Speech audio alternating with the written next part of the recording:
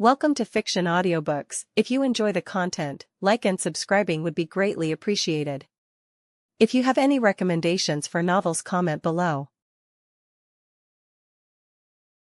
Please join my Patreon at https://www.patreon.com/fictionaudiobook. Chapter 484, Volume 5, Chapter 100, Give this defeated world a hope. Equals when Twilight is speaking. Equals when talking through telepathy. Equals when thinking in your mind. Equals when talking with your Pokemon or tamed beast. Equals when describing a certain period or again another place. Equals point of view, i.e., POV. // equals and call. Equals system and when talking to it. Equals thoughts being heard. There was a moment of silence by the time Premies was done speaking. The traveler widened her eyes trying to digest the information she just received before lowering her head and looking at her hands. Lumen, so, basically, now I have the strength of Shadow Dragon, Durin. The dragon who can only be taken down when an MO Archon, Barbados and one of four winds, Dvalin joined forces. Premies, yes. Lumen, WO. Seeing her excited expression, Premies decided to pour cold water on her enthusiasm. Premies, sorry, but you can't control and draw out such strength yet. So, in your abyssal princess state, you are just wasting your power as it kept on leaking out of you. Pausing here, he gave some thoughts before continuing. Premies means, you are the very example of someone who is given the holy sword but that person doesn't even know how to wield a sword in the first place. Ace, oh. Now that burns. Just like the sword princess said, the moment Premies' words fell, veins appeared on Lumen's forehead. As her eyelids started twitching. She then pouted cutely and said, Lumen, if I hate you. Saying she jumped down from his lap and started leaving. Premies, alright, where are you going now? Lumen, to where Jean and others are. At least they won't bully me like you do.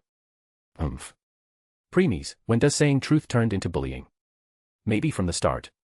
Sighing, he shook his head and started looking in front again. Now that the traveler was gone, Ace took her seat beside him. Ace, my lord, I want to ask something. Premies, let me guess. You want to compare this world powering system to true universal leveling? Ace, Premies, go on. Ace, max true level 1 is equal to how much level in this world? Premies, between level 700, 1000. Ace, So, the power of those so-called Adeptus or Adepti don't even reach true level 2. Premies, yes. Ace, so weak. Premies. Ace, then should I take it as the gods of this world have the strength of true level 2?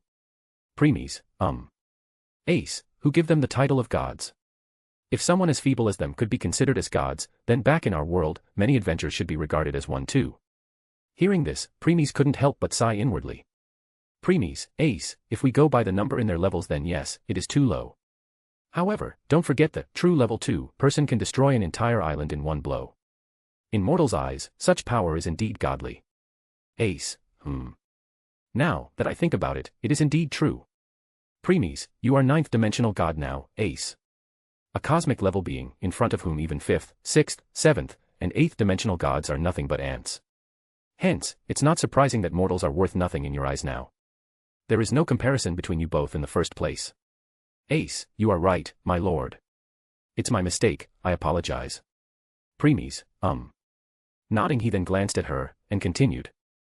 Premies, as a higher life form, it's time for you to broaden your vision. If you let yourself bound with mortal's mindset, you wouldn't be able to attain higher heights.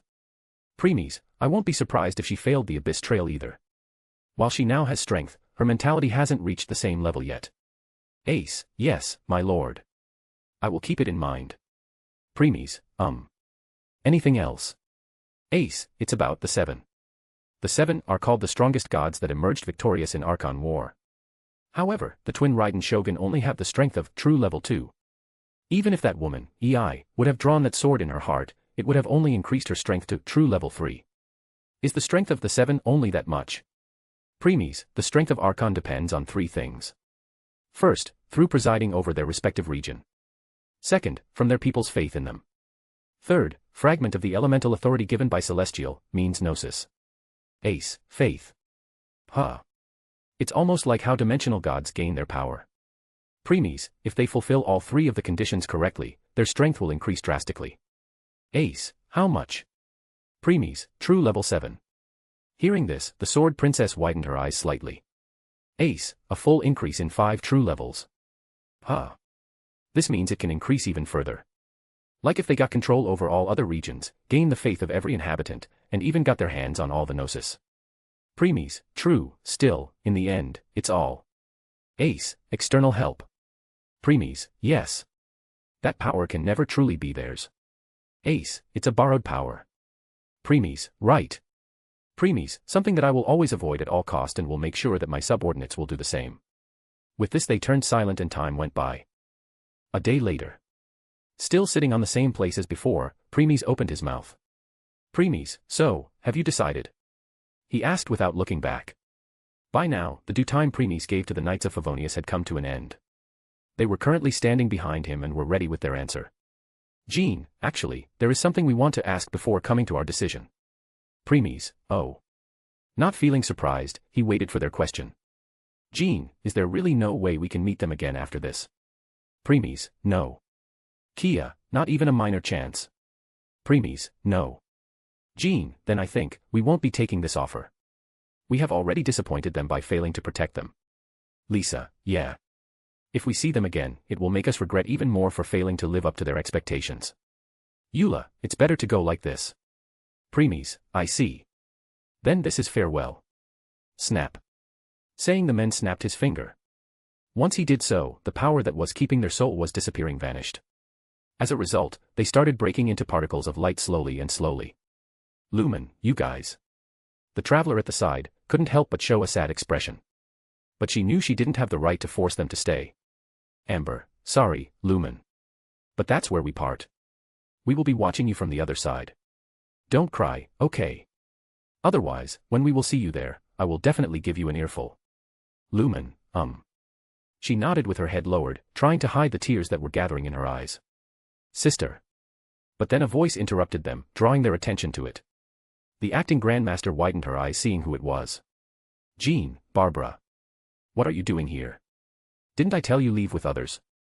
Barbara, by the time I woke up, I was about to. But then I noticed how silent the city was. Hence, I decided to wait. After a day when there was no chance, I decided to check, thinking you must have won. By now, I see it.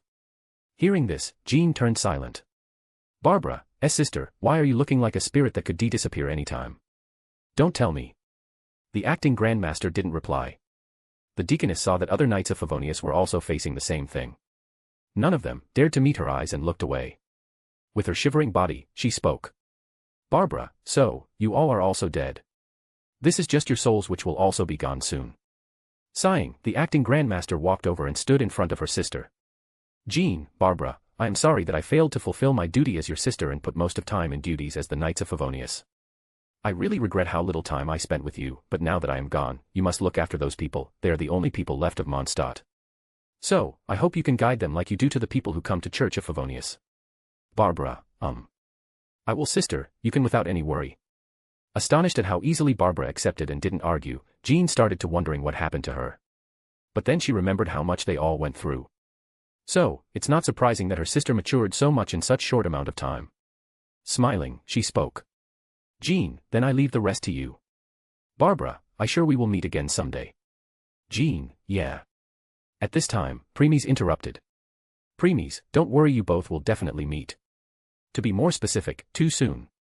The moment you will reach the other side, Jean, your sister will be right behind you. Hearing this, others were confused while Jean frowned. She suddenly had a bad premonition. Jean, what do you mean by it, Mr. Hirschers? Preemies, I think you better ask this question from your sister. At this, the acting grandmaster turned her attention back to Deaconess. Jean, Barbara, what does Mr. Hirschers mean by that? Barbara, I don't know what he is talking about. The girl answered. Though her stuttering voice and the way she was avoiding Jean's eyes was enough for others to conclude that something was definitely wrong. Jean, Barbara. The acting grandmaster asked, but Deaconess remained stubborn, refused to open her mouth. This made it even more apparent that things were as simple as they appeared. In the end, Jean could only turn to the person who seemed new about it.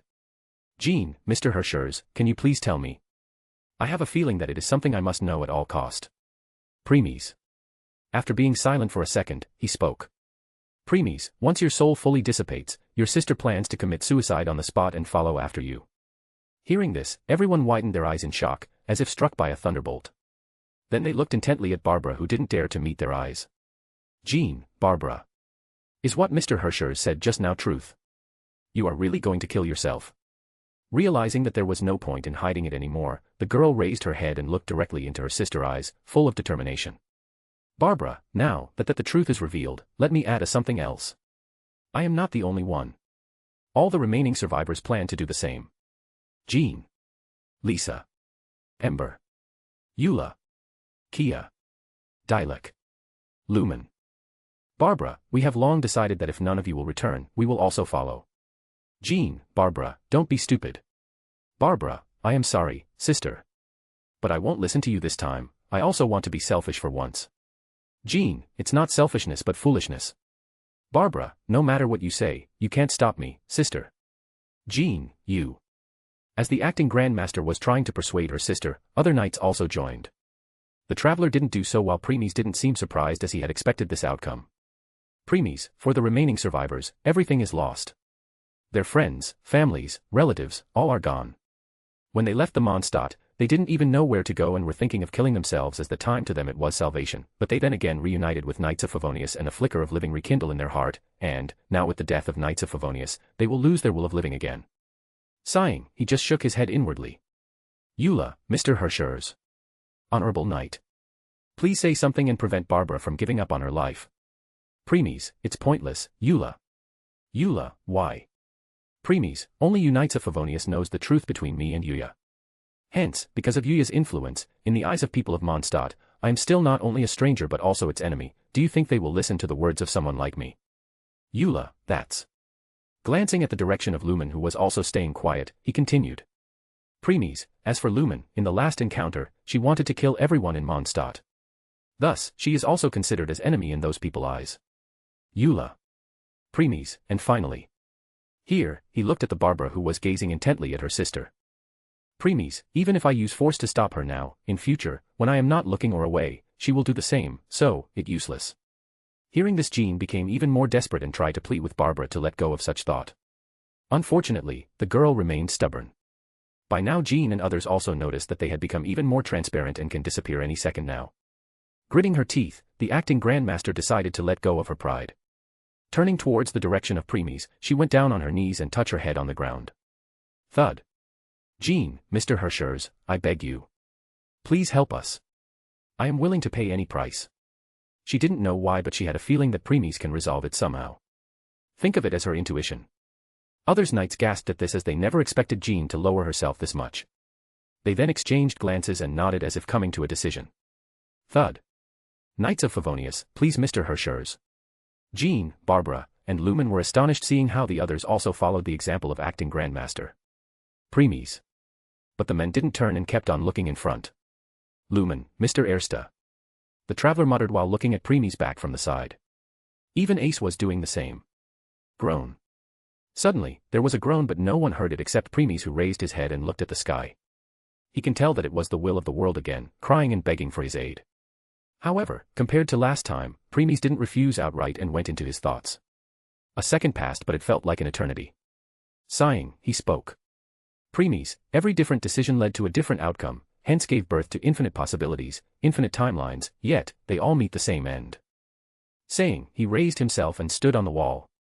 Premies, then I guess, it's fine if out of those infinite timelines, there is at least one of them which is different. In which outcome won't change, but the fate of people will. Instead of living in constant fear, misery, pain, and despair, they live their life full of happiness, joy, and peace. Let's give this world a hope. Finally, Premies decided to move. And what he was about to do was something that will shock the entire world and will affect the whole planar war. *A/N, please throw some power stones. Chapter 485, Volume 5, Chapter 101, Laws. Equals when Twilight is speaking. Equals when talking through telepathy. Equals when thinking in your mind. Equals when talking with your Pokemon or tamed beast. Equals when describing a certain period or in another place. Equals point of view, i.e., POV. // equals and call. Equals system and when talking to it. Equals thoughts being heard. Premies then took out the 4 orbs he got after deleting the 2 systems. After a pause, he put the two white ones away and absorbed the transparent ones. The devouring incantation inside him moved and devoured those two orbs before hurriedly converting them into energy, which was then absorbed by his soul. By the time all the power was absorbed, his soul was recovered by 5%. It may appear less, but it drastically increased Premi's condition, increasing his overall strength by several folds. Jean and others were already looking at him, as if waiting for his action. They also noticed that they were no longer dissipating, clearly indicating that Primi stopped them from disappearing. Next, his feet slowly left the ground and he started hovering in the sky. Premies, I must be very careful about what I am about to do. Because if there is even a slightest mistake, it will completely change the movements of the worlds, making them fall into ruins.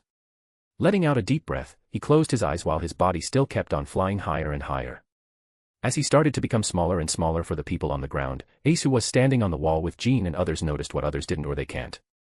That was, Premies was no longer in this world. He had already broken through the universe barrier and was reaching the gap of very center of the world. No, the very center of this planar war from where all worlds were connected. As for what others were seeing right now was just his phantom. By now Premies was already arriving at the axis of this planar war. And because this place was connected to all other worlds who are participating in this war, not only was he receiving the baptism of Zenith from Genshin Impact world but also from other worlds. Opening his arms as his embracing the world, he accepted all of it. The devouring incantation system inside him started revolving again, making the process even faster. As a result, an abundance amount of pour into his very being, making his injuries recover even more and making his strength soar again. It looked like a blue star that was shining in the sky of every world. Yes, you heard it right. It was not just Genshin Impact, other worlds could also saw this star. Making people wonder if it was some kind of show or something. An hour later, the light died down and Premies appeared again. Though while he was still at center point of the war, his phantom could now be seen in other worlds too. Stronger beings in their respective worlds were frowning while looking intently at him. They had a feeling that something big was about to happen. Back to Premies. He was no longer in his planar lord form and returned to his main one. A knowingly smile appeared on Ace's face while looking at the black trench coat that was fluttering in the air along with the black sword that was in its sheath at his back. At this time, Premies had taken his strongest form, aside from awakening, again. The Black Swordsman. Though his eyes were closed, yet blue light seemed to be coming out from his closed eyelids. Then he finally opened his eyes. And when he did, two radiances seemingly shot out from his eyes, covering every sky blue and making the worlds tremble. For the first time, a surprised expression appeared on Ace's face. Those who had stayed with Premies from the very beginning knew that in his, the Black Swordman, form, three things attracted the most attention. His black coat, black sword, and red eyes. But now his eyes were no longer red. They were blue. And they were no longer Sharingan either. A ripple pattern spread over his entire eyeball. Instead of purple, it was blue in color thanks to Zenith. It's Rinnegan. To be more specific, blue Rinnegan. But the odd thing was the tomos. There were 3 tomos in total. 2 in one eye and 1 in another. That's very unusual. However, for Premies it was not. This was the path he created for himself. In normal scenario, each tomo displayed the strength of Sharingan. The more of them, the more power Sharingan was. But decided to use the tomos for differentiating different powers. His first tomo contained all the powers of Sharingan and Mangekyo Sharingan. Yes, all of their powers in a single tomo. Second tomo contained his perception-type magic, like elemental sight. And third tomo contained the power of his mystic eyes. This tomo shouldn't have appeared since Premies haven't mastered his mystic eyes of death perception yet, but because of his connection with his consort Arcuade Brune Stud, he got the mystic eyes of the Crimson Moon. That's why this one was created. In more simpler words, the more different types of eye power Premies will master, the more tomo will appear. Hence, if one eye can only have 9 tomos in total, then Premies can have 18 different types of eye powers. As for the powers of Rinnegan, of course, he had them too. As the innate powers of Rinnegan, they didn't need to form a new tomo. Sensing the power of his new eyes, Premies couldn't help but marvel at it. This feast would have been impossible for him to achieve if he didn't have Guilty Crown. As every eye power but a burden on one's mind. But now he can use all of them without any issue or strain in his brain. Letting out a deep breath, he turned serious. Premies, let's do it. My success now is all dependent on my eyes. Saying that, his eyes that glowing in power also started coming out of them. Before long, some kinds of golden chains, covering the sky of every world. All those chains seemed ethereal and had no physical form. People in the worlds started wondering what it was and got curious. They tried to take picture but realized that those chains were not appearing in the photo. Hence, they tried to use zoom feather of their cameras to see them. Some people also used their own high technology or different ways to observe. After some checking, they were shocked to realize that those chains were not actually chains but an unusual language that they had even seen or heard of before. And at every passing second, the characters kept on changing. All of a sudden something happened that scared everyone. Those who were gazing intently at them and tried to read those words, fell on ground with blood leaking from their eyes, ears, mouth, nose. And then they died on the spot. This made other people dreadful as they didn't dare to do that themselves. While people all the worlds were getting scared, the higher powerhouse in the worlds realized what those words were and turned pale. Those words were laws of the world. No wonder, people die when they tried to read them. Preemie's eyes were shining, as slowly by slowly he was trying to get the controls over of the laws of each world. But then he frowned. Why? Because he can tell that some powers of the worlds were trying to prevent him from doing so. They were fighting for the control over the laws. Some were even attacking his phantom. He also noticed that back in Genshin Impact world, the Seven were also trying to stop him. Even Venti stopped his recovering his full power and was trying to intervene. Though the moment they reached near his phantom, Venti, Zhongli, and Ei stopped. While Venti and Zhongli had complicated expression, Ei only nodded at him before returning to Inazuma. No longer worrying about it. Since she knew that if Preemies really wanted to destroy their world, he can do so without making such a big commotion. Barbatos and Morex just remained on the spot and didn't try to attack him. Though the same can't be said for the other four. Neither did they meet Preemies before nor did they know his identity. Hence, they didn't hesitate to attack him. Shaking his head, Preemies raised his left hand. A sphere of light appeared on it. Boom. The sphere then burst and 7 lights shot out it. Those lights then started revolving around his arm. Shockingly, those lights were the Gnosis. Yes, Preemies had all the 7 Gnosis. It was given to him by the will of the world when he agreed to lend the hand in future. And since in the 7 of the future were already dead and Gnosis were useless for those creatures, the world gave them to him. Siu. Siu. Siu. Siu. At Preemies' command, 4 of them shot out. They were green, red, blue, and sky blue. While the other 3 were still revolving around his hand. Back in Genshin Impact. As the 4 Archons were trying to stop Preemies, 4 lights came out of nowhere and engulfed them. By the time it faded, those Archons were no longer there. Venti and Zhongli couldn't help but gasp at this. A moment ago, those Archons were displaying their strength but then they disappeared without a trace. Preemies, return. We will talk later. At this time, the Phantom of Preemies turned to them and spoke. Preemies, don't forget, you need ready for the upcoming enemies. You can't afford to waste your time by coming here. They remained silent for a moment before nodding. Venti, I don't know what you are doing but I trust you. I hope it's something good so that one add your name in one of my songs. Preemies, you will know. Venti, okay. Zhongli, what about the other Archons? Did you? Preemies, they are alive. Don't worry. Hearing this, they both let out a sigh of relief. Zhongli, all right. Let's talk later with a meal on the table. Venti, and a booze. Zhongli, you drinkard bard, is wine the only thing in your mind most of the time? Venti, tee-hee. Showing a disgusted expression, Morex left. Venti, all right, Mr. Hershers. Bye B. With this, he also left enthusiastically. While he was leaving, Preemies was still looking at his direction. Preemies, I wonder if you will able to keep that smile of yours once you will learn that Mondstadt is no more. Back to the center. As Preemies was done talking with Anemo and Geo Archon via his phantom, the 4 Gnosis returned to him and started revolving around his arm again with odors. While on the surface there was no change, those 4 Archons had been sealed in their respective Gnosis. The one that attracted Preemies' attention was Cryo-Gnosis. Preemies, truly loyal dogs. Wherever the Cryo Archon go, you always follow. Hence, now that she is sealed in the Gnosis, you all too. Yes. When Cryo Archon was attacking Preemies, the Fatui Harbingers also joined. As a result, they also got sealed with her. Preemies, looks like the deal we made in Mondstadt also need to be cancelled, La Signora. Showing a mocking look, he put the Gnosis away. At the same time, his phantom in Genshin Impact world raised his hand and made a grabbing motion. Once he did so, even more laws appeared in Sky of Teyvat and gathered in Preemies' hand. Now, Preemies had taken the control of all the laws of Genshin Impact world. He was not worried about Celestia or Heavenly Principles making their move. Why? Because his Sword Princess is already there to stop them. While to others in Teyvat, it might appear that the Phantom of Preemies was holding all the endpoint of the laws, but those endpoints had reached in center of the worlds in front of him. Preemies, one world is done. Time for the next one. Black Bullet World. This was also the world taking part in this planar war. Though since Premies had already conquered it and became its planar lord, he got control over its laws in an instant. Back to the center. More chains of laws came and stopped in front of Premies, joining with the Genshin Impact ones.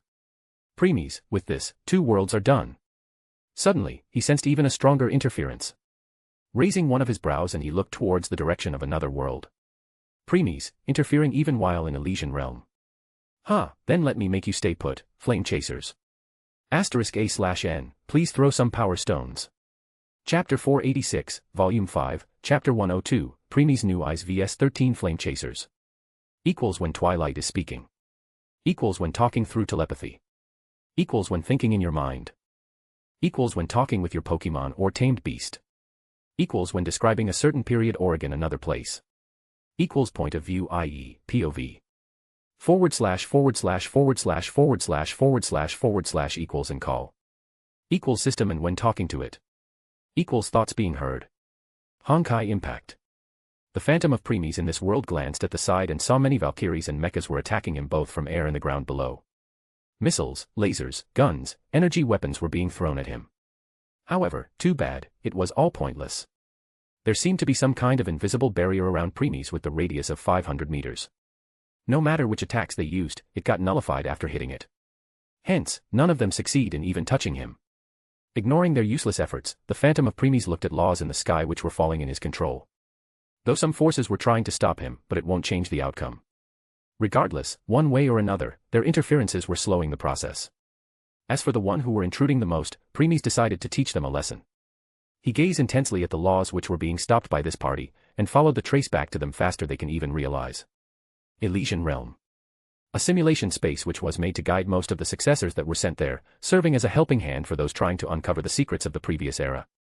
A place where the memories and feelings of the heroes of previous era, flame chasers, were stored as pieces of data.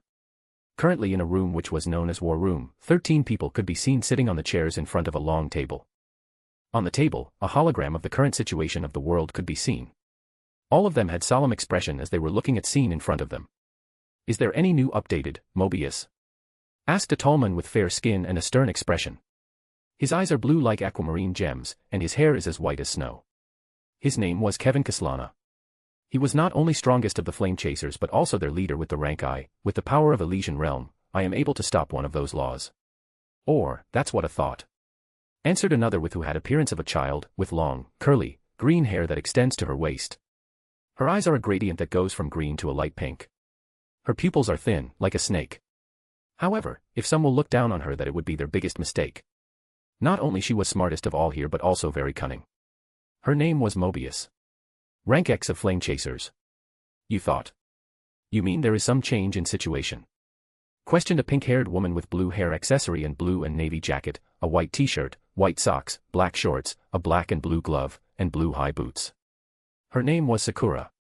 Rank 8 of Flame Chasers. Mobius, yes. On the surface, it may appear that we succeed, but in truth, those laws are also breaking from our control slowly and slowly.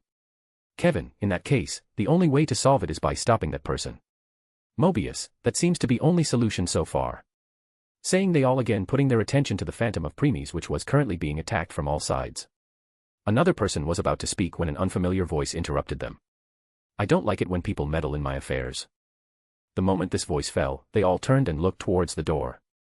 In the next moment, they couldn't help but widen their eyes seeing the very person they were seeing the hologram standing in front of them. Though before they could react, a strong repulsive force was released from his eyes. WOOM. Boom. The force destroyed everything that got in his way. The Elysian Realm, which looked a very beautiful place, turned in barren land in a second. Once the smoke and dust settled down, Premies could be seen standing on his same spot, with desolate land all around him. Still, he ignored the things around him and looked at the flame chasers in the distance. The power he used just now was more than enough to blow a planet away. Heck, if he used that power in Genshin Impact world, he could erase the very Teyvat from existence. Yet, even after taking the blunt of that blow, the flame chasers only had minor injuries on them. And those injuries had even started to heal itself. Not feeling surprised, Premies looked at Sakura. She was the reason why the flame chasers didn't receive much damage. Just when the repulsive force was about to hit them, Sakura hurriedly stopped the time. Yup, you heard it right. She literally stopped the very time itself. Though it was not enough to stop Preemie's attack as it broke through the shackles of time in a moment. Still, that was enough for the flame chasers to draw their weapons and circulate their power to protect themselves. That's why they barely received much damage. Otherwise, taking such attack without any guard would have injured them more. "You bastard!" shouted a man aggressively who was wearing a black and gold chariot mask. His name was Culpas. Rank X of Flame Chaser. Swoosh. He then appeared in front of Preemies and punched with his flame-covered hand. Though the last moment Preemies disappeared from his spot, making his fist hit the ground. Bang. Crack. The ground burst and cracks were formed, making it look like a volcano site. "Culpas, where are you hiding, coward? Show yourself or I will destroy this entire world." Irritated than his attack missed, he started screaming around for Preemies to show himself. Others were also doing the same. Above sat a tall woman with light brown hair and blue eyes. She wore a long white veil with thorns and flowers accenting the sides. She had a tight white turtleneck with a butterfly brooch extending around a blue gem on her chest. Her name was Aponia. Rank 3 of Flame Chasers. Hearing her words, all of them raised their head and saw Preemies hovering in the sky while looking down on them. "Culpas, don't think flying will save you from me." Ignoring his outburst, Preemies thought. "Preemies, I don't have time to play with them. Let's end this fast." Once he thought that, power started releasing from his eyes. And then to Flame Chaser's astonishment, they saw burning, hot, red light before the entire sky got covered with meteorites. If it was other people, they must be terrified at this. After all, just one meteorite can damage a planet severely, let alone so many of them. Albeit same can't be said for the Flame Chasers. They didn't panic looking at it and were just a little surprised. At this time, another pink-haired with small elf ears, pointed her bow towards one of the meteorites before a pink energy arrow was materialized on the string and she shot. Whoosh! The arrow looked small in front of a huge meteorite. But the moment arrow struck, it shattered the entire meteorite into pieces. Crack! Bang! The name of the woman who released that arrow was Alicia. Rank 2 of Flame Chasers. As the pieces of meteorites about to fell, a knight appeared behind a little girl with long light blue hair, which she has in a low ponytail. It then started swinging its sword and started destroying those pieces, protecting the girl. The knight was something that little girl created using her brush. By the way, the name of the little girl was Grisio. Rank 11 of Flame Chasers. Then one by one others also started destroying those meteorites. But instead of dwindling, the numbers of meteorites kept on increasing, making them expend more of their powers. Realizing that it won't end the way things like this, some of them decided to unleash a big move. Rattle. Rattle. Rattle. But then they heard a sound of chains. Bang. 3 meteorites got destroyed all of a sudden and chains came out of them. This caught them off guard and before they could do anything, those chains coiled and bound Aponia, Alicia, and Grisio. The girls tried to destroy them but to their horror, they can no longer use their powers. This even resulted in the Mr. Knight created by Grisio to burst into paint before falling on the ground. These were some mere chains. Rinnegan gave its user something called black receivers.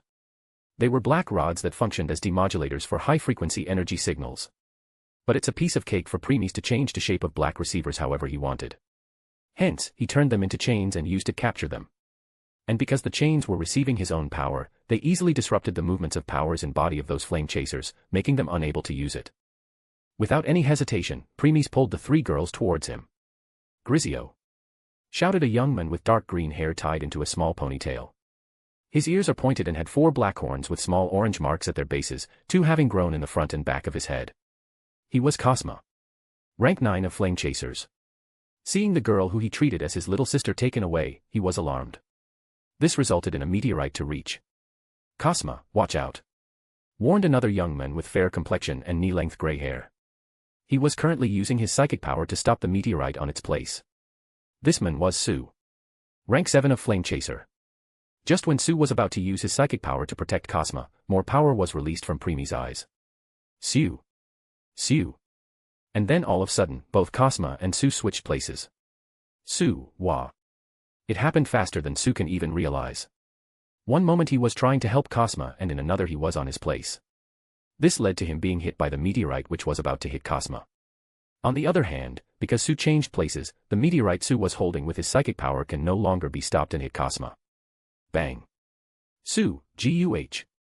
Cosma, A-U-H. While it was no enough to give me heavy injury, it still stumbled them. Rattle. Rattle. 2 more chains came, restrained them and pulled them towards Preemies. No matter how much Aponia, Alicia, Grizio, Sue, and Cosma struggled to break free, it was useless as the chains sealed all of their powers, making their bodies all slightly stronger than normal human. By the time they reached Premies, 5 cages materialized behind him and he threw them inside it. Once they hit the wall of the cage, more chains came out of them, bounding their limbs, chest, even covering their eyes and mouth, prevent them from even seeing and speaking. Dang. Dang. Dang. Dang. Dang. Next, all the gates of cages closed altogether and the cages disappeared. It was also the time when Premies continued speaking in cold voice. Premies, how about something bigger this time? Like a planet. *A/N, please throw some power stones. Chapter 487, Volume 5, Chapter 103, Taking Over All Laws. Equals when Twilight is speaking. Equals when talking through telepathy. Equals when thinking in your mind. Equals when talking with your Pokemon or tamed beast. Equals when describing a certain period or another place. Equals point of view, i.e., POV. // equals and call. Equals system and when talking to it. Equals thoughts being heard. No time to waste on daily-dallying, the remaining flame chasers decided to release their strongest attack. By the time the planet reached them, it was bombarded by their coordinated attacks. Bang. Bang. These attacks of theirs not only stopped the approaching planet but also started pushing it back as cracks started appearing on it. Rattle. Rattle. Rattle. Suddenly all of them heard the familiar sound of the chain and tensed up. As they were looking around to see from where they were coming, ground burst from underneath them and 3 chains coiled around the legs of Kevin, Mobius, and Sakura before bounded their whole body tightly. This resulted in them losing their powers and the planet they pushed back started pushing forward again. Dang. Dang. Dang. Sound of gates closing resounded as the 3 of them were also thrown into their cage which then disappeared. After taking care of them, Preemie's eyes started glowing again and then he can see countless lines of death on the planet which he just threw. Next, he used his zenith vision and cut one of them. ZZZT. This gave the death to the planet in an instant. In other words, it exploded, catching the remaining flame chasers off guard. Kaboom. The explosion was loud, shocking, and devastating that the entire Elysian realm started trembling. By the time dust and smoke settled down, Preemies descended and slowly walked towards the location of the remaining flame chasers who were lying weakly on the ground. The first one he met was a woman with long red hair, which she wore loose. She had a golden hairpin that goes from her left side to the back of her head and its golden chain leads to a brown bow. She also had an earring on that side. Her name was Eden. Rank 4 of flame chasers. Without hesitation Preemies released the chain from his hand, bound her and threw her in the cage. Dang. The second one was also a young woman with medium-length dual-toned hair, split in the middle between light and dark brown. Her name was Vilvi, rank V of flame chasers. The third one was also the same, woman with light brown hair that is tied up into several braids. Her outfit was quite lavish, and her hair isn't exempt from this treatment, with a fancy hairband and several adornments along her head. Her name was Pardophilis. Rank 13 of flame chasers. And finally, the last one was girl of average height with bluish-purplish hair, pale skin, and blue eyes. Shifu Hua. Rank XII of flame chasers. Bounding them with the chains to seal their powers, he threw them in their cage like the others. Dang. Dang. Dang. Dang. Just like that the heroes of previous era, 13 flame chasers were defeated. If this news was spread outside, everyone would be shocked to their very core. Well, if it was their real bodies then these flame chasers would have resisted more. However, this was Elysian realm where they were nothing but some data. Hence, the exploding of the planet affected this realm so much that when Preemies caught these 4 women, their bodies had many icons in the wounds that were showing 0s and 1s. Clearly indicating that their data was damaged. After confirming that there would be no more resistance from here, Preemies hurriedly took over this Elysian realm and cut the power which was being used to obstruct him. When the interference of Elysian realm stopped, laws started falling into the hands of Preemies' phantom which was hovering over this Honkai Impact world. Shine. Suddenly there was a bright golden light behind him before a golden spear of power was thrown towards him. DRR. Though like before it failed to penetrate the invisible barrier around. Turning his head slightly, Preemies saw the one who threw it. She was woman with a fair complexion, light blue eyes, and strawberry blonde hair that faded into a light pink at the ends. She was wearing a golden armor that surrounds a dark blue top and a short dark blue mullet skirt. This woman was Bianca Adegina, aka Durandal. The most powerful S-rank Valkyrie of this world. Preemies, on the other hand, just gave her a glance before returning to his work. Still for the people of this world, seeing Durandal was like giving them a beacon of hope. They then started cheering. The other Valkyries also got the increase in their morale and they joined her in attacking. Still, seeing how her attack didn't do anything, Durandal's expressions turned solemn. She then materialized more golden lances in her hand and started attacking the barrier. Slash. DRR. Thirst. DRR. Shin. DRR. Unfortunately, no matter how much she and others tried, it was all in vain. Still, the morale of the people of this world didn't dwindle. On the contrary, they became even more enthusiastic, thinking as long as they join together, they can accomplish anything. Durandal was also the same. Even when it seemed that all her efforts were useless, she kept on striking with a firm belief. However, to her bad luck, Premies noticed something in her eyes and showed an amused expression. Premies, power of friendship. Huh. Then he gazed down and saw how people of the world were cheering for them. Premies, hope? Do you think people like you deserve hope? He thought and a sinister smile appeared on his face. Premies, as I said before, I have seen everything after taking a glimpse in the river of time. It not only includes Genshin Impact, world but also all other worlds who are participating in this planar war. Hence, I know what has been shown on the surface and what is happening in the shadows. With that, for the first time, Premies raised his free hand and pointed it towards Durandal. Seeing this, the woman became tensed and prepared herself for whatever was coming. But then, an attracted force pulled her towards him. Durandal. There was no resistance when her body touched the barrier. On the contrary, she easily passed through it and reached Premies, who grabbed her by her throat. Durandal, GUH. The force he applied on her neck was making it difficult for her to breathe. But it was also the opportunity for her to strike you. So, she materialized a golden lance in her hands and smashed at Premies, who didn't bother to protect himself. Slash. Boom. The lance exploded after hitting Premies. Though to the shock of Durandal, it didn't do any damage to him at all. There was no scratch on his clothes, let alone his skin. Durandal was not someone to give up like this. Hence, she started struggling to break free from his iron grip, punching, kicking, twisting her body, releasing the power of her armor. She was doing everything to free herself. Yet, it was all in vain. At this moment, Premies casted his eyes down and saw that the bombarding had stopped. Everyone was only looking at the two figures.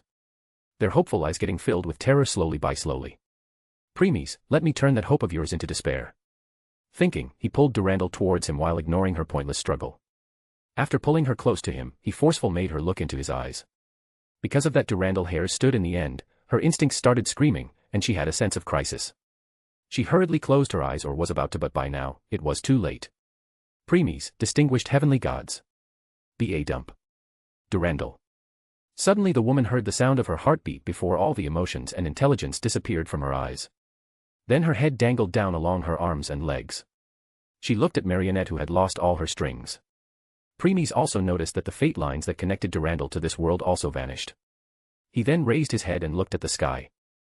Even if there was nothing out of ordinary above, Premies clearly heard what the will of world just said. You want her? Sure, you can take her. She is yours now.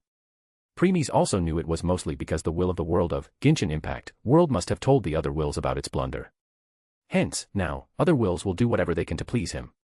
Premies didn't say anything and just opened a space behind him and threw Durandal inside. He won't know to a new blade which have so much potential. He then looked down again and just like he expected, all the people were looking at him in despair. Never in their dream, they had expected that the strongest Valkyrie will fell right before their eyes. The men responsible for this, on the other hand, seemed amused before he finally got his control on the last law of this world. BRRR.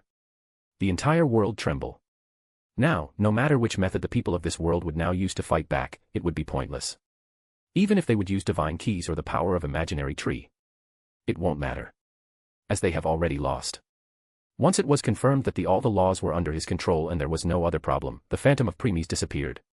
Back to the center. Premies watched as more laws were gathered in front of him. Not all the worlds participating in this planar war were strong or had powerhouse who can understood laws. So, Premies easily took over those worlds' laws without any interruption. And of course, the one who fought back had already been taught a lesson by Premies. Finally, only one world left, which was also doing the same as Flame Chasers did. Shaking his head at their futile efforts, just when Premies was about to make his move again, he stopped and narrowed his eyes before turning to particular direction.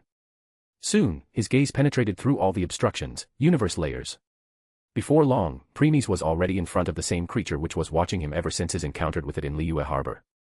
Even though Premies and it only clashed each other with using their wills, this still made the creature curious about Premies as it had never met someone which can stood toe-to-toe with it. Or maybe above. In this place, no matter where one's eyes went, the only thing you can see an abyss that can devour everything. The only dim light that was here was something coming from the creature's mouth who was so big that it can swallow an entire galaxy. Preemies, what is it? It spoke in its own language which might be difficult for the others to understand. Heck, if anyone heard its voice then their minds will be overloaded and their head will burst like watermelon. Preemies, on the other hand, completely understood what it was saying and became silent. The creature didn't push him and waited. Sometimes later, he spoke. Preemies, what do you want in return? Preemies, fine. But I will be the one in control. This time creature fell into silence. And then after pondering about something it agreed. Returning back to the center. Preemies glanced at the last world which was fighting back. Before he planned to take care of them, but now he changed his mind as that would be left to that creature. Preemies, Farenmuts. Huh. But then he ignored those so-called living gods and focused of reinforcing the laws that were coming from different worlds and forming a vortex of laws in front of him. Before long the last laws of the worlds also joined and with this Preemies now had control over all the laws of this planar war. Sighing, he collected himself and turned serious. Preemies, time for the next step, it won't be easy though. *A/N, please throw some power stones. Chapter 488, Volume 5, Chapter 104, Realms. Equals when Twilight is speaking. Equals when talking through telepathy. Equals when thinking in your mind. Equals when talking with your Pokemon or tamed beast. Equals when describing a certain period or again another place. Equals point of view i.e. POV. // equals and call. Equals system and when talking to it. Equals thoughts being heard. Preemies then slowly moved his hands. As he did so, the laws also started following the direction he pointed them to be. He first separated them and started joining the same laws of different worlds with each other. Click. DRRR. Just when one of them joined, all the worlds shook a little. And as more and more started joining, these phenomena became common. Some time went by. Click. DRR. Finally, the last similar law was connected and Preemies let out a deep breath. If before the vortex in front was like a mixture of countless tides, then now those tides became radiant and more apparent. Preemies, now, the remaining ones. He then joined one of the laws which was different in every world. Click. Boom. At this, all the worlds tremble violently. Narrowing his eyes, he raised his hand which were currently wearing fingerless gloves and saw a minor scratch on the tip of his index finger. This was the result of trying to connect different laws. Like trying to merge fire and water. But here it's the power system of different worlds. Genshin Impact, world follow the power system of elements. Honkai Impact, use the power of Honkai. Black Bullet, use power system of Gastria virus and mechanized human. And so on, so forth. In other words, while they were all called power system, their paths were different. So, when Preemies was trying to combine those paths into a single one, he faced the backlash thanks to the collision of laws. Knowing that this would be outcome from the beginning, he didn't seem surprised and tried again. Click. Boom. The same issue occurred. Click. Boom. Again. Click. Boom. And again. Click. Boom. While it was failing, Preemies was finding more and more flaws and improving them. It's very arduous task with countless trial and errors. But still, he didn't stop and kept on going. After a long time, he finally succeeded and made a point where all laws of power system got connected. That point will work as a gateway for all different powers of different worlds. And to make sure that these powers wouldn't try to start the battle of supremacy with each other, he threw a wisp his zenith at the gateway. Shine. At this, Zenith suppressed all the other powers, making them fearful of it. With this, a perfect vortex of laws of created. It was very beautiful as many different lights were emitting from it. While in front of Preemies, this vortex was something he can held in his hand. In other worlds, this vortex covered their entire sky. Everyone was fascinated by its beauty. After confirming few more times that everything was fine, Preemies moved towards the next step. His eyes started glowing and when it did, some kind of illusionary picture appeared in the center of the vortex. In it, it showed how an egg-broken animal was born. That animal then started its journey from when it saw the first light of the day for the first time. In hungry it cried, which was understood by its mother, which gently feed it. With time, that mother slowly pushed its child to take a new step. That animal then started following its mother and learned how to hunt, how to find food, how to be cautious, how to run if there was danger and so on. Slowly by slowly that animal grew and became stronger and survived in the wildlife on its own. It kept on going till it found its partner, had children. It taught everything it had learned to its children and watched them from afar. In case they were in danger, it stepped forward and protect them. And finally seeing its children grew up and can survive on its own, that animal closed its eyes in content and accepted its death. Premies, Animal Realm. That scene started shinning and the laws in the vortex pulled it in and merged, Animal Realm, completely with it. The scene changed. This time, it showed the birth of a human child. The moment it opened its eyes, she was greeted by faces of her parents. Looking at them, she realized right away that they were her father and mother because she can feel their boundless love and care for him, her. The sense of security enveloped him, her as she fell asleep in their parents' embrace without any care for the world. As time went by, the child spoke the first word making her parents happy as they gently asked her to call mama or papa. The day that child stood on her own feet for the first time, the happiness of her parents were over the roof. Slowly by slowly, child grew up and her parents took her to play outside. There the child saw how big the world was and enjoyed every moment of it. Soon, it was time for her to join the school. She cried a lot for the first time. But as she was later consoled by her parents and teacher of the school. She then started experiencing her school lives. There she learnt a lot of things, made a lot of friends. With time, the reluctantly of going to school changed to eagerness. When she finally graduated from the school and was about to join college, she had learnt many things both good and bad. Hence, she realized that even the world had beautiful things, it also had bad ones too. So, she must be careful not to swept by those bad things. After the college life came to an end, she finally joined the society and learnt more about how the world works. She earned money, gave some to her parents and used some for himself/herself to fulfill her hobbies. The parents of the child didn't try to stop her and let her enjoy her life. Next, it was time for the marriage. That child met her life partner which would stay by her side till the end. This also resulted in her having to shoulder more responsibility but the child persisted.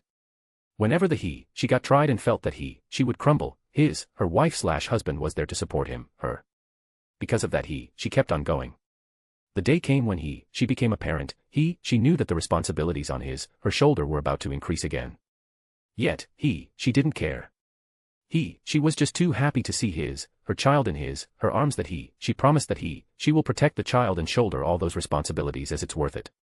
This was also the time when she realized how happy her parents were on the day she born. Time went by, she got older and was on the bed taking her last breath. Her child came to visit while bringing their own child, means your grandchildren. She had also witnessed the journey of her child like her own parents did.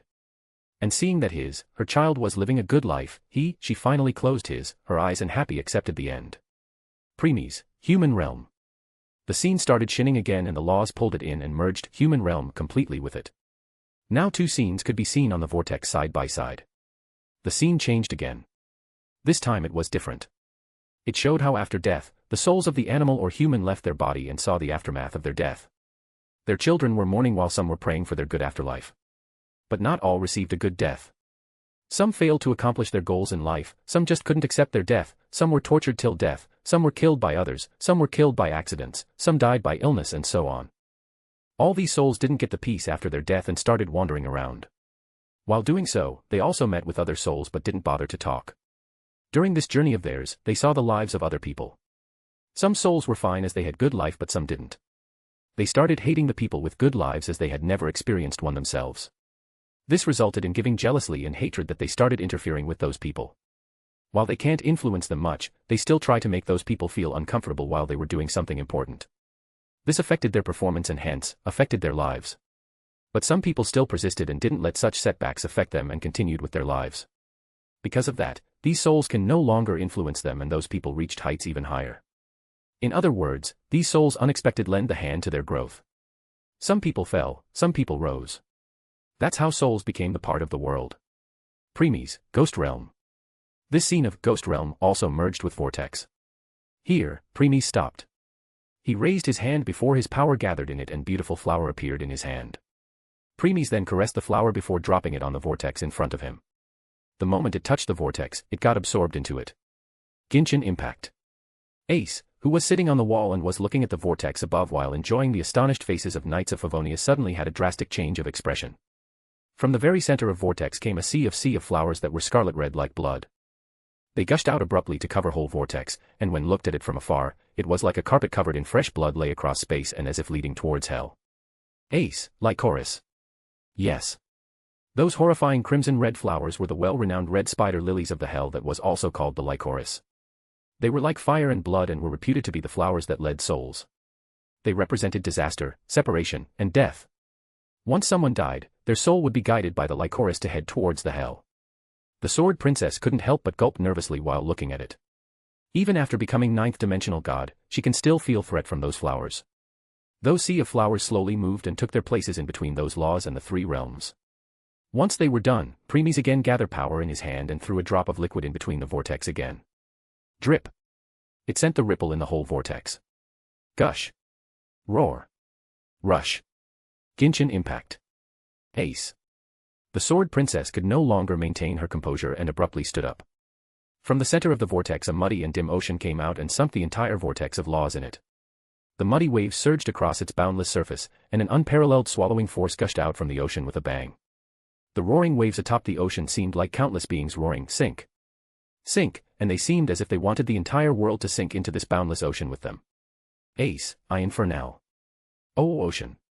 She muttered under her breath in utterly shock. Yes. This was not a normal ocean but the one made of 5 rivers of hell. Lethe, the river of forgetfulness. Acheron, the river of sorrow. Cocytus, the river of lamentation. Phlegethon, the river of fire. Styx, the river that separates earth and the hell. The infernal ocean wiped out intelligence, emotions, memories of all lives that fell into it. In more simpler words, once anyone fell into it, it's over for him, her, as there was no more going back. *A/N, please throw some power stones. Chapter 489, Author Note. Hello readers, because of my busy schedule the chapter isn't ready yet. Hence, today's chapter will be delayed for 2 to 3 hours. Thanks. Chapter 490, Volume 5, Chapter 105, Dawn and Dusk. Equals when Twilight is speaking. Equals when talking through telepathy. Equals when thinking in your mind. Equals when talking with your Pokemon or tamed beast.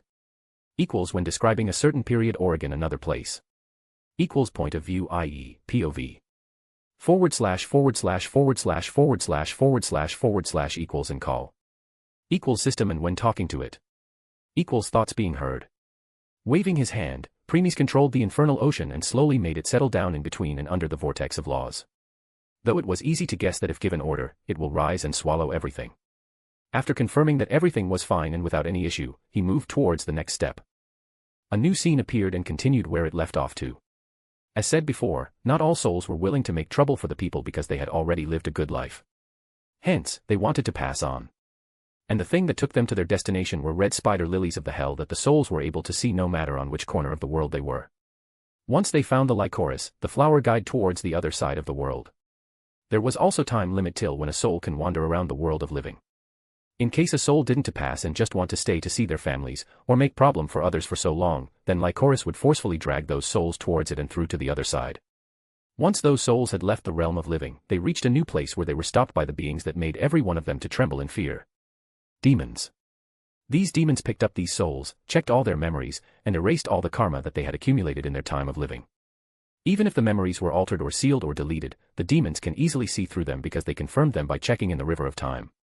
Hence, one can't deceive these demons by using some methods of interference. They also severed all the fate, destiny, or everything that still bound the souls with the world of living in any way. Next, if the soul had accumulated equal amount of positive and negative karma, it will in a way cancelled each other out. In that case, the demons put the souls in the infernal ocean. After all, these demons had only seen the memories, the ocean will do the work of erasing them. It also worked as double reassurance.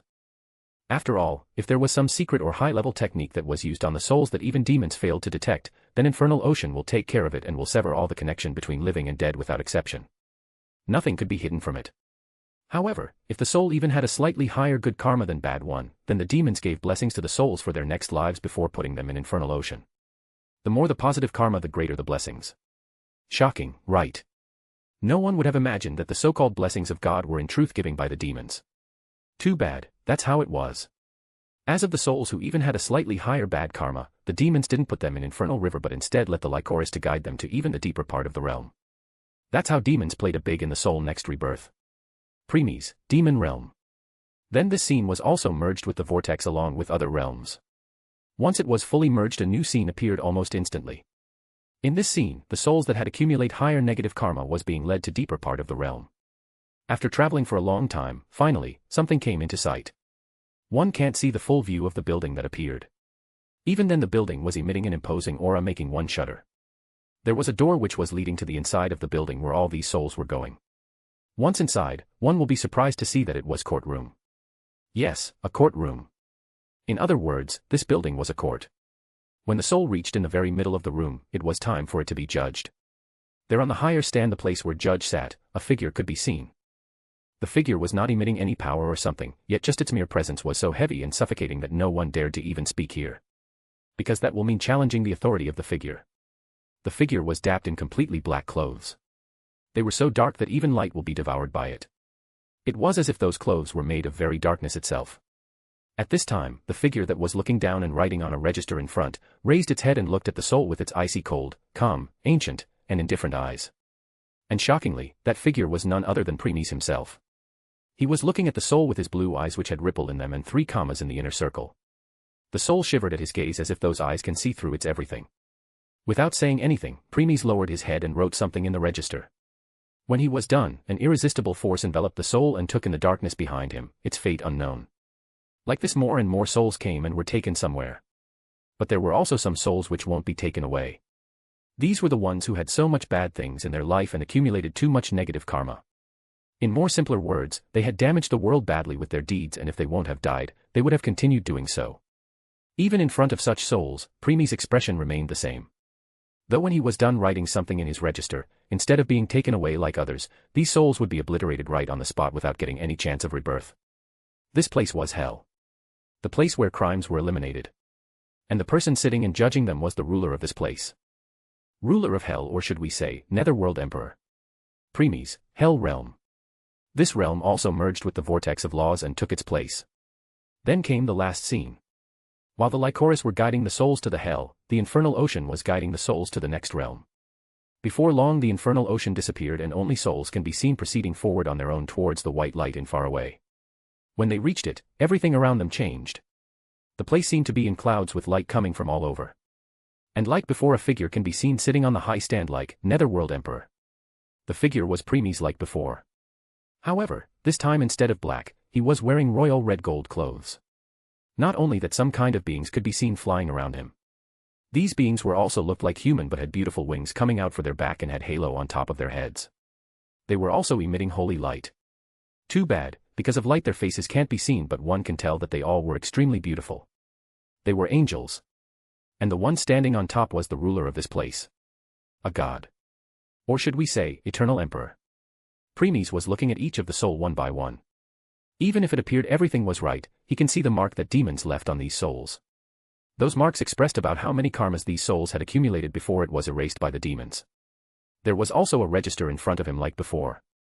And the moment he was done writing something on it, an angle moved, grabbed the soul and removed the mark of demon before letting the soul pass through a gate in the distance. The soul who passed through the gate will be born again in mortal world. If the karma of the soul was equal, then it will be born as animal, bird, fish, or so on. In case it had higher good karma, it can be directly born as a human or any other higher species. And if, not only it had higher positive karma but also demons' blessings, then the moment it will be born the blessing will also start its effective. It can be anything like, being born in higher class family, being born as a different race, had a high talent in a specific field, multiple talent, had higher luck, and so on. That's how they will start their new journey of life. Premies, God Realm. And with this the last realm also fully merged with the vortex of laws. The cycle was finally completed. Center of the world. Looking at the vortex of laws in front of him, Premies nodded. Premies, it's done. Now, it's time to add the final touch. Thinking, he closed his eyes and concentrated. Before long, light started coming from his 2 fists. One of them had white light while other had black light. Next, he extended his hand towards the vortex. The one which was releasing white light was above the vortex and the one releasing black light was under it. And then he opened his hands and let the 2 lights fall. At this same time, the avatar of Netherworld Emperor in the Hell and the avatar of Eternal Emperor in God Realm both raised their head and spoke. Premies, Eternal Emperor rise. Premies, Netherworld Emperor fall. Premies, Eternal Emperor life. Premies, Netherworld Emperor death. Premies, Eternal Emperor origin. Premies, Netherworld Emperor end. Here both stopped, paused for a moment and spoke simultaneously. Premies, Eternal Emperor the White Dawn. Premies, Netherworld Emperor the Twilight Dusk. Boom. The whole vortex of laws trembled violently as the light of dawn and dusk. No matter where the light of dawn went, it will give birth of new lives. Letting them know, it's time to get and start the new day. On the other hand, the light of dusk bring end of all things. Indicating your journey had come to an end. Hence, embrace your end. Both dawn and dusk represented life and death. If one was born in this world, their life will definitely come to an end at one point. No matter how fiercely one struggled to make life his, her, eternity will always elude them. Center of the world. Premies finally opened his eyes and spoke slowly, but his voice reached every corner of the words. I. Premies Rigla, Eternis Imper. Cum hoc bellum planer, ad finem. Omnes mundi ibant, unum fiant.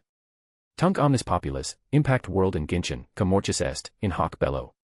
Nascitur, ut novus inculis.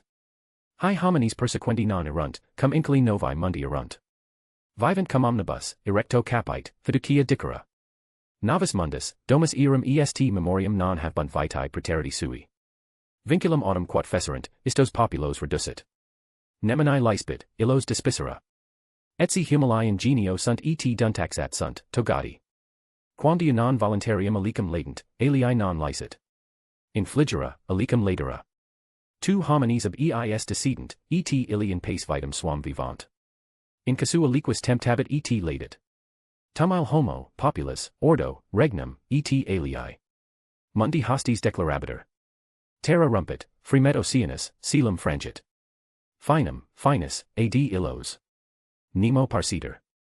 I, Premies Rigla, the eternal Netherworld Emperor, declared. Once, this planar war will come to end. All worlds will join and become one. Then all the people in Genshin Impact world who died in this war will be born as its new inhabitants. These people won't be persecuted, as they will be inhabitant of new world. They will live with everyone with head raised up, confidence to say that the new world is their home.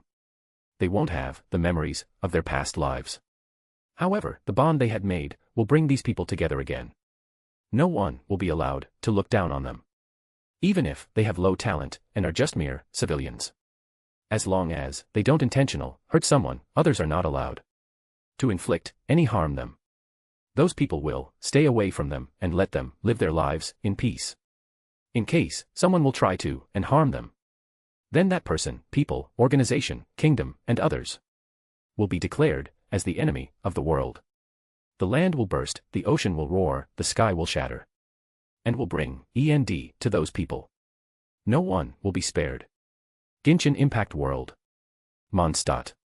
As Ace and other worlds were looking at the sky and hearing Premies' words, one by one wisp of flames started appearing in the city. Just when they were wondering what was going on, those wisps of flames flickered and took the form of humans. The Knights of Favonius couldn't help but widen their eyes in shock, realizing that they were the very people of Mondstadt who died. Right now, all of them were looking at the vortex of laws in the sky. And then something red came from the center of vortex and formed a crimson-red carpet that reached Mondstadt. This carpet was made of lycoris and was leading directly towards the vortex in the sky. Knowing that it was time for them to leave, they all simultaneously turned toward the direction of Knights of Favonius and bowed. People of Mondstadt, thank for looking after us and helping us in times of needs, Knights of Favonius. We are truly very grateful for whatever you done for us till the end. And please forgive us if we hurt you all in any case. It was because of you, Knights of Favonius, that we were able to sleep peacefully. Because we knew that there were you knights who are protecting us. We truly appreciated it till the very end, so.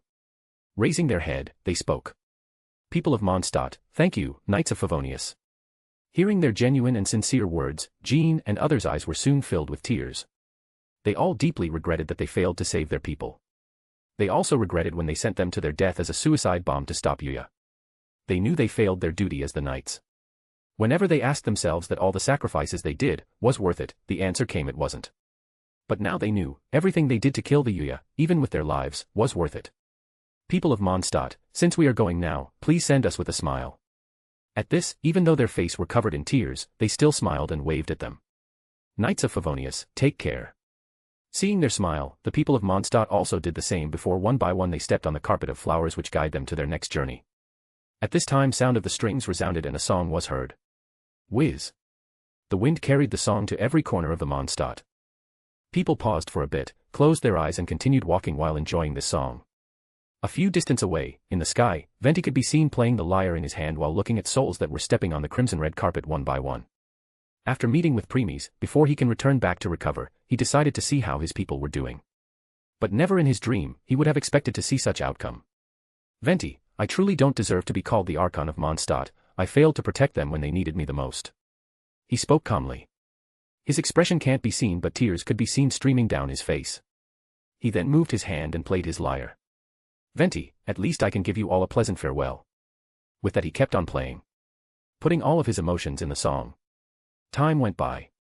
Finally, when all the souls had left, the carpet of flowers withdrawal back to the vortex above. Thud. It was also the time when Knights of Favonius could no longer stand and fell on the ground before started crying to their heart content. Knights of Favonius, WAH. Only their heart-wrenching sorrowful cry resounded in this now desolated city. Center of the world. Seeing that all those souls have entered the vortex, Premies spoke. Unde Daiko. Decretione, Cycli Reincarnationis. Sasra, Novus Orbis. Hence, I declare. The creation of, the cycle of reincarnation. Sasra, of the new world. *A/N, please throw some power stones. Chapter 491, Volume 5, Chapter 106, Knight's Oath. Equals when Twilight is speaking. Equals when talking through telepathy. Equals when thinking in your mind. Equals when talking with your Pokemon or tamed beast. Equals when describing a certain period or again another place. Equals point of view i.e. POV. // equals and call. Equals system and when talking to it. Equals thoughts being heard. Once Premies' words fell, the cycle of reincarnation expanded even more and started merging with all the worlds. This Sasra was imposed on every being, no one was exempted from it. Some tried to resist but it was of no avail. Everyone must follow the rules of Sasra and can't escape from it. While this was going on, Premies who was in the center of the world started receiving the baptism of all the worlds. Before long, he was covered in a dense bluish zenith aura with golden shards. Shockingly, he had become the planar lord of all the worlds as all the wills of the worlds had accepted him. On top of that, this Sasra had also become Premies' permanent power. This meant even if we went to the worlds outside of the ones in this planar lord, he could still use this power of his in those worlds. There won't be any obstructions. A minute later. The newly created cycle of reincarnation fully merged with the worlds and disappeared from the sky. Still, people were not calm.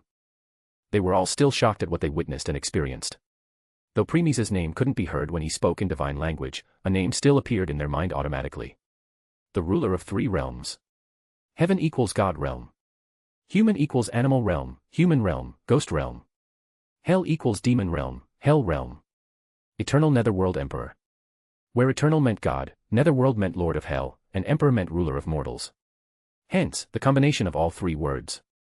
As a result, if only the people of Black Bullet and a few people of Genshin Impact knew of him before, now everyone in all other worlds was aware of him. They even knew his appearance because he appeared as the netherworld emperor and god in those scenes. Genshin Impact. Mondstadt. Now that he was done, Premies decided to return. While doing so, he also checked the new template he created. Template 3, Eternal Netherworld Emperor.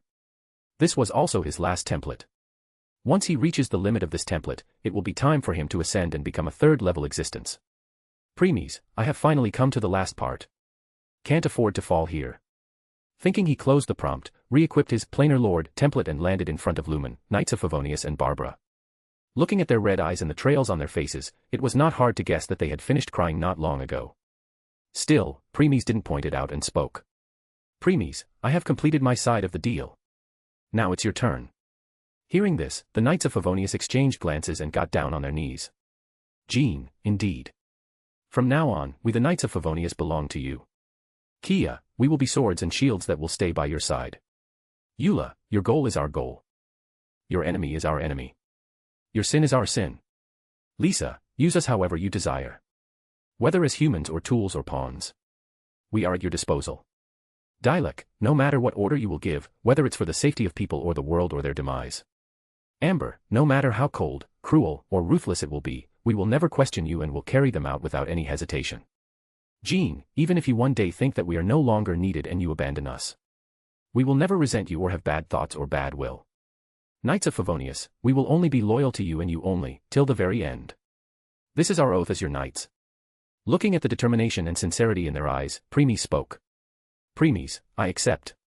When he said so, the zenith aura came out of him and engulfed the knights. Soon they were no longer just a mere soul but had gained their physical bodies, indicating that they had been resurrected completely. Nodding his head, he turned and looked at Barbara, who flinched at his gaze and also went down on her knees. Barbara, Premies, bring the other survivors. He interrupted her and spoke. Barbara, huh?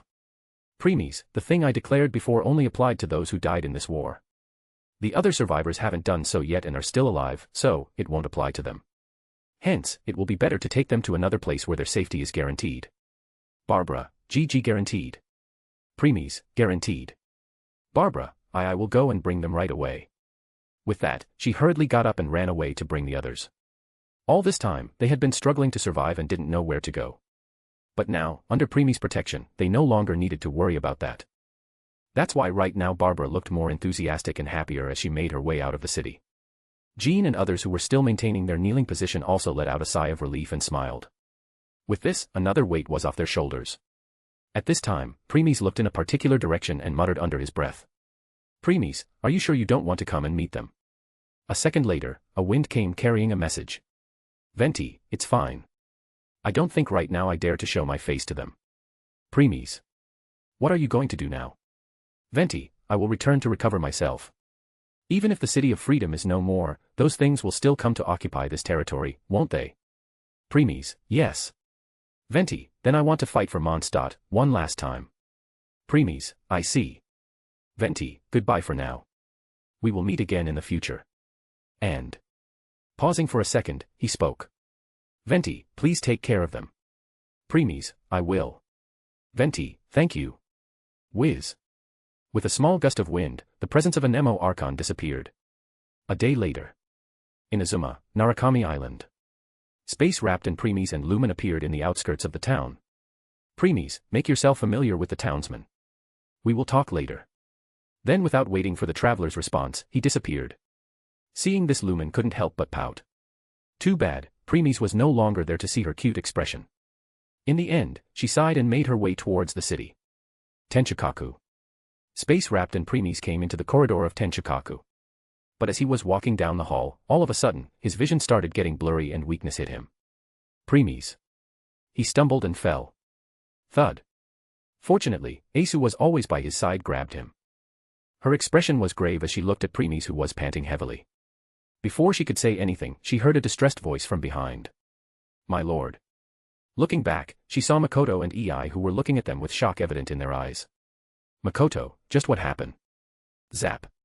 She didn't have to complete her sentence as there was a spark of electro by her side. In the next second, she saw Ei, who had reached Premies' other side, and hurriedly put his arm over her shoulder to support him. Her face was full of worry and anxiousness. She had never seen such an appearance of Premies before. He was breathing heavily, his body was burning, and beads of sweat covered his forehead. The Sword Princess looked at Ei but didn't try to stop her. Ace, let's take Lord back to his chamber. Right now, he needs rest. Ei, She didn't question or ask anything and helped him back to his room. While the two women were doing so, Ace glanced back at Makoto. The first Electro Archon, as if understood what she was trying to convey, nodded and left. She must let the higher members know about it but also make sure that normal civilians won't. Since Premies remained in his office most of the time to complete the paperwork and rarely showed himself to others, it wouldn't be a problem to convince the people that he was busy. The top members must do everything to complete other works in his absence and pretend that they were doing it on Premies' orders so that people won't realize something was wrong. Bedchamber. Bang. The door opened, and the two women entered and made their way to the bed. Ei, just what happened to him? The Electro asked while gently tucking Premies in the bed. Ace, don't you already guess it? The blonde answered with her own question. Ei, is it because of the cycle of reincarnation he created? Ace, That cycle was more difficult to create than one can imagine. Sighing, she continued. Ace, that Sasra covered many worlds. And every world is different than other ones. Hence, their power source, power scaling, laws, working, and so on are different too. Lord, not only need to merge and guide them in the same order but also twist them, taking long cycles and more, to make sure they all work equally for everyone. There shouldn't be any discernment. Ei, next must be establishing them in the very being of the world as well as the river of time. Ace, yes. It not only consumes too much power but as mental energy. That's why the Lord needs rest now. I see. Ace, there is something I want to talk with, Lord. Why don't you bring some cold water and a cloth to wipe his sweat? Okay. After giving Premies one last glance, left. Confirming that no one was near, Ace spoke. Ace, my lord. Hearing this, Premies opened his eyes a little with some difficulty and looked at Ace before speaking. Premies, you know what to do, never let your guard down, not even for an instant. Ace, I won't. Premies, good. Saying he finally went into a deep slumber. As if getting the cue, Ace pointed her hands towards Premies and released her full power. Power of laws started gathering around him before covering him as some kind of protective layer. Good thing that they became invisible, making it impossible for others to see. Guilty crown. In this crystallized world, Premies could be seen sleeping in the very middle of the world. However, instead of lying on the surface, he was sleeping while floating in the air. Though he was floating, he was currently in a colorful prism which was made by his incantation symbols. The power that was being released from them was not only nourishing him but also protecting him. Not only that, but around him many huge beautiful crystals could be seen. These crystals were all glowing and energy was coming out of them. That energy was also gathering around Premies, making some kind of protective dome. In case one looks intently at the crystals, one will find that there is a person in each of those crystals. Two of them were none other than Hershers of the Void and Hershers of the Thunder. Gush. Gash. Roar. All of a sudden, an azure ocean appeared not out of nowhere in this world and engulfed the whole world in a matter of moments. Whether it was land or sky, everything became part of this azure ocean right away. Yet, surprisingly, the people in the crystal didn't make any move to stop it. Still, to not be shrouded by this azure light, all the crystals in the world started glowing in beautiful light. Fortunately, Azure Ocean didn't try to complete it and just accepted it naturally. This showed that even in this boundless azure ocean, there were cities that were still shining as brightly as stars. At this time, countless pairs of red eyes appeared in the azure ocean. They were looking at Premies but none of them dared to move. Suddenly, some kind of sticky liquid came out of the azure ocean and slowly made its way towards Premies. The liquid didn't try to climb on any crystal building around, it only traveled through the streets. But from wherever it passed through, some kind of blue seaweed was left in its wake. Before long, it reached the dome surrounding Premies. However, just when it was about to touch it, a path was opened in the dome on its own, letting the liquid enter. Finally, the liquid reached right under Premies, slowly left the ground, and floated towards him. By the time, it was about to touch the prism made by incantation symbols, like before an opening was made, letting the liquid inside. The liquid then slowly touched Premies' hand and soon started covering him completely. Still, even after being covered by it, Premies didn't feel any uncomfortable. On the contrary, he let it do its things, which was merging and becoming one with him. Before his consciousness can go into an even deeper slumber, Premies opens his eyes and looks at the far distance. At first, it was dark there, but then the mouth of a humongous creature opened from which a dim light was coming. However, this time, its appearance was clearer. It seemed to be some kind of serpent with a golden ring around its neck. Premies then let his thoughts resound. Premies, what should I call you? Isher MLA or Scotty? Then without waiting for its answer, Premies closed his eyes and fell into deeper slumber. When it saw this, Isher MLA swam towards Premies and coiled around that dome. Since it had already decided, it will protect its new bloodkin, till death. *A/N, please throw some power stones. Chapter 492, Volume 5, Chapter 107, World of Dreams. Equals when Twilight is speaking. Equals when talking through telepathy. Equals when thinking in your mind. Equals when talking with your Pokemon or tamed beast. Equals when describing a certain period or again another place. Equals point of view, i.e., POV. // equals and call. Equals system and when talking to it. Equals thoughts being heard. Before long all the liquid merged with Premies and the prism made of incantation symbols closed the opening. The same was the case for the dome made by the power of Hersherzes. Now there was no breach. Seeing that Isher MLA moved its body and covered that part of the dome too. Shine. At this time, the entire world started shining before a barrier of beautiful crystals enveloped the whole world, cutting the connection between this world and outside. Multiverse Library. Another of Premies' pocket world consisted of nothing but knowledge. No matter where one's eyes went, the only thing one could see was countless shelves with books in each one of them. But these were not some storybooks. All of them contained the knowledge of almost every existing world. Their power system, hidden truths, history, knowledge that had long disappeared in the past, and different methods in different fields. All can be found here. If someone from Genshin Impact came here, he or she could even find a book that had all the secrets of their world, one can never even imagine. That's also the case for other worlds like Black Bullet, Honkai Impact, Arifureta, From Commonplace to World's Strongest, Naruto, Fairy Tail, Berserker, Re-Zero- Starting Life in Another World, The Rising of the Shield Hero, That Time I Got Reincarnated as a Slime, Overlord, How Not to Summon a Demon Lord, One Piece, Bleach, Attack on Titan and so many more. Everything can be found here. And by everything means everything. People would fight and kill each other just to get a chance to enter this place.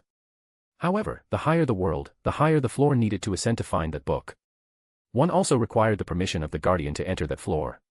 Anyway, at this time, the multiverse library started shining before 7 lights shot out of it.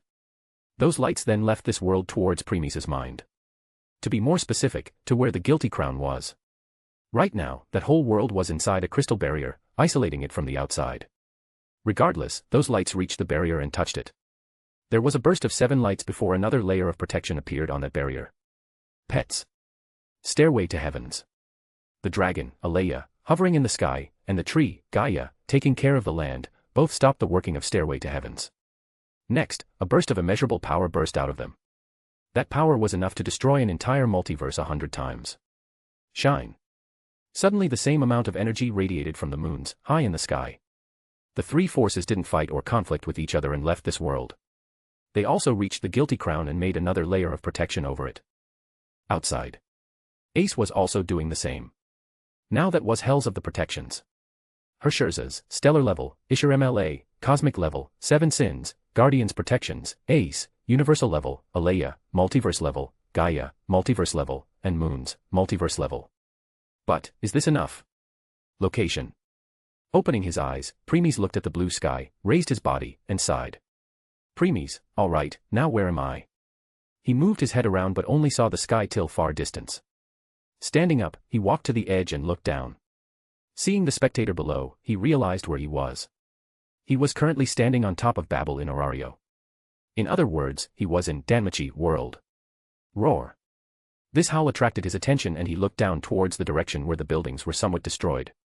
There he saw a large 2-meter-tall monster, with jet black hide, red horns, and boulder-like muscles, and was wearing full-plate armor that was somewhat small for his size, making it seem like light armor.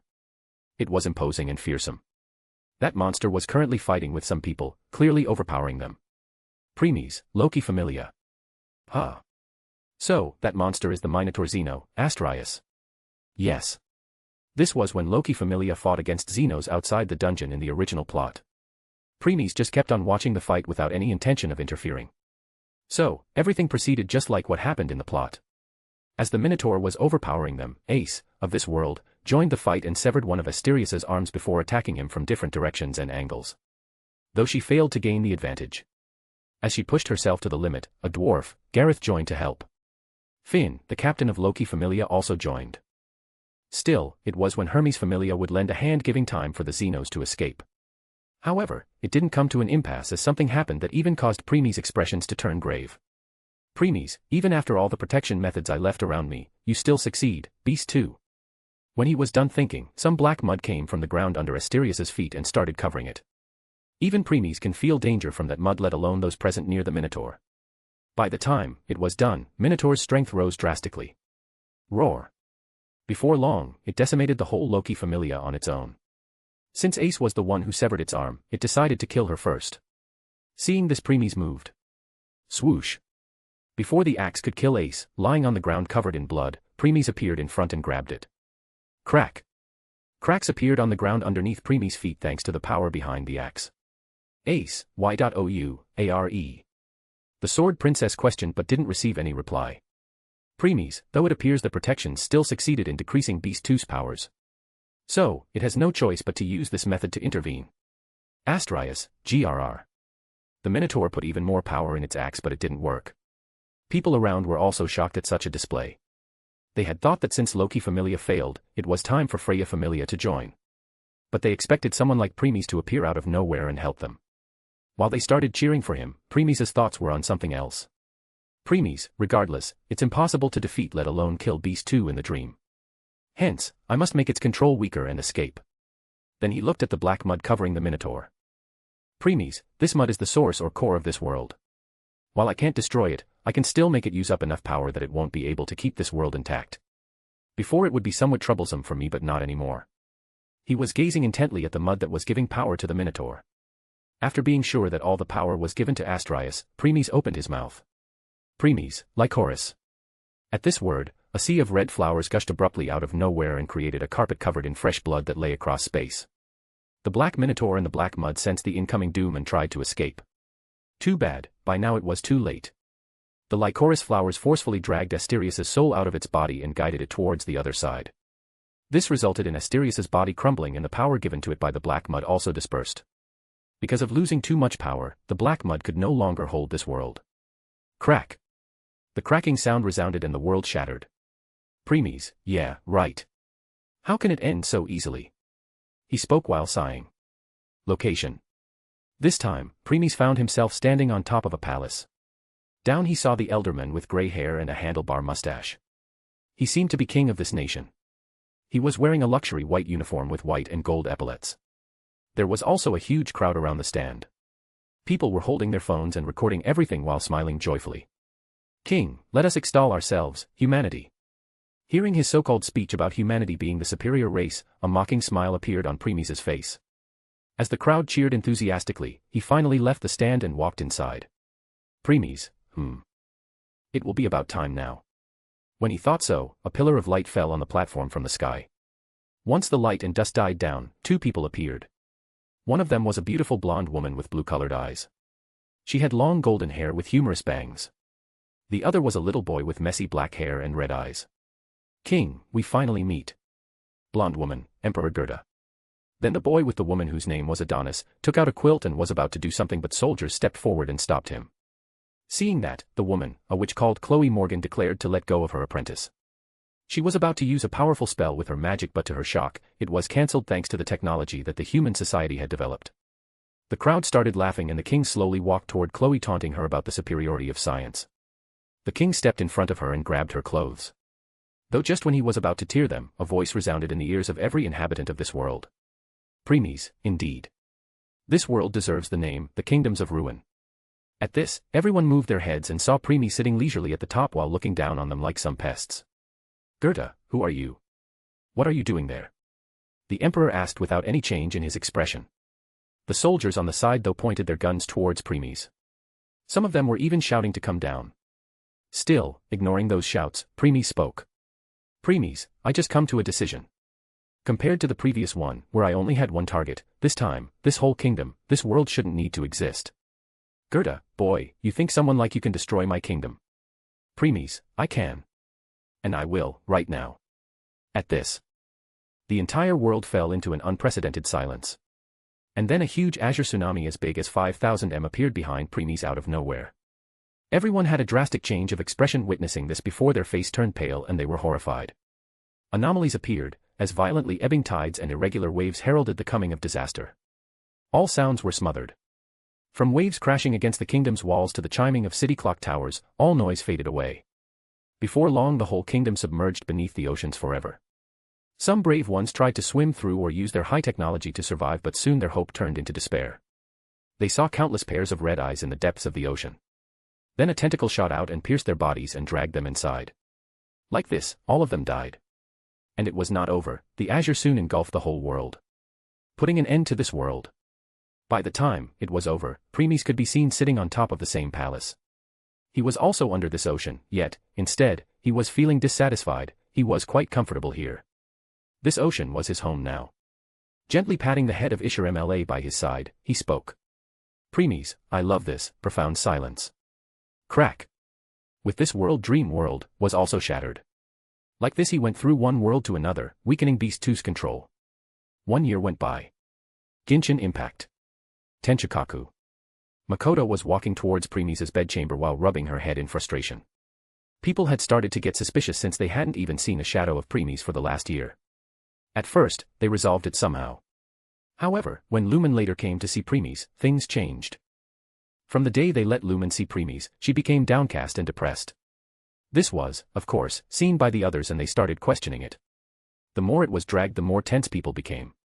Because of this pressure, Makoto and others even started thinking about whether they should reveal the truth or not.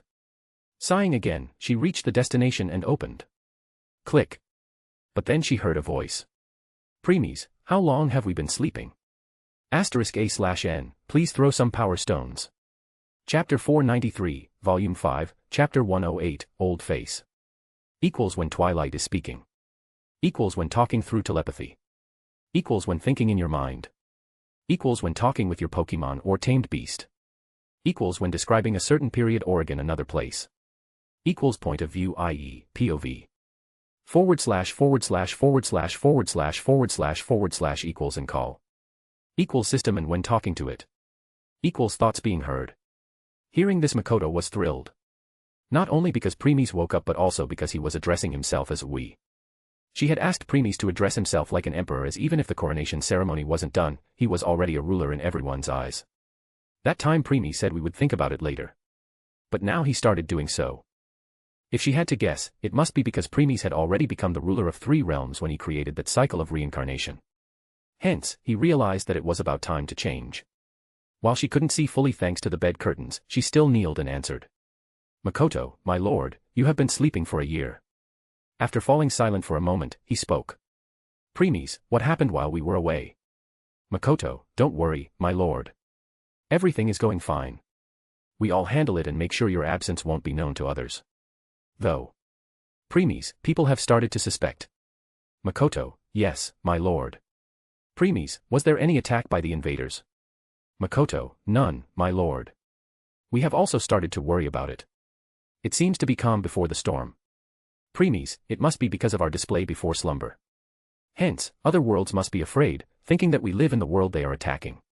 But because there has been no movement or retaliation for the last year, they will soon put away their worry and start attacking again.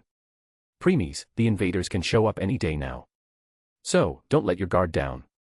Makoto, I understand, my lord. At this time, he felt something and looked to his right. To his surprise, he saw Ei sitting on the chair at the side and sleeping while letting her head rest on her crossed arms on the bed. One of her hands was even holding tightly to his. Makoto, this, well. Noticing where Preemies was looking, the first Electro Archon scratched her cheeks and spoke. Makoto, I apologize on her behalf if she disturbed you. It's just that, ever since Lord went into a deep slumber, whenever she was free after work, Ei came here and spent the rest of her free time here. Preemies, every day. Makoto, yes, every day. Preemies, Ace. Ace, it's true, my lord. She also recounted everything she did every day, believing you heard her before taking a rest like this by your side until the next day came when she had to leave for work again. Preemies. Sensing his silence, Makoto thought he was furious and hurriedly spoke. Makoto, my lord, let me wake her up and ask her to apologize for her biha. Preemies, no need. Makoto, huh? He spoke. This time, Preemies' voice was unusually soft, which also stunned Makoto. He then put his other free hand on Ei's head and started caressing her gently. Preemies, it's fine. Makoto, if you say so, my lord. The room became quiet again. But some time later, there was a movement. As if sensing his touch, Ei's eyelids trembled before she slowly opened her eyes. Preemies, good morning. When these words fell, she raised her head and looked at Preemies, who had a light smile on his face. After being stunned for a moment, Ei also smiled back and spoke. Ei, Good morning. They kept looking at each other for a few minutes before Ei decided to stand up. However, she still refused to let go of his hand. As if afraid that he would disappear if she would do so. Makoto, Ei, come here for a second. Hearing this, she had no choice but to let go reluctantly. Makoto walked over to the wardrobe and opened it while discussing something with Ei. Letting them do whatever they wanted, Preemies left the bed and stood up. His eyes then fell on the mirror near the wall. Looking at it, he saw the changes in him. First, was his height, which had increased by 2 inches. Second, was his hair, which had grown longer. The one behind had reached his shoulder while the front was reaching his jawline. Thanks to that, one of his eyes was covered. So, he parted them a little so that both his eyes could be visible. As for cutting his hair, no thank you, he was fine. He didn't mind long hairs. The third and last thing was his eyes. They were no longer the dark eyes he normally had in the plainer Lord template. Now they were his new blue eyes with a ripple pattern over the eyeball with 3 commas in the inner circle. 2 in one. 1 in another. When Preemies created them for the first time, he knew it was only temporary because combining different eye powers required time. But the last year was enough for integration. Hence, these eyes have become Preemi's permanent eyes and will remain like this no matter which template he will use from now onwards. As Preemies checked his body to see if everything was fine, EI returned. Though now she had a shoulder coat in her hand. She then carefully dapped it over his shoulder and adjusted it to fit perfectly before nodding her head. EI, you want to check how everything is going? Preemies, yeah. Better show our face to others so they can let go of their worry.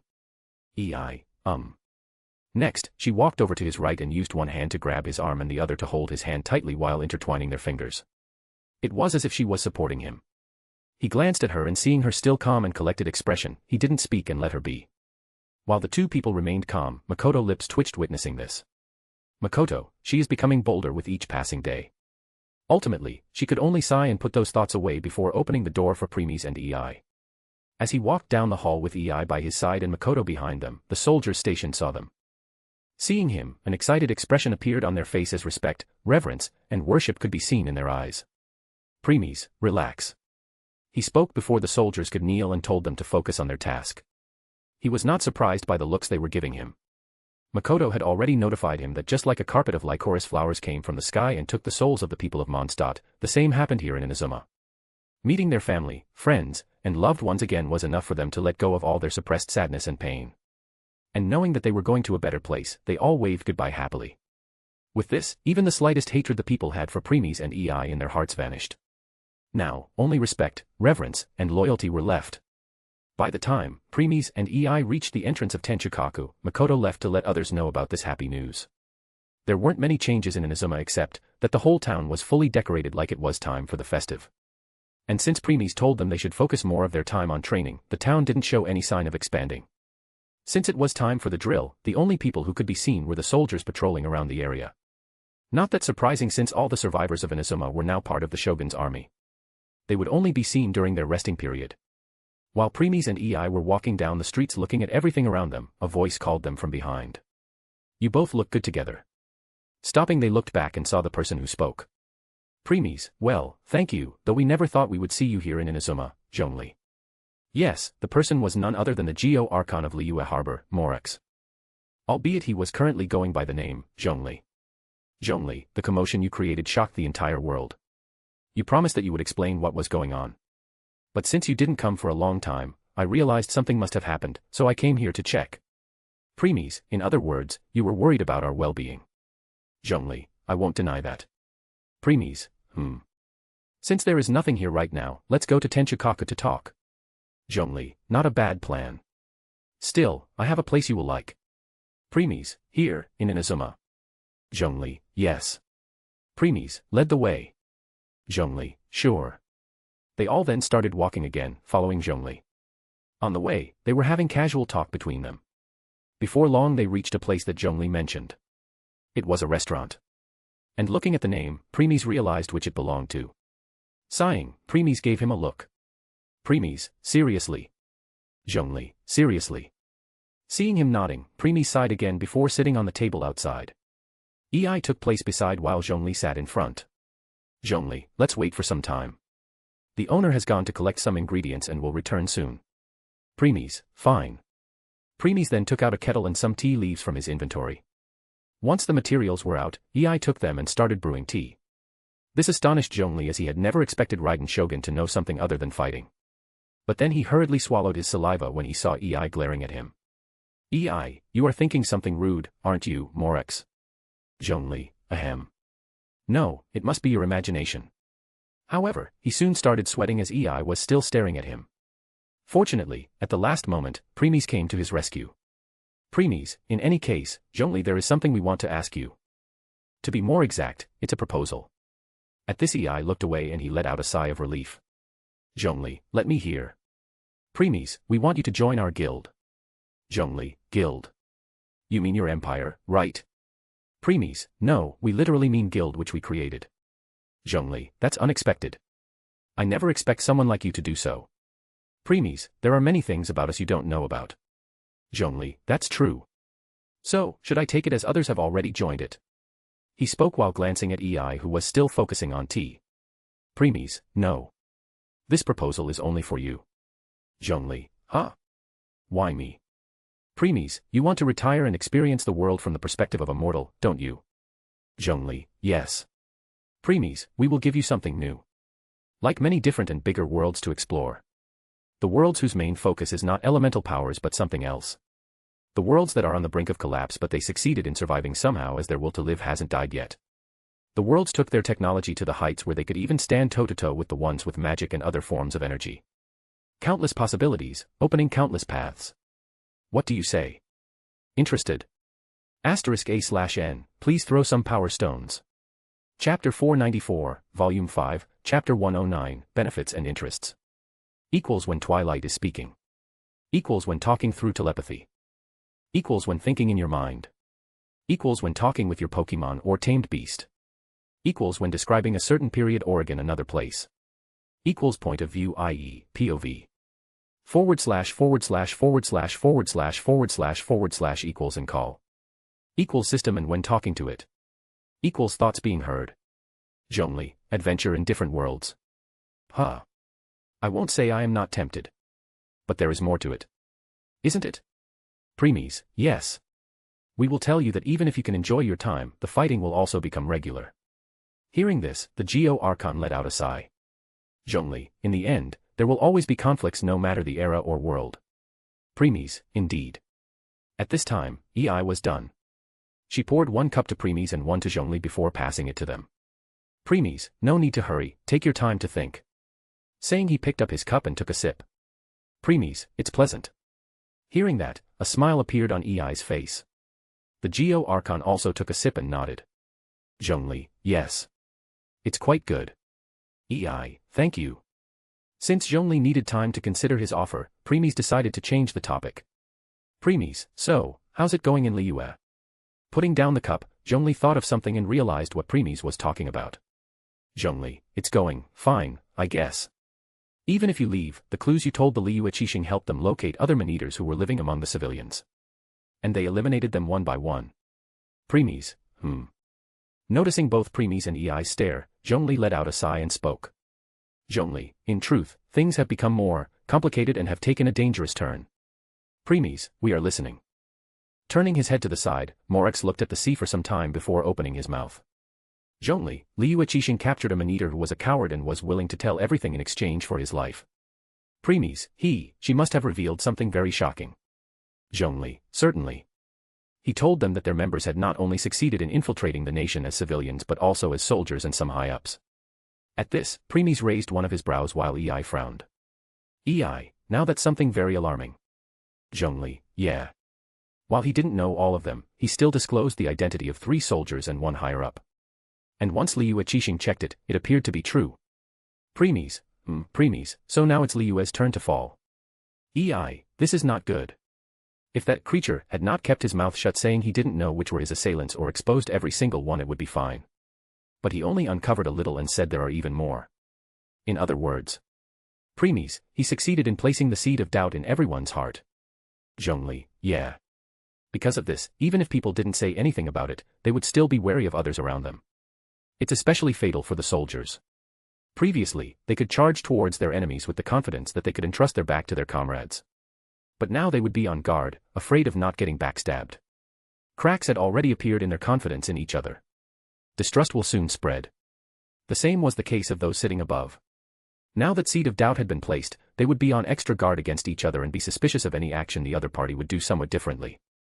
This will result in them coming to a bad conclusion. The situation in Liyue Harbor had become very delicate. EI, so, this so-called coward man-eater turned out to be more manipulative and dangerous than others. Zhongli, it seems to be the case. Ningguang also realized that and wanted to eliminate him, but he then started acting saying he knew some more but currently can't remember. If given time, he might remember. EI, don't tell me they spared him because of that. Zhongli, they do. While Ningguang was against it, others thought he could be a great source of information and let him be. EI, did this Ningguang and those with her didn't press on? Zhongli, they didn't. Seeing that the majority was against killing that man-eater, Ningguang stepped back. EI, coward. Premies, she did the right thing, EI. The man spoke while putting down his now empty cup. Seeing that, EI poured more into it and asked. EI, why is it? Premies, if Ningguang kept on insisting on killing that man-eater, others would have started to suspect that she was with those man-eaters and wanted to eliminate him to stop him from exposing others. EI, huh? But isn't Ningguang the one mostly responsible for where Liyue stands now? Why would they be suspicious of her over such things? Premies won't deny that. Ningguang is a professional businesswoman who has accumulated wealth through hard work and perseverance. As Tianquan, she is known for being highly meticulous in her work. She has a large influence on Liyue. She is a calculating and ruthless businesswoman guided by the sole aim of making mora, which stems from her impoverished background. She uses her large intelligence network and pawns to gain the information she needs, and only uses the people whose weaknesses she knows. As a result, she is disliked by those with significant influence, but many accept it as she adds to the overall prosperity of both the Qixing and Liyue harbor itself. Despite her cold, business-driven exterior, she has Liyue's best interests at heart. Under her decree, those who intentionally endanger public health and safety should be shown no mercy whatsoever. However, premies, no matter how much you have done for the people, once a label is placed on you, all those things will be thrown away by them and they will start thinking that whatever you did before had some motive behind it. This. Premies, on the other hand, if you have the power to stand on top, no matter what bad things you do, people will always twist the facts and turn them into something good. Saying what you did is correct or those people deserve it. Even if in truth those people didn't do anything to harm you in any way. Taking a sip of his tea, he continued. Premies, that's the human nature, If you have power, everything you do is right. And if you don't, then even your good deeds will be judged wrong. The Electro-Archons frowned even more hearing that. It would be a lie to say that her faith in humans didn't plummet at that. Morex also won't deny that. Even if there were good sides to mortals, it didn't mean that they didn't have the bad ones. He had witnessed it firsthand during the Archon War. At that time, some mortals didn't hesitate to betray their close ones when someone approached them with more benefits and interests. He even knew people who betrayed their gods for that. Shaking his head, he spoke. Zhongli, just like your majesty said. Even if Ningguang has a lot of power in Liyue, if all other top powers join forces against her, then even she will have difficulty taking all of them, on her own. So, that's how it is. Huh. Premies, from the beginning, your strong suit was military and things that require force, while Makoto handled the general affairs of the country. Hence, you are still new to politics. And believe us, once you learn how politics work, you will think that you are better handling the military than taking part in that muddy water. I understand. The Geo-Archon in front also nodded along with the Electro-Archon, fully agreeing with Premies. Premies, the way things are moving, we must change some of our plans and visit Liyue. When? Premies, not for now. Premies, presumably, after the Phase 1 of Inazuma is completed. And it won't be that long for sure. As they were about to start another topic, a wisp of light charged towards them from a distance. Premies, oh boy. He thought before a small body tackled him. However, it was not enough to push him down. Mr. Herschers, you are finally awake. Premies, we do. But the way you hit us just now, do you want to send us back for another year of sleep? He questioned while giving the cup back to EI and picking up the person. How can this be? Paimon knew something like this was not enough to hurt Mr. Herschers, let alone send him to sleep again. Yes. This small person was none other than that little fairy, Paimon. Where was she all this time? Well, when Lumen was about to get stabbed in Dragon Spine, Premies took Paimon away and brought her here. Since Paimon trusted Premies completely when he told her that Lumen would be back in 6 months, she didn't ask much. Yup, you heard it right. Premies knew all along about how much time Lumen would take to obtain Durin's power. Anyway, from that day onwards, Paimon kept wandering around Inazuma. She looked at the soldiers training to pass the time, talked to people when she was bored, eat whenever she was hungry. In other words, while everyone was sweating and doing hard work, this little fairy was enjoying her time, lazing around. Nonetheless, no one said anything and made trouble for her because it was obvious that Premies cared for this little fairy. Hence, no one wanted to get on his bad side by targeting her. And Premies spoiled her a lot. It was to the point that people were envious of her and were willing to do anything to switch places with her. Paimon, by the way, Mr. Herschers, what happened to your eyes? They become so weird. And why does your hair grow so long? Premies, do you hate our current look? Paimon, and what is this weird way of talking? Oh, no. Paimon doesn't hate it. Paimon thinks Mr. Herschers has become even more handsome now. Premies, why, thank you. Paimon, but you now look more like those two people in that illusion that appeared in the sky a year ago. At this, all three stared at Paimon. Paimon, what? Premies, of course, they looked like us since they both were us too. Paimon, what? Really? Paimon didn't realize it. Premies, why you didn't realize? The only things that made us different from them were our eyes and long hair. Even though we look like them now, it was not hard to find the other similarities. Still, he just shook his head and didn't get angry. Right now, he has to focus on other things. And that is, Mr. Ersta. The one who jumped at his back and hugged him tightly. He didn't need to turn to see who it was. Premies, it also seems that you are doing fine too, Lumen. Lumen, I am. She answered only with that. Though the wet feeling on his neck and looking at her slightly shivering body, it was not hard to guess that she was crying. Fortunately, Premie's hair hid her tear-stricken face. So, those far away won't realize her current condition. Lumen, I was so worried. The men remained silent. He knew that this time, it was a little too hurtful for Lumen. After her fight with Dvalin, she went to sleep to recover her memories of the future. When she woke up and wanted to see him the most, she learned about Yuya's conduct. Next, after fighting countless enemies, she reached the core of Mondstadt where she died and went to sleep again. And finally, when she woke up and saw Premies, she didn't even get an opportunity to spend a day with him before Premies went to slumber this time. It's truly too much for her. At this time, Premies pulled her from behind to front, making her sit on his lap before hugging her. The girl just buried her head in his chest and kept sobbing in silence. The atmosphere around them became awkward, but neither Ei nor Zhongli spoke. Even Paimon sat obediently on the table with her mouth shut. Premies, let's change our schedule a bit and make some time for only two of us. He decided while embracing and patting Lumen, who was weeping in his arms. Pick, Premies' current appearance. *A/N, please throw some power stones. Chapter 495, Volume 5, Chapter 110, Harmonious Time. Equals when Twilight is speaking. Equals when talking through telepathy. Equals when thinking in your mind. Equals when talking with your Pokemon or tamed beast. Equals when describing a certain period or again another place. Equals point of view, i.e., POV. // equals and call. Equals system and when talking to it. Equals thoughts being heard. After sobbing for some time, Lumen calmed down. Then she got up from his lap and sat beside him on the other free side. Not that she didn't want to keep sitting on his lap. She was worried since Premies had just woken up and hadn't recovered completely. Hence, she didn't want to make things difficult for him. Though she still held the corner of his clothes. Premies let her be. But another voice came from behind when he was about to talk with Zhongli again, teacher. Hearing this voice, he wasn't surprised because he had expected this after seeing the name of the restaurant where Zhongli brought him, Wanmin Restaurant. This means it belonged to none other than his student, Mao Xiangling. And this voice confirmed it. He looked at Zhongli, who just shrugged his shoulders and averted his eyes. After all, it was him. He broke through the storm around Inazuma to come here. Otherwise, even Adeptus would die if they faced Ei's storm. Premies then glanced back and saw Xiangling running towards him with some ingredients in her hand. The good thing was that she stopped just after reaching him and didn't jump on him like the others. Looking at her, he could tell that she had gotten stronger. He can also sense blood from her, which was the result of taking part in bloody fights. Premies, according to this world standard, her strength is level 127. It seems that even if we were away, she still participated with Keqing and other soldiers of Liyue Harbor to take down those man-eaters. Premies, it's been some time since we last saw you, Xiangling. It's good to see you are doing fine. Xiangling, hee. You too, teacher. And. Here she pouted and spoke while pointing her finger at him. Xiangling, it's not some time. It's been more than 2 years. Premies, more than 2 years.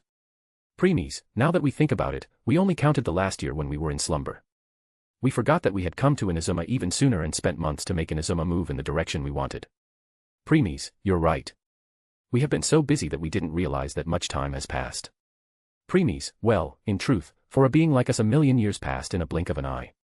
Hence, 2 years weren't that much. It's like we met each other a moment ago. Still, he didn't say that because it would affect everyone around him greatly. Then he looked past Xiangling and saw 2 more familiar faces following behind. Premies, so, you both are here too, Ganyu and Shinha. Yes. The 2 women who became Premies' battle maid in Liyue. One was a half-Jilin Adeptus, and the second was a disciple of an Adeptus. At first, they both were astonished by Premies' new appearance, but then they collected themselves and kneeled together. Thud. Thud. Ganyu and Shinha, it's a pleasure to see you again, my lord. Premies, Nodding, he turned to Zhongli. Premies, anyone else? Showing an awkward expression, Morix replied. Zhongli, no. I only brought these 3 as they are the only ones somewhat close to you in Liyue. Premies, true. Suddenly, Premies felt that someone pinch on his left arm, though his strong skin made it difficult for the person to accomplish that completely. Lumen, you really know a lot of women, don't you, Mr. Ersta? Glancing at her, he saw the blonde showing a chilling smile with a dangerous aura around her. Fortunately, Zhongli came to his rescue. Zhongli, ahem. Xiangling, it's been a long time since you saw your teacher. Don't you want to show him how much you have improved? Xiangling, of course. Teacher, wait a few minutes, I will make some luxurious meals for you. Premies, we will, one more thing. Just when his student was about to enter the restaurant, Premies spoke. Xiangling, what teacher? Premies, don't call us teacher from now on, call us mentor. Premies, the address, teacher, seems more suited for Scathack than us. Hearing this, Xiangling showed a confused expression, but seeing that Premies had no intention of elaborating, she didn't question. Xiangling, okay, mentor. Next, she entered the shop and started preparing her best food to impress Premies. Then, they got busy with their conversations again. A while later, Premies asked. Premies, now that our identity is known to everyone, Liu Qixing must have approached you regarding this.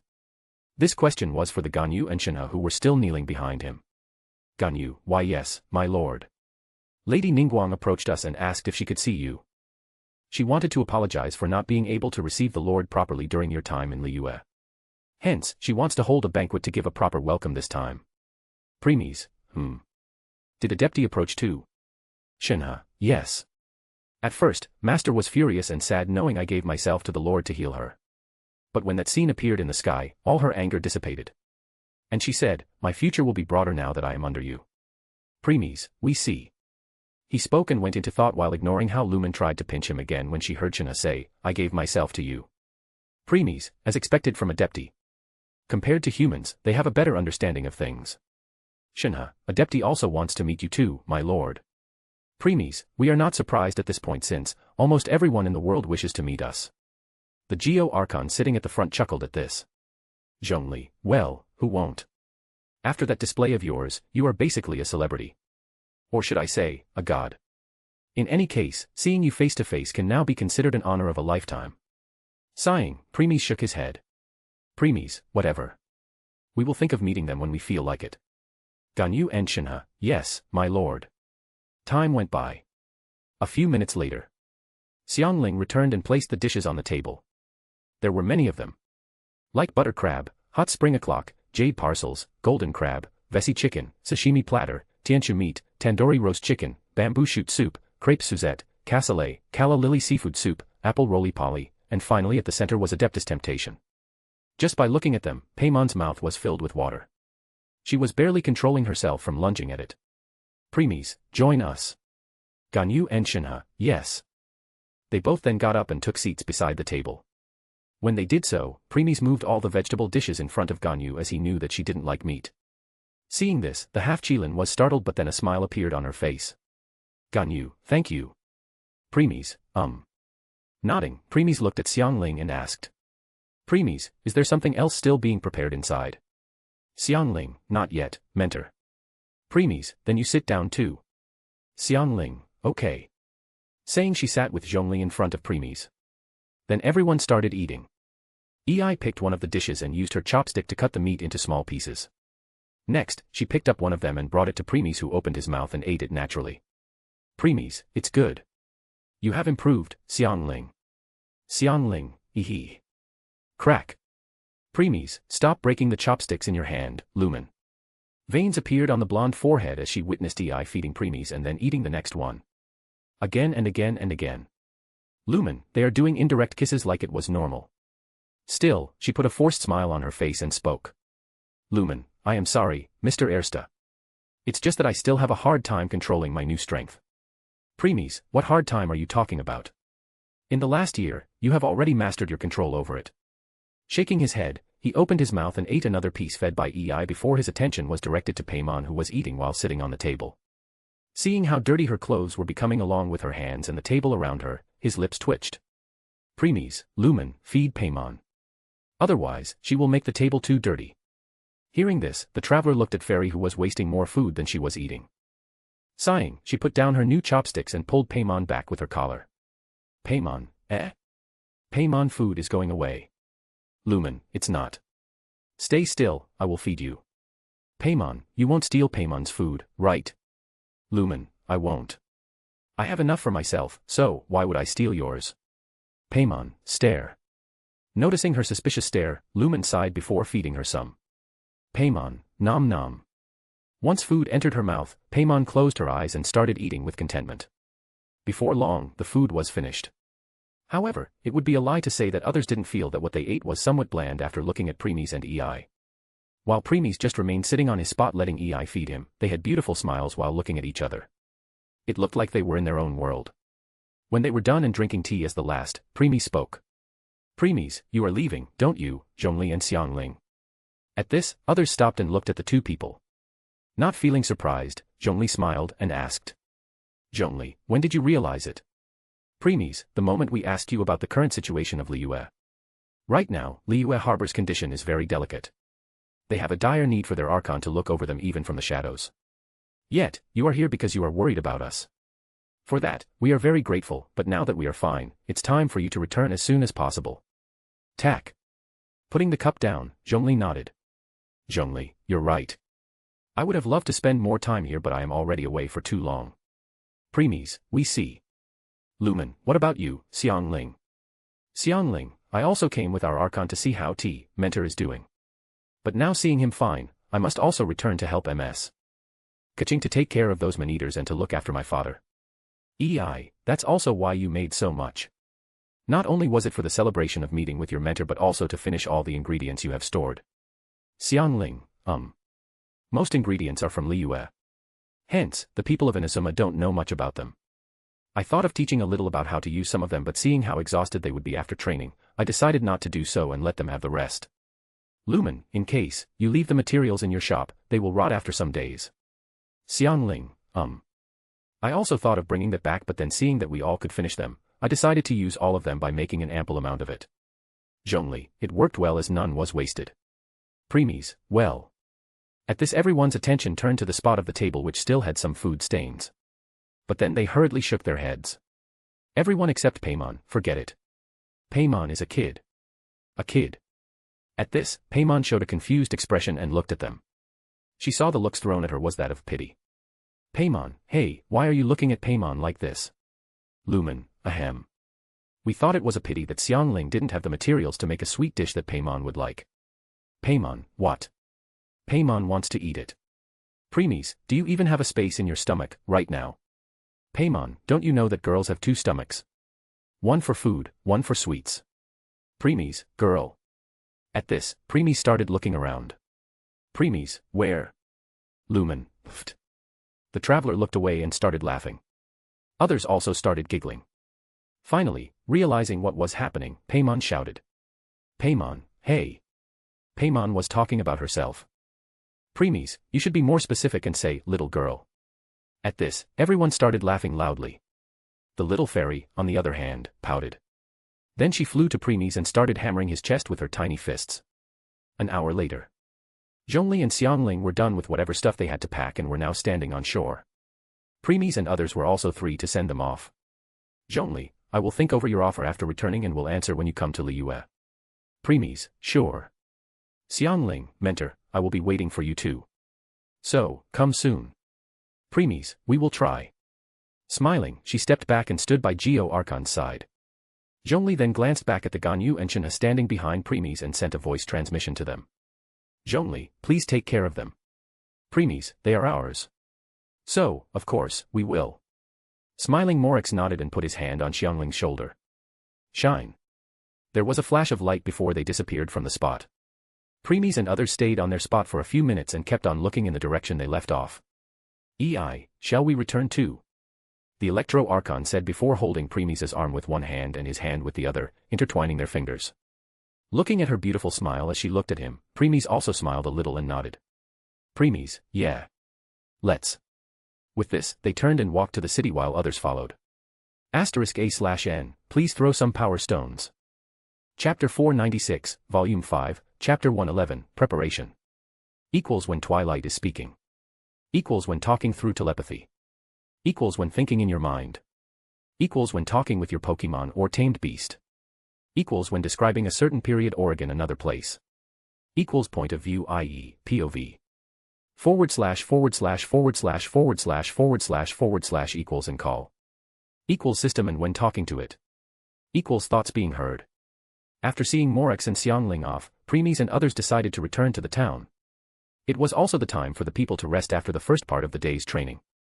Hence, they all finally saw Premies. Seeing him, they all were elated.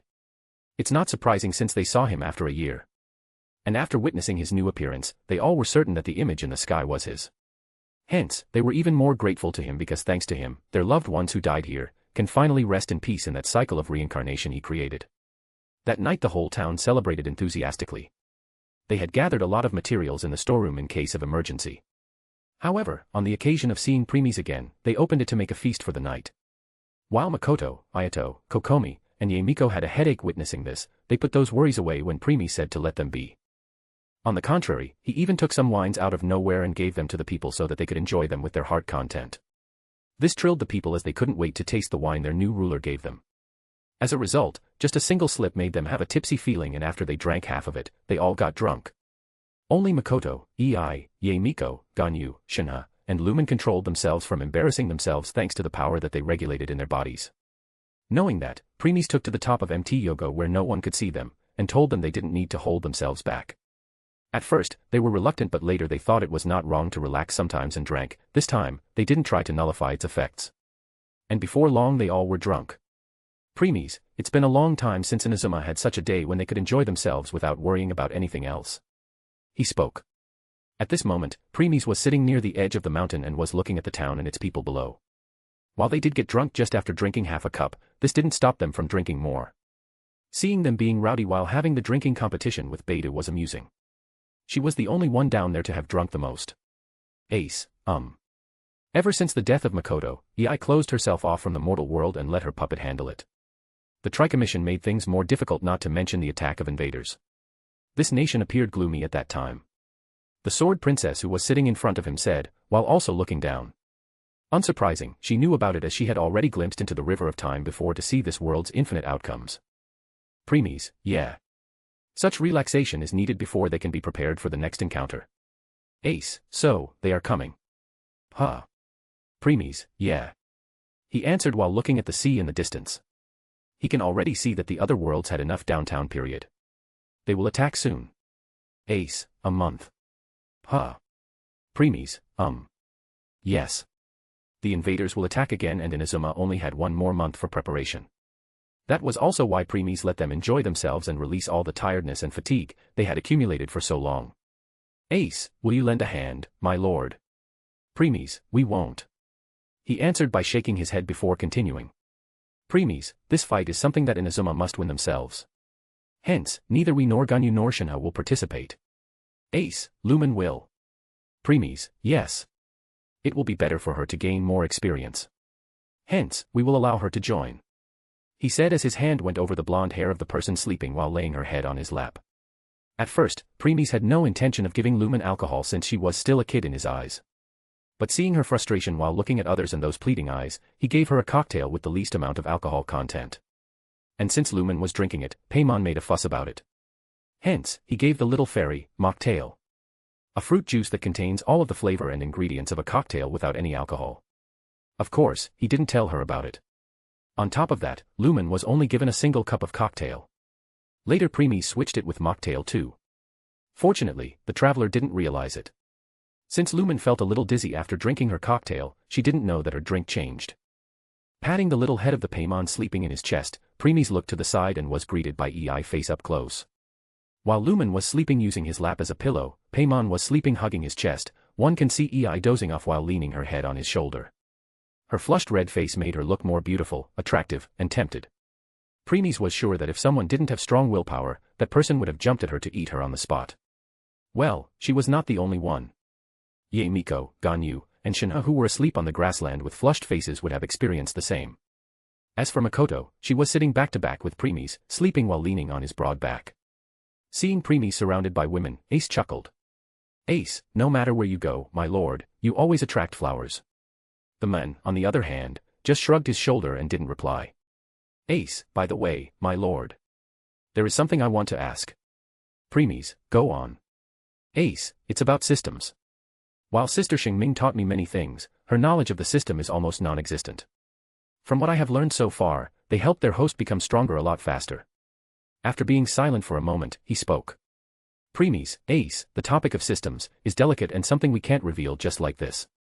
We will tell you some basic, but advanced and higher secrets, we will tell you about them in our pocket world. Revealing them in the open will bring more harm to this world than good. Ace, all right, my lord. Premies, Now, here's our first question. Lumen and Yuya's system gave them experience points when they killed their enemies. And if they have a party, the more the members, the higher the boost of experience points. Why is it? Why do they get a boost in experience points while at the party? After all, one way or another, the energy released by a monster's death will be the same whether a single person kills it or more. On the contrary, the experience should be divided among the party members equally instead of getting more of them. Once Premies closed his mouth, Ace went deep into her thoughts. After all, what Premies said had a point. The energy released at the death will be the same, no matter how many killed it by joining forces. Then why did it increase according to the number? She pondered deeply about it for some time, thinking of different reasons. Soon realization struck her as she narrowed her eyes. Ace, what if the energy released at the death is much more than expected? Premies, exactly. At this, Premies nodded his head. Premies, according to Lumen, when she killed a level 1 slime, she got 10 experience points. What if in actuality, the experience point is more than 10? What if they are 100 or even 1000? Ace, so, that's how it is. If the experience points given will become 10 to 50 in the party of 5, the system will still get half of it. Premies, On the contrary, the system will obtain profit in the long run. After all, seeing how they get so many more experience points in the party and the monsters will also die faster, won't they start hunting more of them? Ace, yeah. Because of that, if solo you can only kill 20 monsters a day, with the help of a party it can increase to 100. The energy the system will obtain after the deduction will still be too high compared to the one obtained alone. Premies, yes.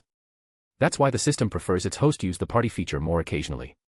The Sword Princess sighed after digesting this information. Ace, just a single secret of the system turned out to be so big. What will happen if I learn more about it? Premies, that's for the future. For today, let's end here. I will tell you more about the systems in the future. Ace, After that, they started chatting casually without involving any serious topic this time. Time went by. When everyone woke up the next day, they didn't have the time to be embarrassed about what happened when they got drunk as Premies threw a bombshell telling them that the enemy would come knocking on their doorsteps in a month. Once this news spread, everyone turned more diligent and serious. They now trained with a newfound determination in their eyes. They had decided that this time they would definitely win and make those invaders pay for what they did to their nation. This resulted in them spending 15 hours a day in training while the remaining 9 hours were for resting and eating. At first, they wanted to give more hours to their training, however, they then received an order from Premies that everyone must sleep for 8 hours no matter what. 1 hour was for the rest between drills in which they ate together. This not only made the bond between people stronger, but they also rested properly for the next day. They also made weapons crossbow-type weapons to attack enemies from a distance. Another good thing was that Premies returned everyone's ambitions, making them use their visions again. This increased the confidence of the people even more. And soon they would be ready. A month later. Tenchikaku. There were 3 people in Premies' office right now, himself, Ganyu, and Shinha. Of course, there's also Ace, but her presence was hidden, hence, others didn't know about her.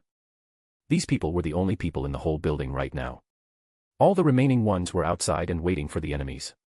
Premies was leaning back on his chair while looking outside through the window. There was a pile of papers on the table in front of him. Though, he didn't care about it for now.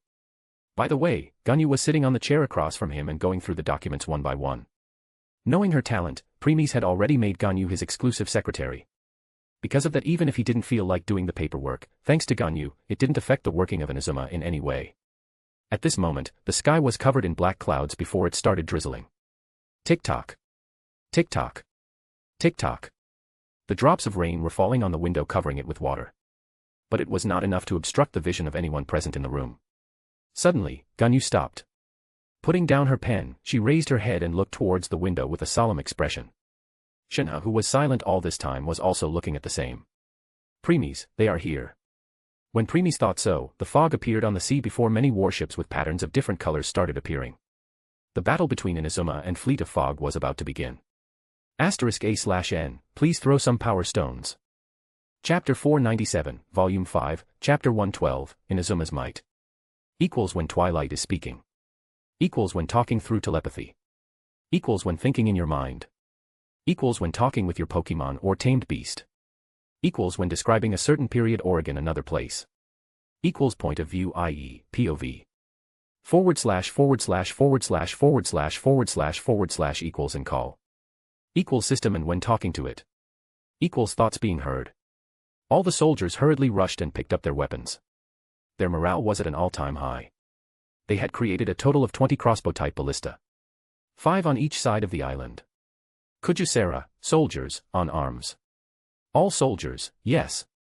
Shouting 25 soldiers stepped forward and took control of one ballista each. The good thing was that last time, the fleet of fog surrounded the Inazuma from all directions before bombarding them. But this time, they were coming from the one direction only. This made things somewhat simple for the people of Inazuma as they only had to protect themselves from one side. 5 soldiers could be seen near each ballista in less than a minute. Many arrows were placed at the side of each crossbow. There was a reason why 5 soldiers were required to use one ballista. At this time, one of the soldiers picked an arrow and another came. They both exchanged glances and nodded before their visions started shining. Soon, the elemental power was sucked by the arrow and it started glowing. While the 2 soldiers were charging the arrow, another 2 were doing the same though they were putting their powers into the ballista. In a matter of moments, ballista started glowing too. Once they confirmed that the ballista was fully charged, the 2 soldiers stepped back and the last soldier came in front and started adjusting the flow of elemental power in it towards where the arrow would be placed later. It was also the time the 2 soldiers putting their elemental power into the arrow, stepped forward and carefully placed the arrow on the ballista. When these 2 soldiers also stepped back, the one adjusting the flow in the ballista, put his power into the string and pulled it back. Click. The weapon was ready. It might appear that the whole process took a lot of time but in reality, everything took less than 15 seconds to complete. In the past, when this ballista was made, everyone thought that they could attack instantly if they kept the arrows and ballista charged in advance. However, they had to put that thought away when they realized that the elemental power in the arrow and ballista would start dissipating after 3 minutes. Hence, they can't be prepared ahead of time. By now, all the ballista were ready. Nodding her head, Kujusera pulled out her bow and started charging her arrows. Behind her, were some other soldiers holding on to their bows and doing the same. As for the remaining ones, they had a javelin in their hands coated with their elemental powers. One can also see that behind these soldiers, was a huge pile of these very javelins. They knew that the prior battle would be a distant one. Hence, they already made preparations for it. After all, compared to some exceptions, others can't walk on the water to reach the enemies. Seeing that everyone was ready, Kujusera gave the command. Kujusera, fire. Fleet of fog. While the regular flagships of the fog were at the front, behind them were some special battleships on which the symbol of fog was of different color schemes. A person can be seen sitting on the bridge of the one which has a purple symbol. She looked like a girl in her late teens. She had very long pale blonde hair made into 2 spiky buns with 2 long locks framing her face. She had pale skin, further accentuated by the pale blue lipstick she wore and crimson eyes. Her clothes consisted of a dark purple ball gown with a long train and dark pantyhose. She was looking at the Narukami Island in front with an apathetic expression. So, that's the island facing which we lost many of us, including I-400 and I-402. As she said so, a screen appeared in front of her and the person on the other said. We are still not sure about that yet, Kongu. The only thing we know is that we lost contact with them once they arrived in the vicinity of this island. Hence, whether they sunk or are off the radar is still not confirmed. The pale blonde girl whose name seemed to be Kongu started pondering about something before opening her mouth. Kongu, from the information in the database, that was the second time we attacked this island. The first time, all the ships returned safely. Yes. According to the information we received during our first attack, this island shows something more unusual than other human strongholds. It was some kind of force field that protected the island from our attack. Kongu, force field. You mean Klein field, don't you? That's what makes it unusual. That field is completely different from our Klein force. While our Klein field creates a dimensional fold to absorb attack, the force field this island showed was like an iron wall. Kongu, iron wall. Huh. Yes. Kongu, How many do you see on your radar, Kirishima? Kirishima, from what I have checked the humans living on that island are less than 150. Kongu, then let's leave it for the others. We don't need to step forward unless it's necessary. Kirishima, okay. For now, we will wait and watch. With that the connection was cut and Kongu put her attention on the island. Kongu, whether it's brick wall or iron wall, everything falls where fog sails. As she muttered, another voice spoke. However, instead of calling her through communication, this voice came from the right side. Kongu. Let me make a move. I will end it right away. Then we can return soon. At Kongu's right was a heavy cruiser with an orange marking. The person who spoke was also a girl in her teens with waist-long brown hair and brown eyes. Her clothes vary, but there is always something of red color on her. She was wearing a large yellow, smiley badge on the right side of her dress. Compared to the apathetic Kongu, this girl appeared childish and very lively. Without looking at her direction, Kongu spoke. Kongu, not yet, Maya. I want to see what more these humans have in store. Maya, you think this island can be humans' hidden trump card? Kongu, yes. And if they have something dangerous against us, we must get rid of it and report it back. So, for now, we must put pressure on them and push them to the corner. By doing that they will have no choice but to reveal their hidden cards. Maya, okay, Kongu. I will listen to you. Kongu, Kongu, let's see what more secrets you are hiding, humans. On the other side. There were two battleships. One had a greenish marking and the other had a yellowish marking. On the bridge of the greenish one was a young woman in her early 20s. She has light brown hair and blue eyes. She was wearing a colorful sleeveless shirt and pants which had trouser legs of different lengths. She was Kirishima. The one who was talking with Kongu just a moment ago. After hanging the call with Kongu, she called the mental model of the yellowish marking battleship. Kirishima, I received the orders from Kongu. She told us to wait for now. Understand. Kirishima, say, do you really think that humans can pose a threat to us? If it was before then I would have said no. But. Kirishima, but. Asking, she moved her head and looked towards the yellow battleship. To be more precise, the person there. She was a girl with long blonde hair and two pigtails and greenish eyes. Her clothes consisted of a very long dark overcoat. The girl answered with slight fear in her tone. But after seeing him, Kirishima, that person was not human. Before the girl could continue, Kirishima shouted at the top of her lungs. After that, she hugged her slightly trembling body. Kirishima, that was a god. Don't put him in the same category as humans, please, Haruna. Don't compare it with humans, or we are doomed. Haruna, The blonde girl whose name was Haruna nodded and didn't continue. Though, she then remembered the day when that screen appeared in the sky. The person who was looking over at all three realms and judging everyone with his calm, cold, and indifferent eyes. Just thinking about that gaze sent a chill down her spine. She still remembered how the entire fleet of Fog fell into panic and was horrified as his appearance was very much like humans. If he was one of the humans, then it's the end of Fog the moment he will make his move. On that day, the fleet of Fog who had taken the ocean from humans, retreated. Or, to be more precise, flee. They didn't dare to do anything for the following year. This resulted in humans taking back the control of ocean one by one. But Fog didn't care about it at that time. They were thinking what to do if that person came for them. It put so much pressure on them that they even started wondering if they surrendered to the humans, would they survive? While pondering about it, they didn't face any such attack from that person, which surprised them. Finally, one of the fleets of Fog decided to take a risk and attacked human ships again. They even destroyed the newly built ports again. Then they waited. Surprisingly, no one came to them for revenge or something.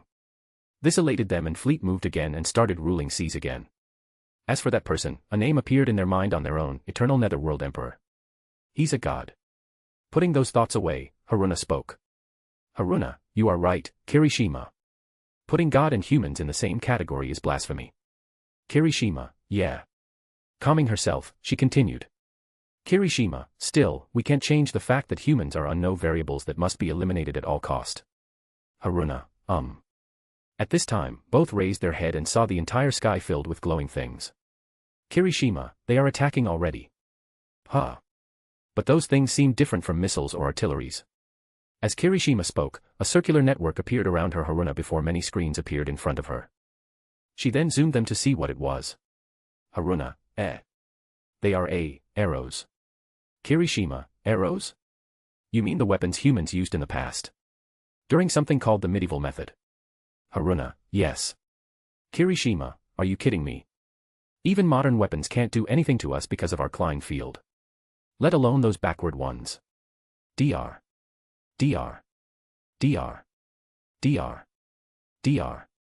Kirishima, see, our Klein field can easily stop it and the consumption is non-existence. Haruna, against them, we don't even need to deploy Klein field in the first place. Kirishima, yes. Then both sighed in disappointment. What human's strongest trump card? What hidden secrets? What danger can they pose to us? Haruna, it's a waste of time to come here in the first place. Kirishima, yeah. I will call Kongu and tell her that we should sink this island already without wasting any time here. I am sure Takao will be more than happy once Kongu agrees. Haruna, let's do it. Shaking their head, they decided to turn their flagships back. But then. Shatter. Shatter. Shatter. Shatter. Shatter. Hearing this, they both looked back. Kirishima. Haruna. Then both couldn't help but open their eyes wide in shock. Kirishima, that's impossible. Haruna, the Klein field, is penetrated. Tenchikaku. Premies, who was sitting in his office with Ganyu and Shinha with him, raised the corner of his lips.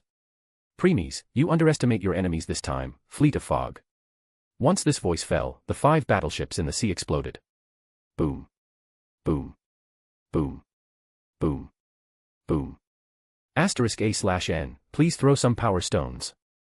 Chapter 498, Volume 5, Chapter 113, Confrontation. Equals when Twilight is speaking. Equals when talking through telepathy. Equals when thinking in your mind. Equals when talking with your Pokemon or tamed beast. Equals when describing a certain period or again another place. Equals point of view, i.e., POV.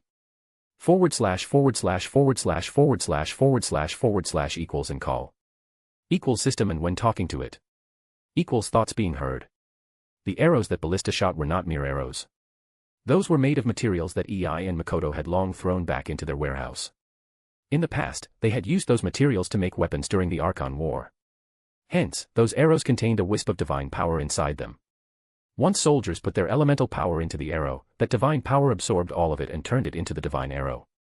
While it may appear that the divine arrow was blocked by Klein field, in truth, all the power of the field was concentrated on the spot that was stopping the arrow.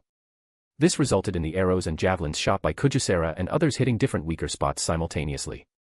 Thus, the Klein field broke and the attacks landed on the ships, destroying them. Haruna, that's how it is. The blonde spoke after analyzing the data she had gathered. Still, as she didn't know what elemental or divine power was, she called it unknown energy.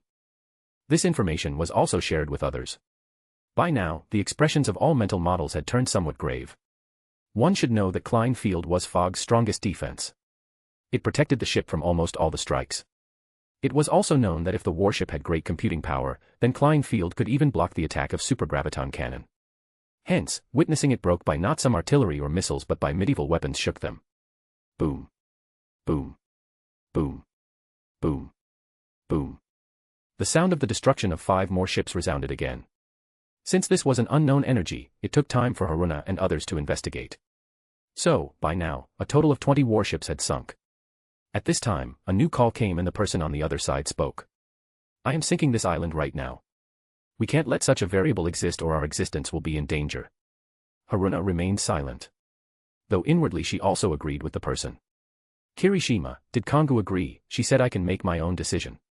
Whether to wait or attack. Kirishima, alright, go on then. Haruna, I also don't mind. Okay. With this, the connection was cut. Haruna, do you think Takao will succeed? Kirishima, not sure. The island still hasn't shown its iron wall yet. So, we still don't know how strong it is. Haruna, yes. So, let's watch like before. On the other side. There was another heavy cruiser with a red and dark gray color scheme, with glowing red marks on her hull. The one standing on the bridge was a girl with long blue hair and blue eyes. She was wearing only a white dress and black pantyhose. This person was Takao. At first, like others, she planned to stay on the side but now witnessing how humans have ways to harm them, she decided to make her move. Click. Trails of lights shot out of her battleship before 2 cannons came out and started floating up slowly and slowly. Soon they were hovering over the antenna of the ship. Next, gravitational waves started gathering in both of them before converging together. Takao had a smile on her face with her hands raised. A network could be seen revolving around her as she gave more command and charge energy. Takao, die, humanity. With this, gravitational waves condensed into a narrow beam and shot towards Inazuma. Vroom. Inazuma. A red beam could be seen coming for the island from the distance. Just from its pressure, anyone can tell how strong it was. Yet, the people of Inazuma remained calm. They focused on preparing their next barrage while ignoring the coming beam of supergraviton cannon. MT Yogwa. At the top of the mountain, near the edge, Miko spoke. Miko, oh my, aren't you an impatient one? Saying, she took out a talisman and threw it in front. Shine. There was a shine of light before a barrier was erected. It covered not only the front but the whole island. And then the beam hit. Bang. The sea around the collision shook violently while the island remained safe. The beam kept on hitting the barrier for some time before finally disappearing. There was not a single crack in the barrier even after blocking such a strong charge. On the other side, Takao had a disbelief expression on her face witnessing that. She still couldn't believe that her strongest move was blocked. She had full confidence that her supergraviton cannon would blow away half of the island, yet it did nothing. It was a big blow to her self-esteem. At this point, even Kongu can no longer stand still and stood up. She then hurriedly started checking the data of the barrier around Inazuma. Before long, her expression turned ugly. Maya, hey, Kongu. It's bad. Snapping out of her thoughts, Kongu nodded. Kongu, it is, Maya. Maya, so, what now? Kongu, we can't remain on standby any longer. Next, she sent the order to everyone. Kongu, all units, attack. As she said so, her turrets pointed towards the island while missiles were also launched at the same time. Maya, yeah. It's a carnival. The lively girl spoke and started dancing. While she was doing so, her warship also launched the attacks. Fwoosh. Fwoosh. Fwoosh. Fwoosh. Fwoosh. Boom. Boom. Boom. Boom. Boom. Soon, all those strikes hit the barrier, making it shake. Yet, it remained intact even after all that bombarding. MT Yogwa. Miko, since those behind have also joined, it's my turn. Once her words fell, many Sesshu Sakura appeared around her. Miko, attack. Zap. Zap. Zap. At this, Sesshu Sakura threw bolts of electro in the sky. Fortunately, instead of hitting the barrier, they passed through it without any issue. Kirishima, bulletproof vest. Haruna, yes. Instead of covering the island from all four directions, that barrier put the whole island in a sphere. And it works as a single entity. Kirishima, so, they used the concept of a bulletproof vest in which the force acting on any single point will spread over the entire surface. Haruna, the more the surface the more the force will spread. That's why Takao's supergraviton cannon didn't do anything as the force behind it spread throughout the sphere. Kirishima, damn. Just how did humans come up with something like this and on such a big scale? Haruna, still, there must be a limit to how much force it can handle. Kirishima, so, you are saying that if we strike with a move over its limit, we can break it? Haruna, yes. Though gathering such an amount of energy won't be easy. Kirishima, what if we join? Haruna, I don't know. Kirishima, I don't think there is any issue in trying. And what if Kongu, Maya, and Takao lend help? Haruna, It is possible then. Kirishima, good. Let's do it. I will tell Kongu and others to follow our lead. Let's join. Haruna, okay. With this, the networks around both of them expanded and soon covered both warships.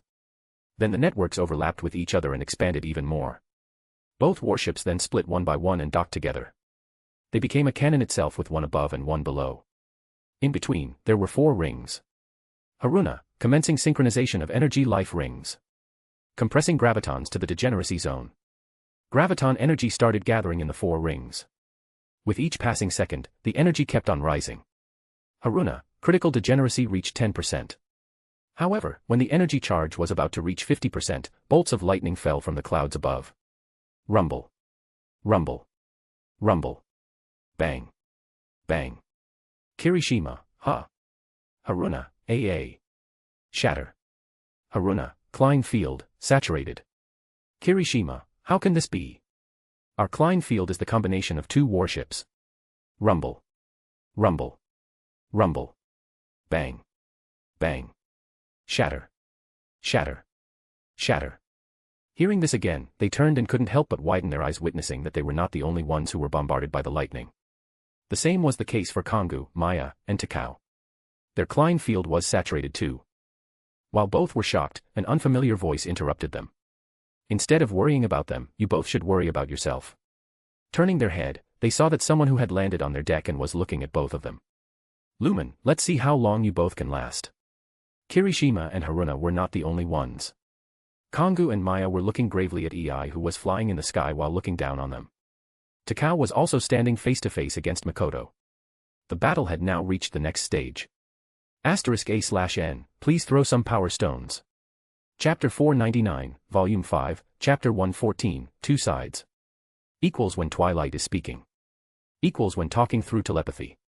Equals when thinking in your mind. Equals when talking with your Pokemon or tamed beast.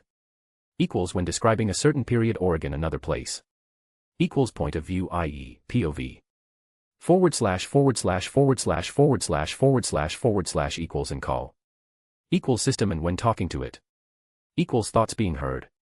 Haruna and Kirishima looked attentively at Lumen, who had drawn her sword and was walking towards them. Neither of them lowered their guard as they knew their Klein field had saturated. While they didn't know whether it was Lumen or someone else doing it, since she was the one who arrived at their deck, they thought it was her. Haruna, before we engage in battle, can I ask something? Kirishima, Haruna. As Kirishima looked at Haruna in confusion, the traveler stopped.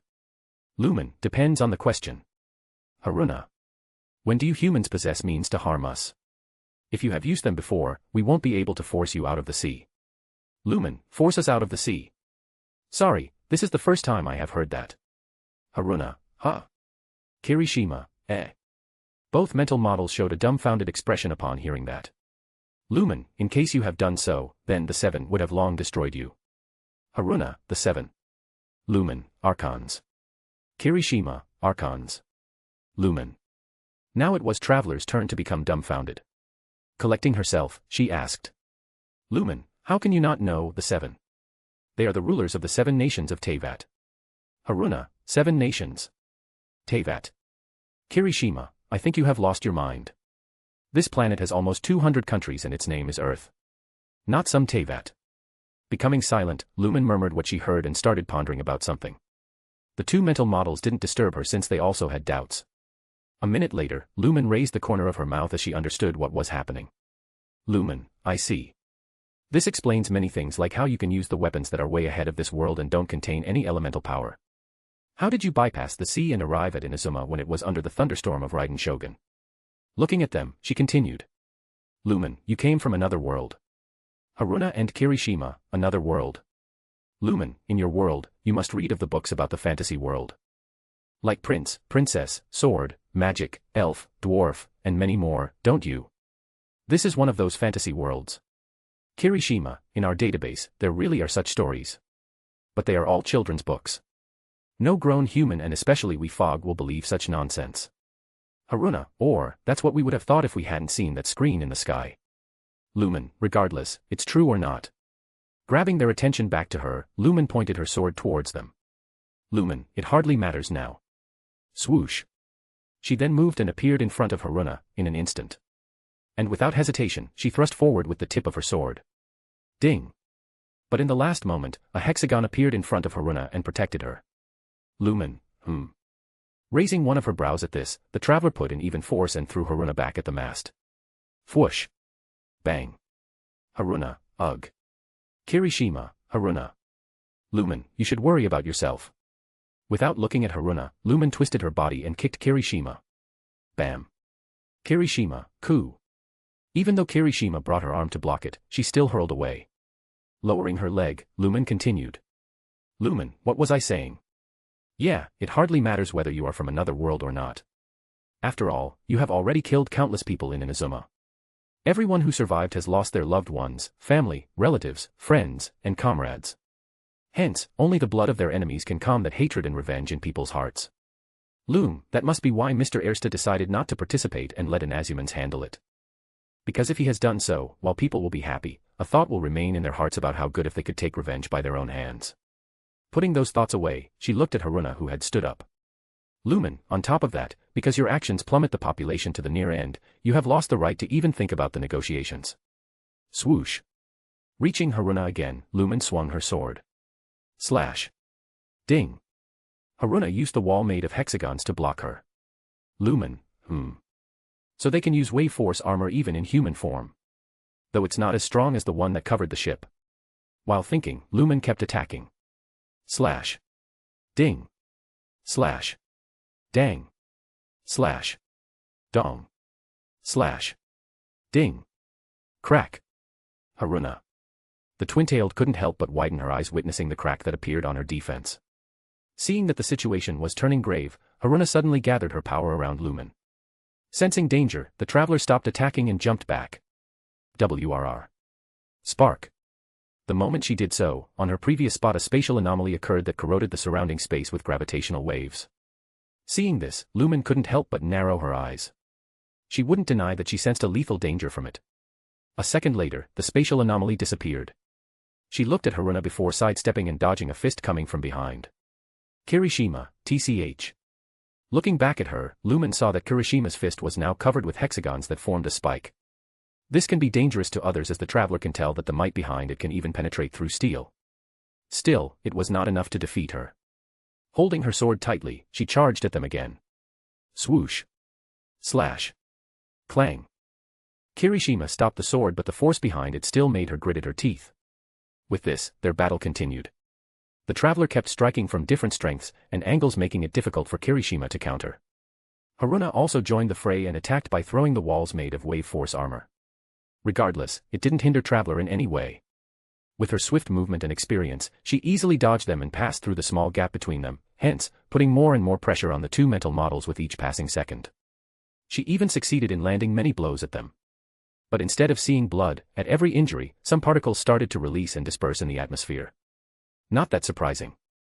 While the mental models looked like humans, they were made of nanomaterials. Hence, there was no such thing as blood in them. Still, the more nanomaterials were lost, the more their bodies became weak. And before long they both got heavily suppressed by Lumen. Clang. Blocking another spike-covered hand of Kirishima, Lumen twisted her wrist and pushed it behind her back, apprehending her. The same she did with Haruna using her other hand. Kirishima, damn you, let go. Haruna failed to find any way to break free. Both of them were struggling to free themselves from Lumen's hold but it was to no avail. The traveler, on the other hand, let out a deep sigh. Lumen, I was expecting much more from you both but it was truly a disappointment seeing how weak you both are. I guess your main strength only comes from your warship. Without it, you both amount to nothing. This angered both mental models. However, what Lumen said was the truth. All the battles of Fleet of Fog were completed thanks to their high firepower. And it's not that long since they got their body. Even then they had no intention of confronting humans in this form in order to avoid any unseen variable. As a result, while their new bodies gave them higher physical strength and ability to use wave force armor, they still didn't have any experience in close combat. That's why Lumen easily defeated them. Kirishima, since that's the case why don't you experience it yourself? At first, the traveler didn't understand what she meant, but then she sensed some movements and raised her head only to see the turrets pointed toward her. Haruna, fire. Dumb. The photon cannon hit Lumen with a speed faster than she could comprehend and threw her at the end of the warship. Whoosh. Bang. Because Lumen got flung away, Kirishima and Haruna got free and stood up before fixing their wrist and arm on the place. Haruna, as expected, it really caught her off guard. Chuckling, another one replied. Kirishima, she must have thought that we don't dare you to use our ship's weapon, afraid of damaging our vessel. Haruna, it was a mistake on her end. Lumen, indeed. Kirishima. Haruna.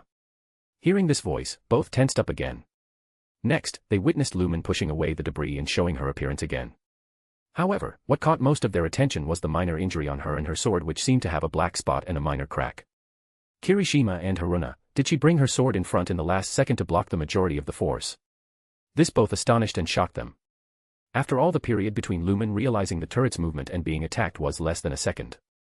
Yet, she was able to take a defensive stance at that time. Both of their expressions turned grave and fear appeared in their eyes for the first time. They had never expected Lumen to have such sharp battle sense. Lumen, I admit that when I realized you both are so weak, I became overconfident and lowered my guard. And I paid a price for it. Sighing, she shook her head. Lumen, Mr. Ersta always said that one should never lower their guard in front of the enemies, yet I did. Looks like I still have a lot to learn. Just when Traveler was about to make her move again, she suddenly turned and looked in another direction. Rumble. Burst. Rumble. Burst. There one of the fleets was being hit by lightning. Whenever lightning hit a part of the vessel, that part would break and be engulfed in flames. And now most of the ship was destroyed. Kirishima, that fleet, it's Haruna, Takao. While the two mental models were aghast, Lumen chuckled. Lumen, looks like Miss Makoto is ahead of us. I can't fall behind now, can I? She thought, and an emo started gathering around her. This, of course, attracted the attention of two back at her and they became nervous. Lumen, let's end this. On the other side. The entire fleet was engulfed in flames. Turrets were down, smoke funnels were destroyed, the mast had fallen, the deck was no more, and only a minor part of the bridge was left. In simpler words, the entire fleet was in wreckage. The fire made the temperature in the fleet so hot that it was extremely difficult for a normal human to stay. Yet, Makoto was anyone but normal. Even high temperatures like this did not affect her. She was currently looking down on the blue-haired woman who was under the fleet rubble. Half of her body was gone and the other half had also turned transparent. It's certain that in a matter of moments, she will disappear completely. The battle between Takao and Makoto can't be called a battle. It was completely one-sided with Makoto emerging victorious without taking a single hit. Suddenly, she narrowed her eyes and looked at the sea. While the sea seemed calm, her eyes penetrated deep into the sea and saw something. A submarine. Instead of making any right away, she contacted Premies. Makoto, my lord. Premies, What is it? Makoto, my lord, I see a red submarine hiding deeply in the sea. Premies, that submarine is also part of a fleet of fog. Makoto, I understand that. It's just. Premies, just. Makoto, I can sense humans in that ship. Premies, we know. Makoto, you know. Premies, yes. That submarine is U-2501. It has a human captain. Makoto, so. Premies, does it matter whether it has humans on board or not? Makoto, it's not. There are enemies, that's all that matters. Premies, finish it then. Makoto, yes, my lord. *A/N, please throw some power stones. Chapter 500, Volume 5, Chapter 115, Inazuma, Phase 1 complete. Equals when Twilight is speaking. Equals when talking through telepathy. Equals when thinking in your mind. Equals when talking with your Pokemon or tamed beast. Equals when describing a certain period or again another place. Equals point of view, i.e., POV. // equals and call. Equals system and when talking to it. Equals thoughts being heard. After answering Premies, Makoto started floating in the sky before she was high enough to look at the burning fleet. She then raised her closed parasol in the sky and electro power started gathering in its tip. Once it was gathered enough, she lowered it and pointed towards the fleet. Zap. Zap. Brum. The power turned into a purple electric beam and hit the warship. Boom. The flagship exploded but the beam showed no sign of stopping. It penetrated through the sea surface and went deeper and deeper. Before long, it reached the deeper part of the sea where the light barely reached and where the red submarine was hiding and monitoring the situation above.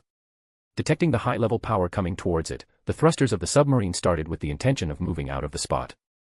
However, too bad the speed of that beam was faster than they expected. So, before the submarine could move out of the way, the attack reached it. Dr. Shatter. Klein field broke like a glass and the purple light hit the red submarine, penetrating through its exterior before coming out from its other side. The part of the contact where the purple light hit became hot and the entire submarine exploded. Boom. A shockwave spread through the sea and hit the seabed leading to the creation of sea turbulence. While the sea was becoming chaotic, Makoto remained in the sky to make sure that none of the crew survived.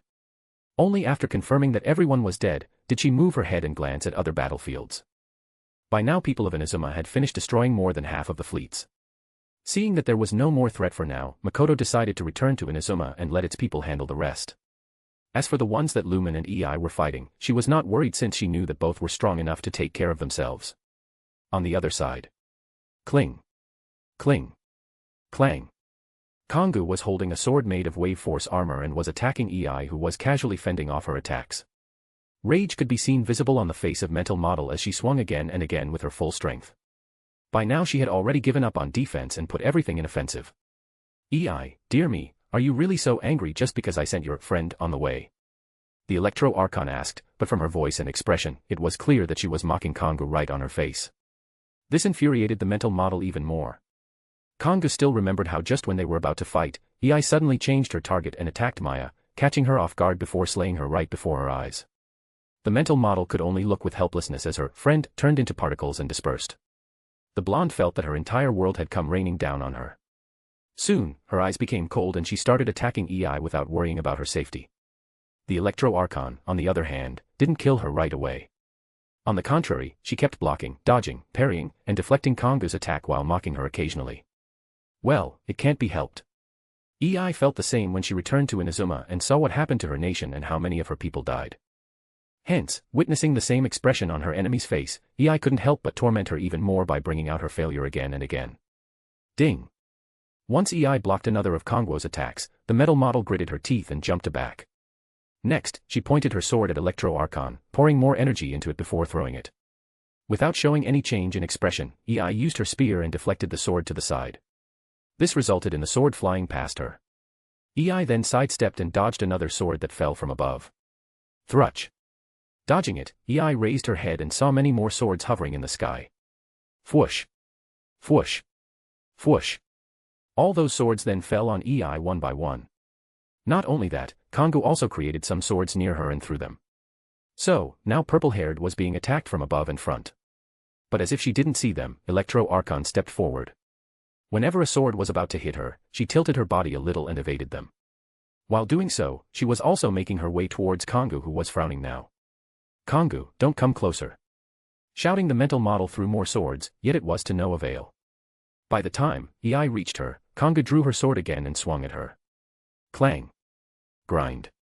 Sparks appeared because of their weapons' collision. EI, is that it? The Electro Archon spoke, clearly looking down on Kongou. Gritting her teeth, the blonde put more strength into her sword, but EI's spear didn't budge. In the end, EI sighed in disappointment and shook her head. EI, to think I thought that the one who brought my nation to ruin would be someone strong and dangerous even for me. However, you are, neither. Pathetic. With that, the purple-haired pulled her spear back before swinging for the first time. Slash. Bam. Kongou's sword failed to stop such strength and was shattered. The mental model also propelled back because of the force behind it and smashed on the mast of the ship. Bang. Without giving her any chance to collect herself, EI appeared in front of Kongou and swung downward. Slash. Bam. Shatter. Kongou created a shield in front of her in the last second, but it was still easily shattered under EI's might. Not only that, but that swing of EI even cut the latter half of the fleet in two. Kongou, damn you. The mental model spoke while jumping out of the rubble. The Electro Archon, who was about to follow, suddenly sensed a high-level energy from the side and jumped back. Vroom. Boom. Landing on the surface of the sea, EI saw that it was the attack of supergavision cannon released by Maya's fleet, which surprised her somewhat. After all, when Maya was slain by EI, her fleet had stopped working. That was also the reason that EI didn't bother much about it and decided to take care of Kongou. But now it seemed that she shouldn't have done so. Though the part of Kongou's flagship where the cannon hit melted, with the new insignia on Maya's fleet, it was obvious that Kongou had taken control. Next, the two fleets started to merge. EI, You think you can win if you do that? Fine. Show me. Saying, Electro Archon didn't try to interrupt her and waited. A while later, Kongou's fleet fully combined with Maya's and showed its appearance. The new Kongou's fleet was now bigger and broader in size. It also had more cannons, missiles, and corrosive torpedoes than before. As EI was looking at this, the turrets moved and pointed towards her and started shooting. Many missiles were also launched one by one. Before long, the entire sky was covered in the missiles, making it almost impossible for someone to dodge them. EI also sensed some missiles were coming from the sea. EI, trying to flank me from all directions. Not bad. But still not enough. Then the eyes of Electro Archon started glowing and she moved in speed far surpassed her previously. At this speed, she dodged all the coming attacks with hardly any effort. The only thing left behind was a spark of Electro on her last spot. Kongou, impossible. The blonde muttered in disbelief, witnessing EI's conduct. She was attacking the purple-haired with most of the weapons in her arsenal, yet nothing was working. Getting frustrated, she decided to release everything she had left while charging her super graviton cannon. EI, The Electro Archon of course sensed the high concentration of energy and turned her gaze towards it while dodging the incoming attacks. EI, looks like you are at your limit. Then let me see you off. With that, a burst of power erupted from EI which destroyed all the strikes coming for her. She then took a stance, pointing the tip of her spear downwards and holding its handle from upwards. Zap. Crackle. Lightning started gathering in the blade part and an electric boundary formed around her. Whenever any of the attacks touch the boundary, the electricity in it destroys it. Now a spectator had appeared, with both sides charging their final attack. The fleet was concentrating the graviton energy while the spear was condensing the might of lightning. Travelers sighed. Lumen, Upon sensing such concentration of power, the traveler turned her head and witnessed the condensing of powers in the distance. Lumen, that's the power of Raiden Shogun. So, she is about to finish too. Huh. She then looked at the current burning fleet before looking at the Kirishima in front. The mental model had her head lowered with Lumen's sword penetrating through her chest and coming out from behind while fixing her on the destroyed turret. On the side, there was a burning overcoat. Though more than half of it had already turned to ashes. As for Haruna herself, well, the two mental models thought of using all the corrosive torpedo to kill the traveler.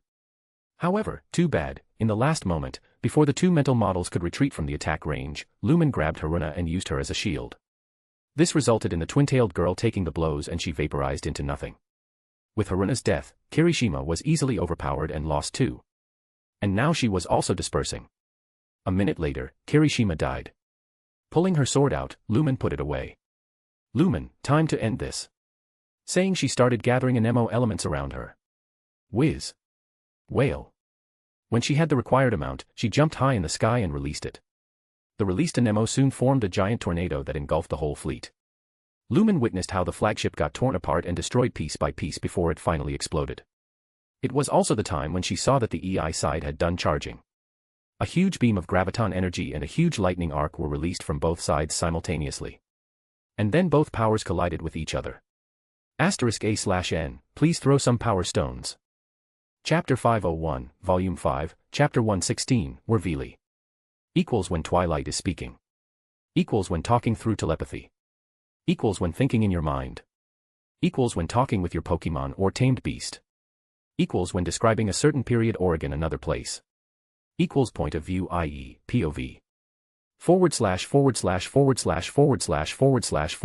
equals and call. Equals system and when talking to it.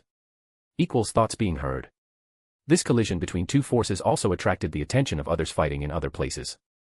They witnessed the purple beam of graviton cannon and the arc of lightning trying to overpower each other. The force behind those attacks sent a shockwave and water churn around the area. Kongu was still putting more and more energy into the cannon, increasing its strength further. She was sure that EI must be doing the same. Unbeknownst to her, EI did no such thing. She was just looking at the attack she released trying to overpower the beam without any intention of pouring more power into it. But then she did something completely unexpected. After glancing at the collision in front, EI turned and walked away. As if she no longer cared whether she would win or not. This was, of course, witnessed by Kongu on the screen that appeared in her network. At first, she thought EI's retreat must be due to her lack of reserve. But then she noticed something peculiar. Looking in front, Kongu realized that no matter how much more energy she put in, she couldn't overpower that lightning arc. That arc just stayed in its place, making the situation a stalemate. While this was going on, EI was looking at the other battleships. Confirming that not only Makoto and Lumen were done but also the people of Inazuma were winning, she decided to look for now and lend a hand if something unexpected occurred. She then slowly rose and flew into the sky from where she could overlook everything. She also saw that Makoto and Lumen had returned to Inazuma. Makoto was on Mount Yogo with Yamiko and Lumen joined the people to help. Though when Inazuma was winning, EI noticed that one of the fleets bombarding the island opened its exterior and showed its core. Then graviton energy started to gather in it. EI, another flagship with super graviton cannon. Huh. The Electro Archon muttered but didn't interfere. Finally, when energy was fully charged, it shot. Vroom. Gravitational waves condensed into a narrow beam rushed toward Inazuma and hit the barrier. Bam. The purple-haired just shook her head and watched how the beam failed to do anything to the barrier. EI, even when you saw the previous outcome of doing, you still do the same. The last-ditch effort. I guess. As Electro Archon said, it was nothing more than the last struggle of Fleet of Fog. They, of course, witnessed what happened when Takao unleashed her cannon. Still, because they didn't understand how the barrier worked, thanks to their lack of information on elements, they still hoped that all the bombarding weakened the barrier somewhat. Alas, reality was always cruel. Even their last effort came fruitless. Before long, the strength of the beam died down and the barrier remained intact. Next, the people of Inazuma continued attacking and the remaining flagship fell one by one. EI, it's over. She then glanced back and saw how Kongu was trying to get the upper hand but to no avail. EI, end this. When her words fell, the lightning arc moved. Next, in the astonished eyes of Kongu, the lightning arc cut through her graviton beam like a hot knife passing through butter. Shin. Seeing this, EI looked in front again before a thundering roar resounded behind. Rumble. Rumble. Roar. This roar of thunder made others look in her direction. And then every one of them opened their eyes wide in shock. They saw the entire sea alongside the fleet and Kongo on it split in two. People can even see the seabed below. Subconsciously, they raised their head and saw Ei hovering in the sky while looking down on all like a god. They had all heard of the might of their archon, however, this was the first time they had witnessed it with their own eyes. At first, they were appalled, but then they started cheering. The moment they did so, the Kongo fleet exploded, declaring the end of Phase 1. Tenchikaku. Premies, it's finally over. Saying this, Premies stopped looking out of the window and turned in front before picking up the document and starting his work again. Shinha, so, that's the might of Electro Archon. The disciple of Adeptus shuddered while her body shuddered in fear. She still remembered how she challenged the Electro Archon in Liyue Harbor for hurting her master. Now if not because her demonic side took over and Premies stepped forward to fight her instead, she was afraid that she would have been slain by Raiden Shogun. Ganyu also gulped nervously. She also realized why someone was able to take on all the Adepti and emerge victorious in the end. Heck, if she can't defeat mere Adepti, what right did she have to call herself an Archon? They both were also relieved that Morax was not in Liyue Harbor at that time. Otherwise, the fight between the two Archons would have destroyed the entire Liyue Harbor. Premies, Ganyu, Shinha, you have been here since the fight began. Now that it's finished, why don't you both see how people are doing and see if someone needs help?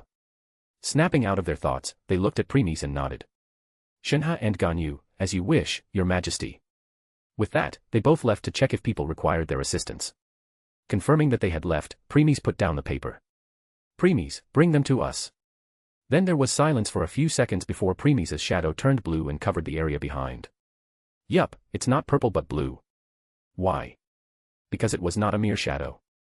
The area behind him got covered in some alive blue weed. Squish. Squish. Squish. At this time, some tentacles came out of that weed. They moved past Premies and put some things on the table. Those things were flattened metallic spheres about 3 inches in diameter with several smaller spheres merged into them.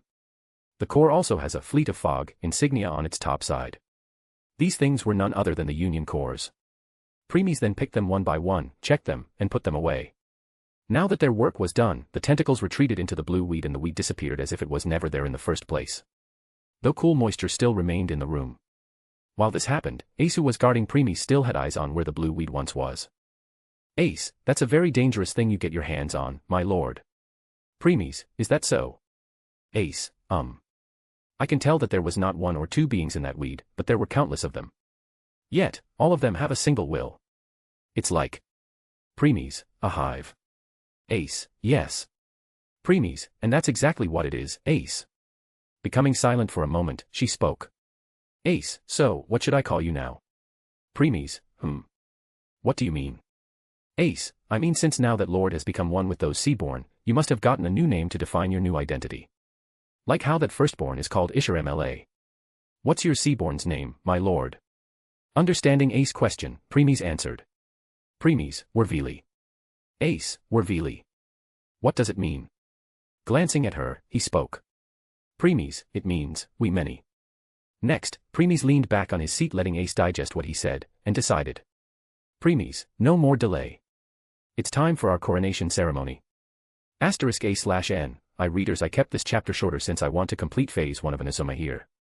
Now, it's time for Premies' coronation ceremony, hence next chapter will be longer. Thanks. *A/N, please throw some power stones. Chapter 502, Volume 5, Chapter 117, Coronation. Equals when Twilight is speaking. Equals when talking through telepathy. Equals when thinking in your mind. Equals when talking with your Pokemon or tamed beast. Equals when describing a certain period or in another place. Equals point of view, i.e., POV. // equals and call. Equals system and when talking to it. Equals thoughts being heard.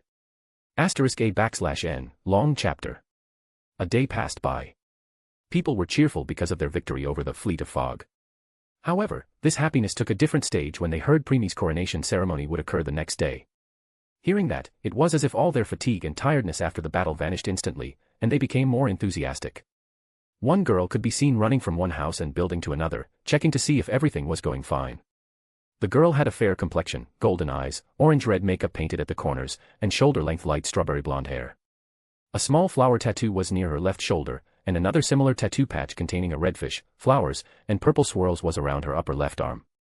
The girl had a smile on her face as she interacted with people on the way. Lanterns could be seen on the building and over the streets. Bamboo trees were decorated with colorful papers. Some men were carrying sacred lanterns decorated with paper cherry blossoms. There were also many colorful hangings right outside the door of the buildings. In truth, by now, everything was done. The girl was doing some final inspecting to make sure everything went well. There were also some food stalls. Still, because of the few natives, they only made 7 of them. The first stall serving was a candy apple. These were made of apples coated with a layer of sugar that had been heated to a hard crack stage. The second stall was baby castella. They were the smaller version of the traditional sponge cake. They were shaped as little spheres. The third one was takoyaki. They were spherical dumplings with a chunk of octopus inside and were consistently tasty and easy to eat since you just stab them with a toothpick and pop them in your mouth. Still, watch out, though, as they're incredibly hot on the inside. The fourth was yakisoba, a stir-fried noodle dish with cabbage, pork, carrots, and a few slices of pickled ginger. It was about the perfect food to share with a friend, so grab an extra pair of chopsticks. The fifth one was steak skewers. Skewers, known as kebabs, were a versatile and delicious way to enjoy grilled meats. The sixth one was shaved ice. It's a dessert made of fine ice shavings and sweet condiments or syrups. The seventh and last one was a drink called ramen. It's a carbonated beverage based on lemonade.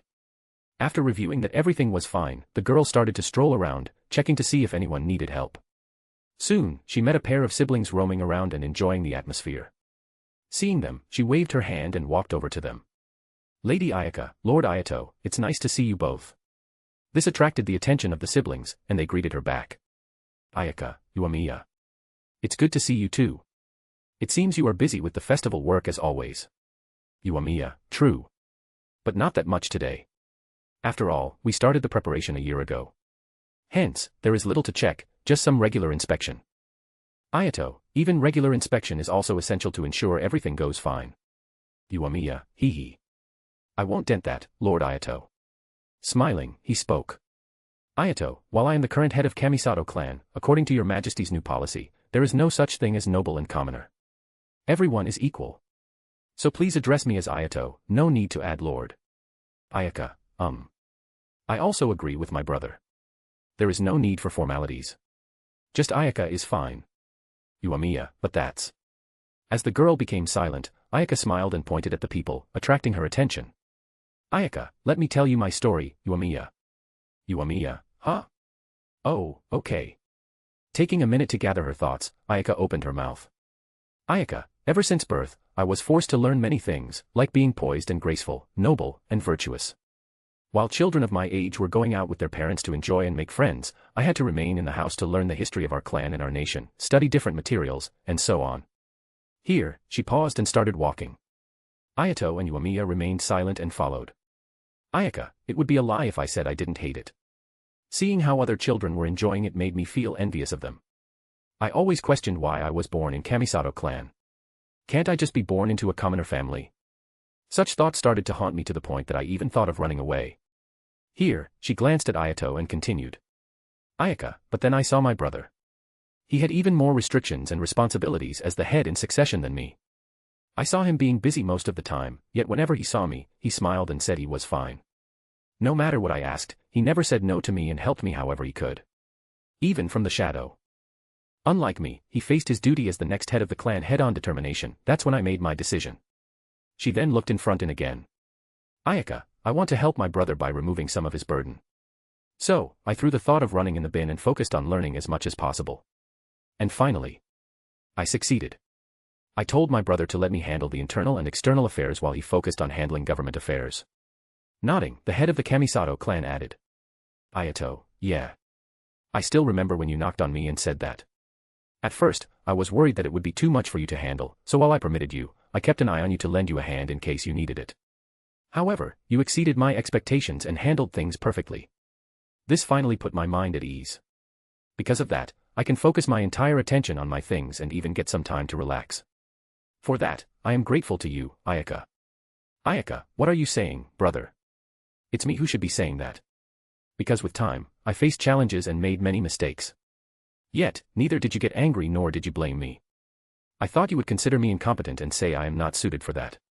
Yet, you didn't.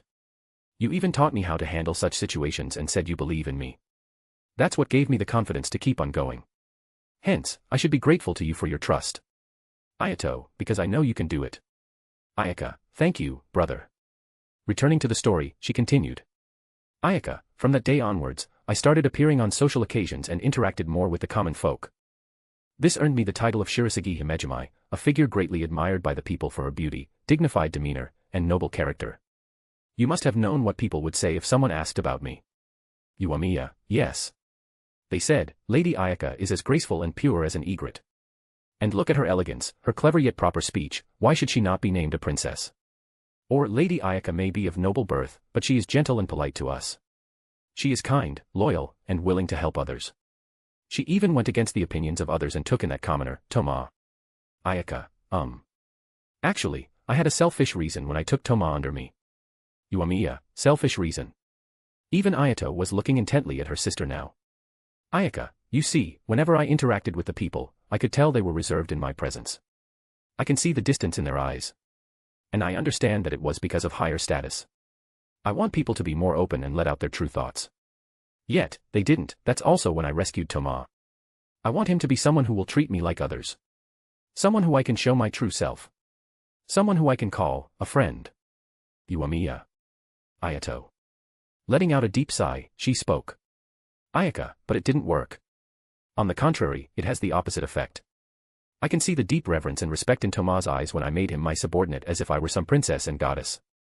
Someone that one can only look up to.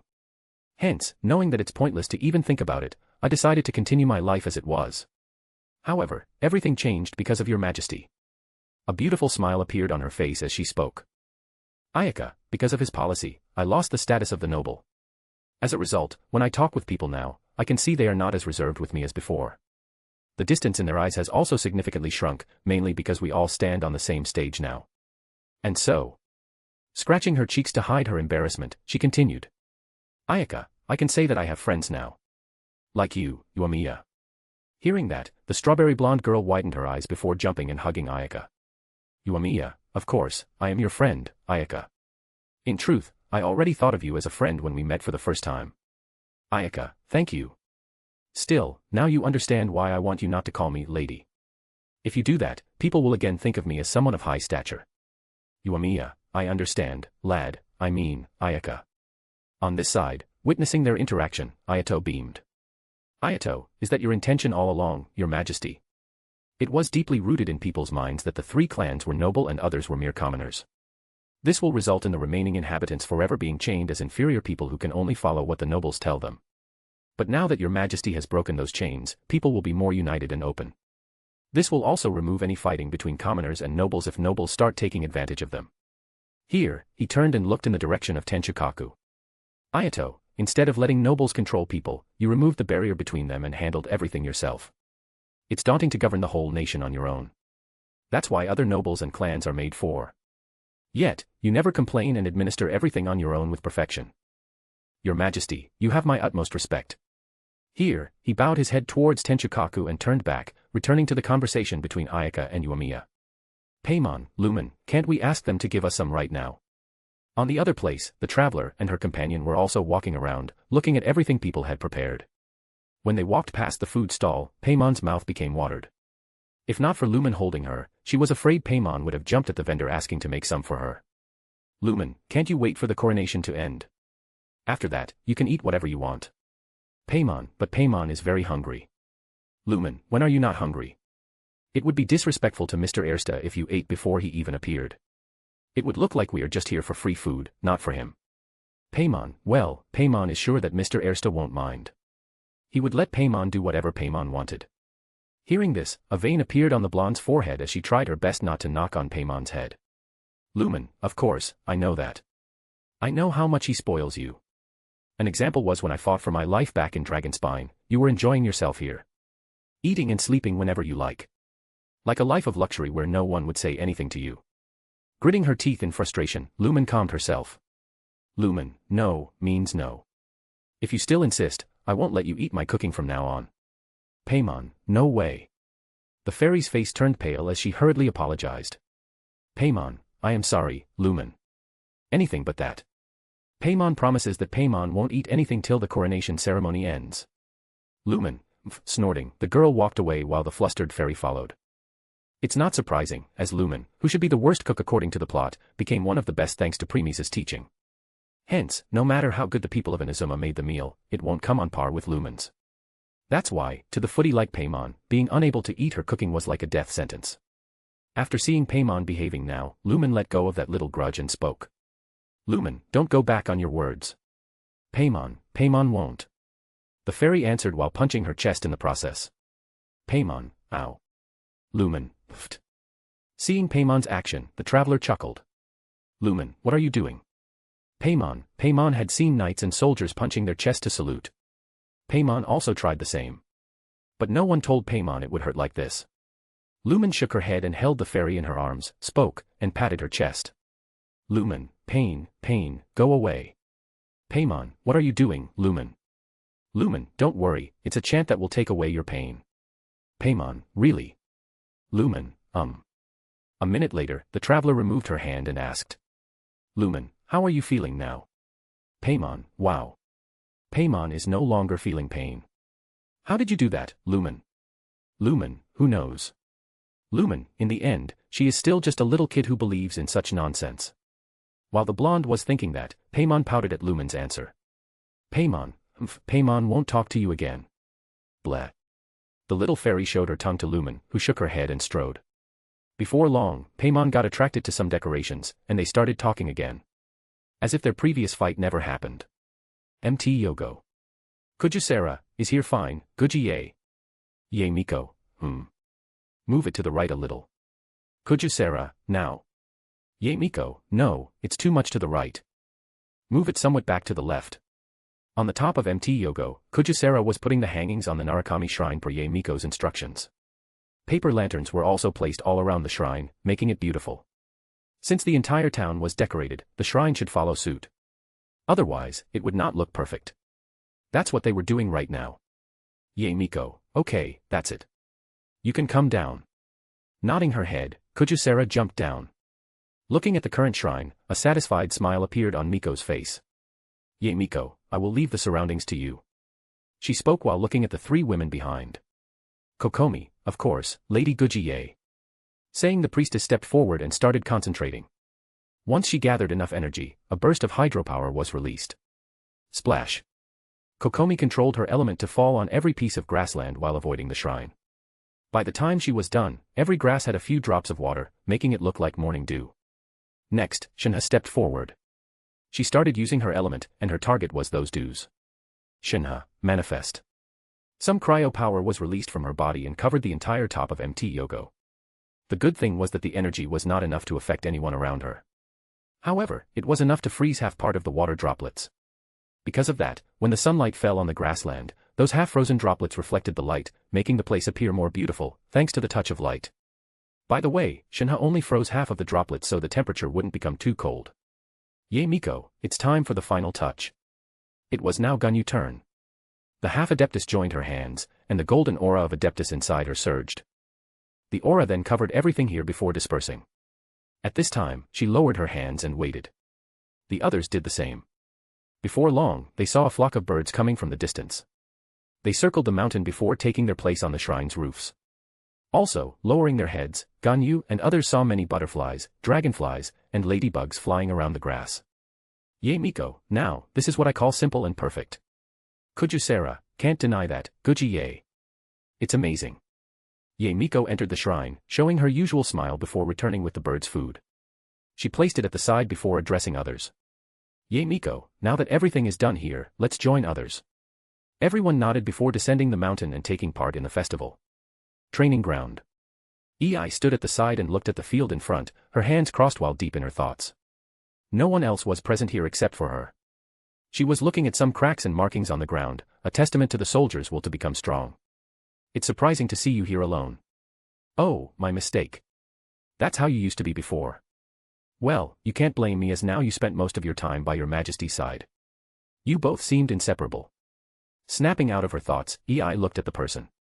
Ei, Makoto. Makoto, yes, me.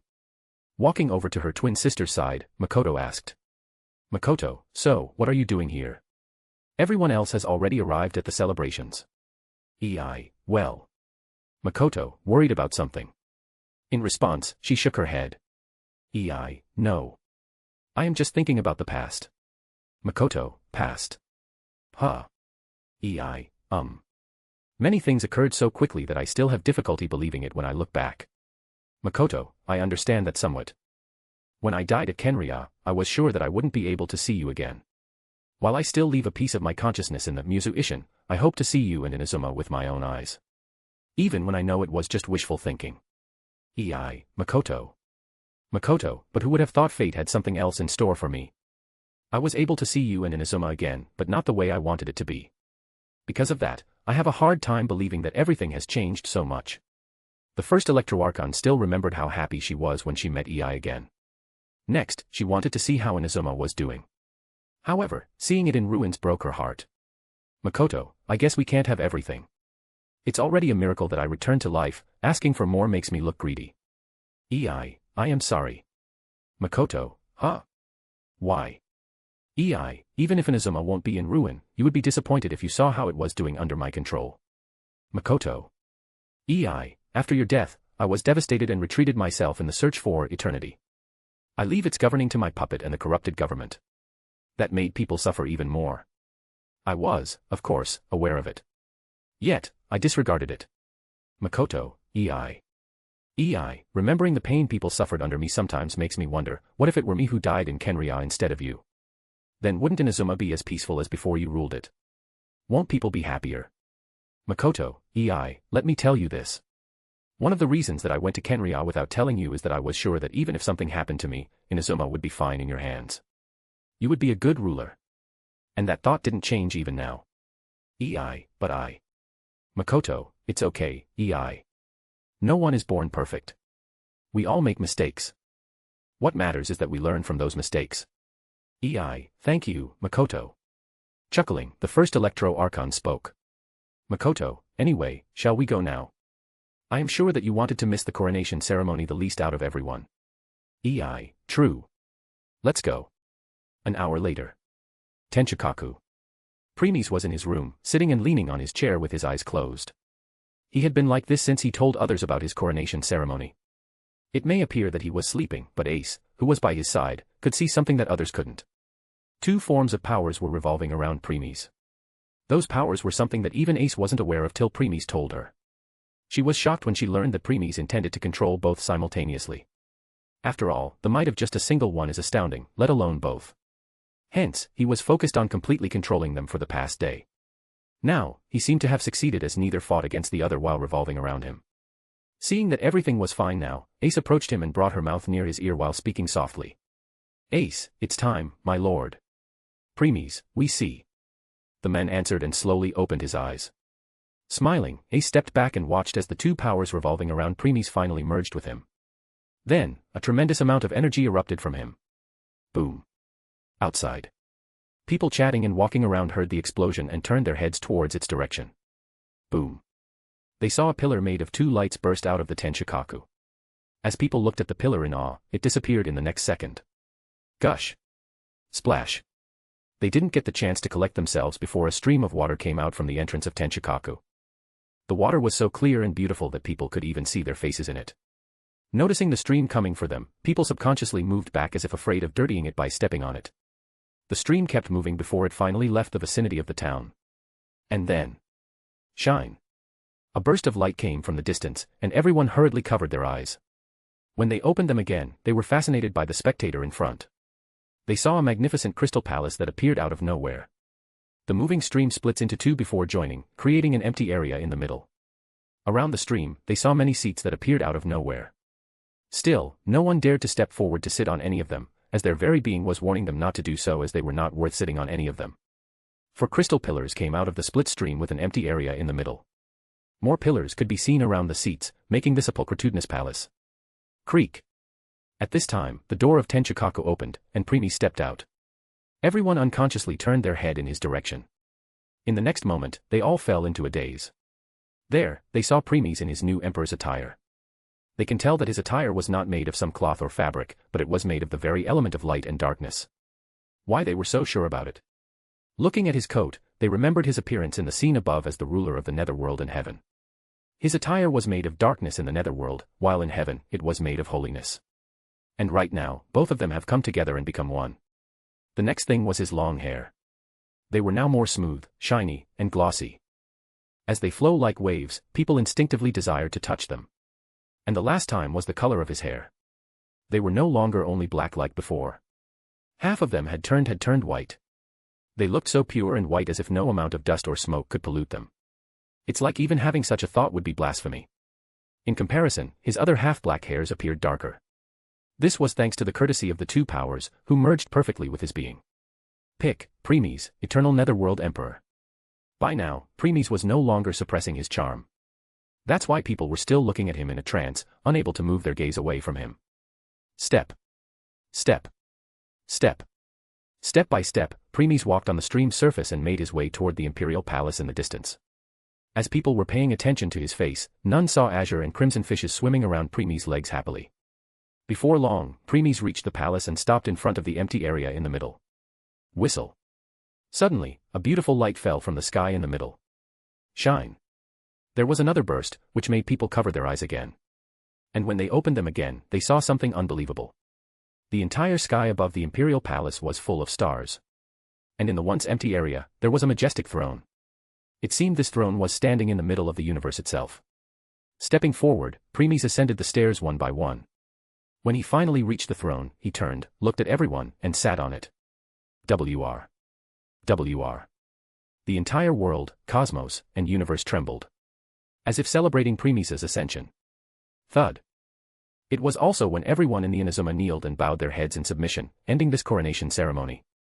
Pick, 3 realms throne. *A/N, please throw some power stones. Chapter 503, Volume 5, Chapter 118, Last Template. Equals when Twilight is speaking. Equals when talking through telepathy. Equals when thinking in your mind.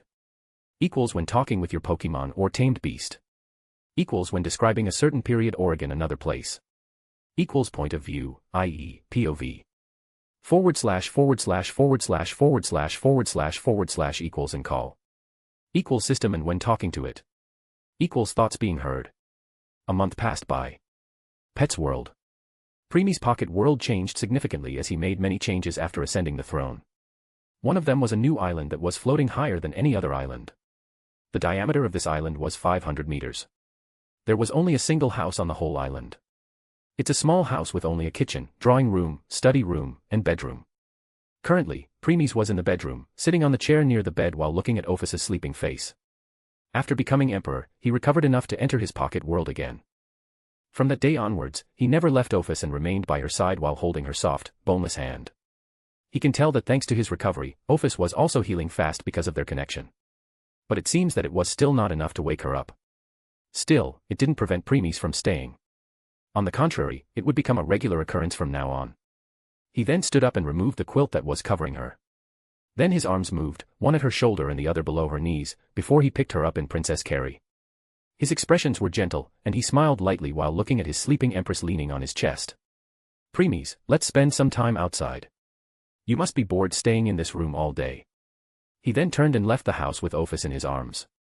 As he walked, a pleasing sunlight fell on them, illuminating their faces. Looking around, he saw nothing but empty land, which made the house even more desolate and lonely. Premies, let's renovate it a little. Once his words fell, plants grew slowly from the ground before the entire land turned green. Still, Premies made some adjustments. On one side were some trees, while on the other, there was a pond with clear water inside. Around that pond were crimson-red lycoris flowers. Premies, this will do for now. Next, he walked towards the pond and sat on the ground near it. Whiz. There was a cool breeze that blew his and Ophus's long hair. Closing his eyes, he enjoyed it and tucked Ophus' hair behind her ear before wrapping his arms around her. He was looking at the sky as many things appeared in his mind. A minute later, he snapped out of his thoughts and shook his head before deciding to check his current self since he had finally created his third and last template. Template 3, Eternal Netherworld Emperor. Source power, Celestial/Thonian. Yes. As the Eternal Netherworld Emperor, Premies now controlled 2 powers, Celestial and Thonian. If someone was confused, these powers were also referred to as Ether and Nether. Now, what can these powers do? First, Celestial.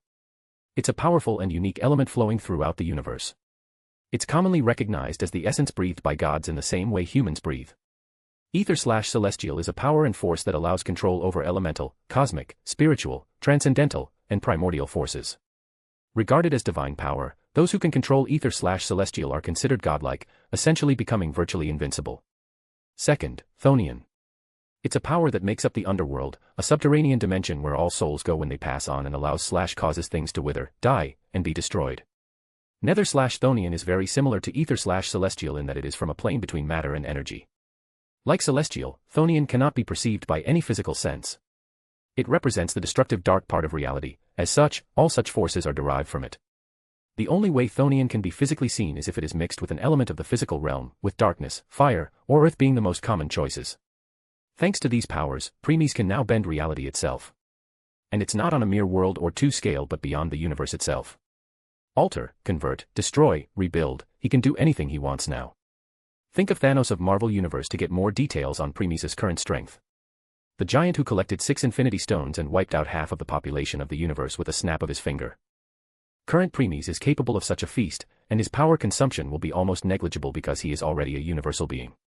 Status. Template 3, Eternal Netherworld Emperor.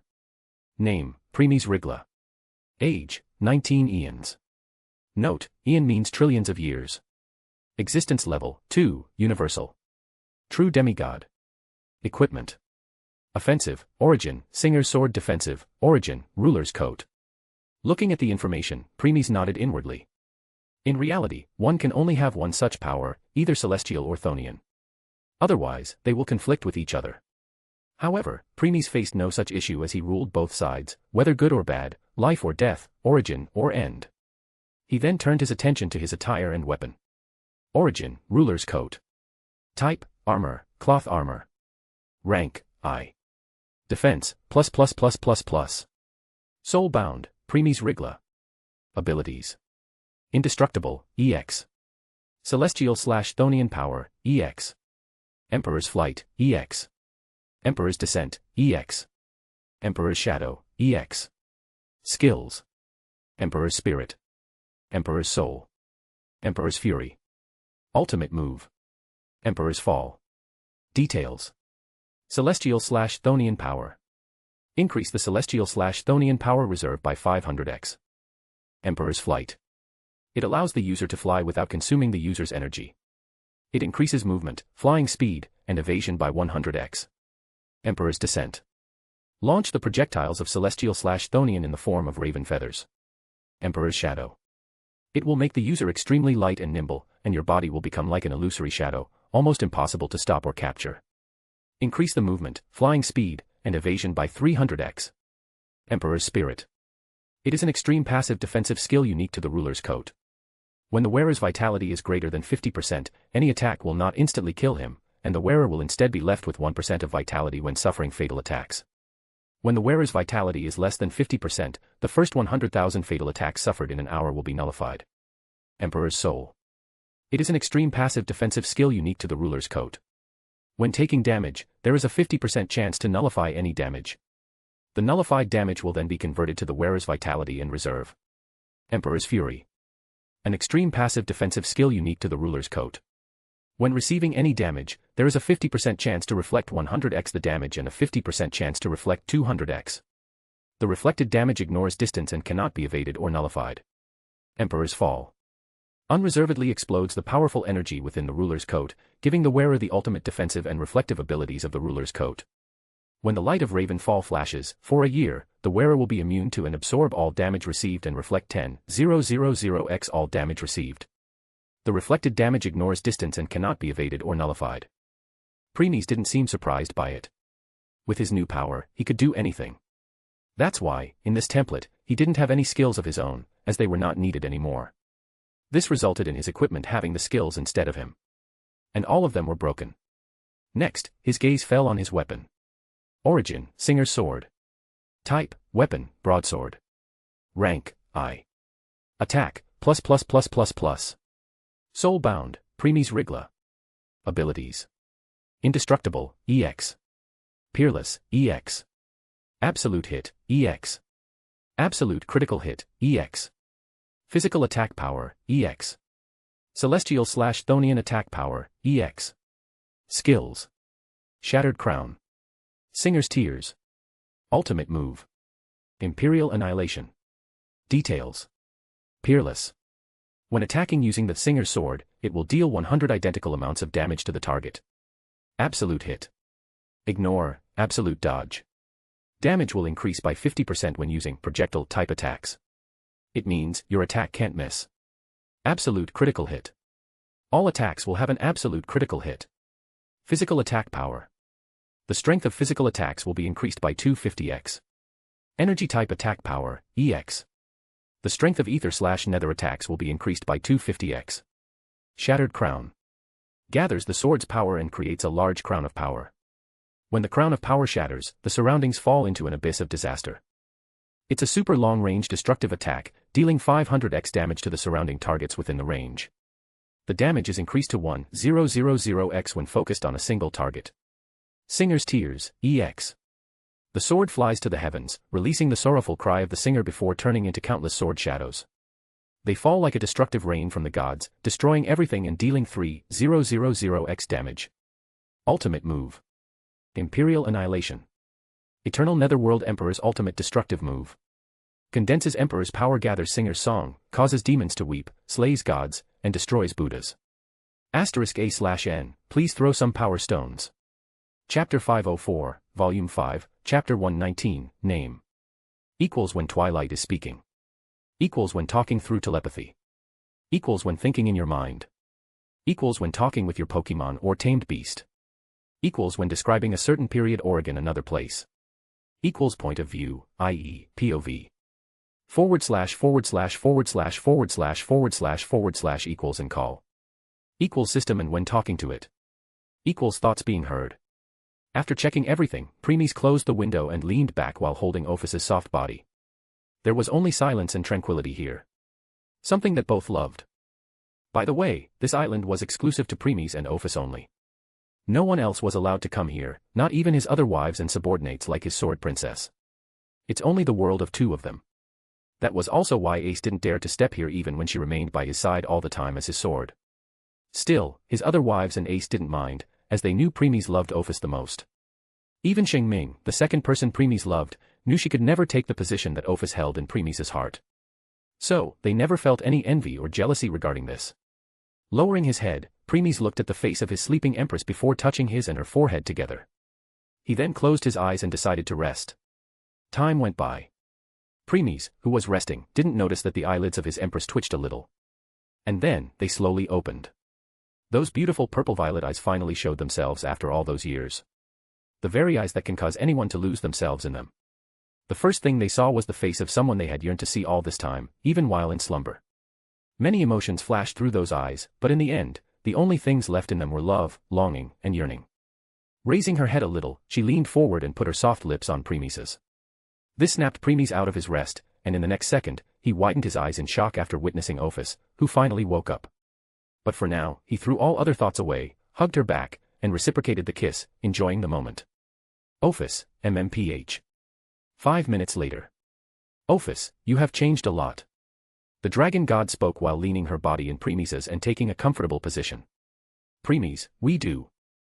Looking at his confused expression, Ophus chuckled. Ophus, I mean by appearance.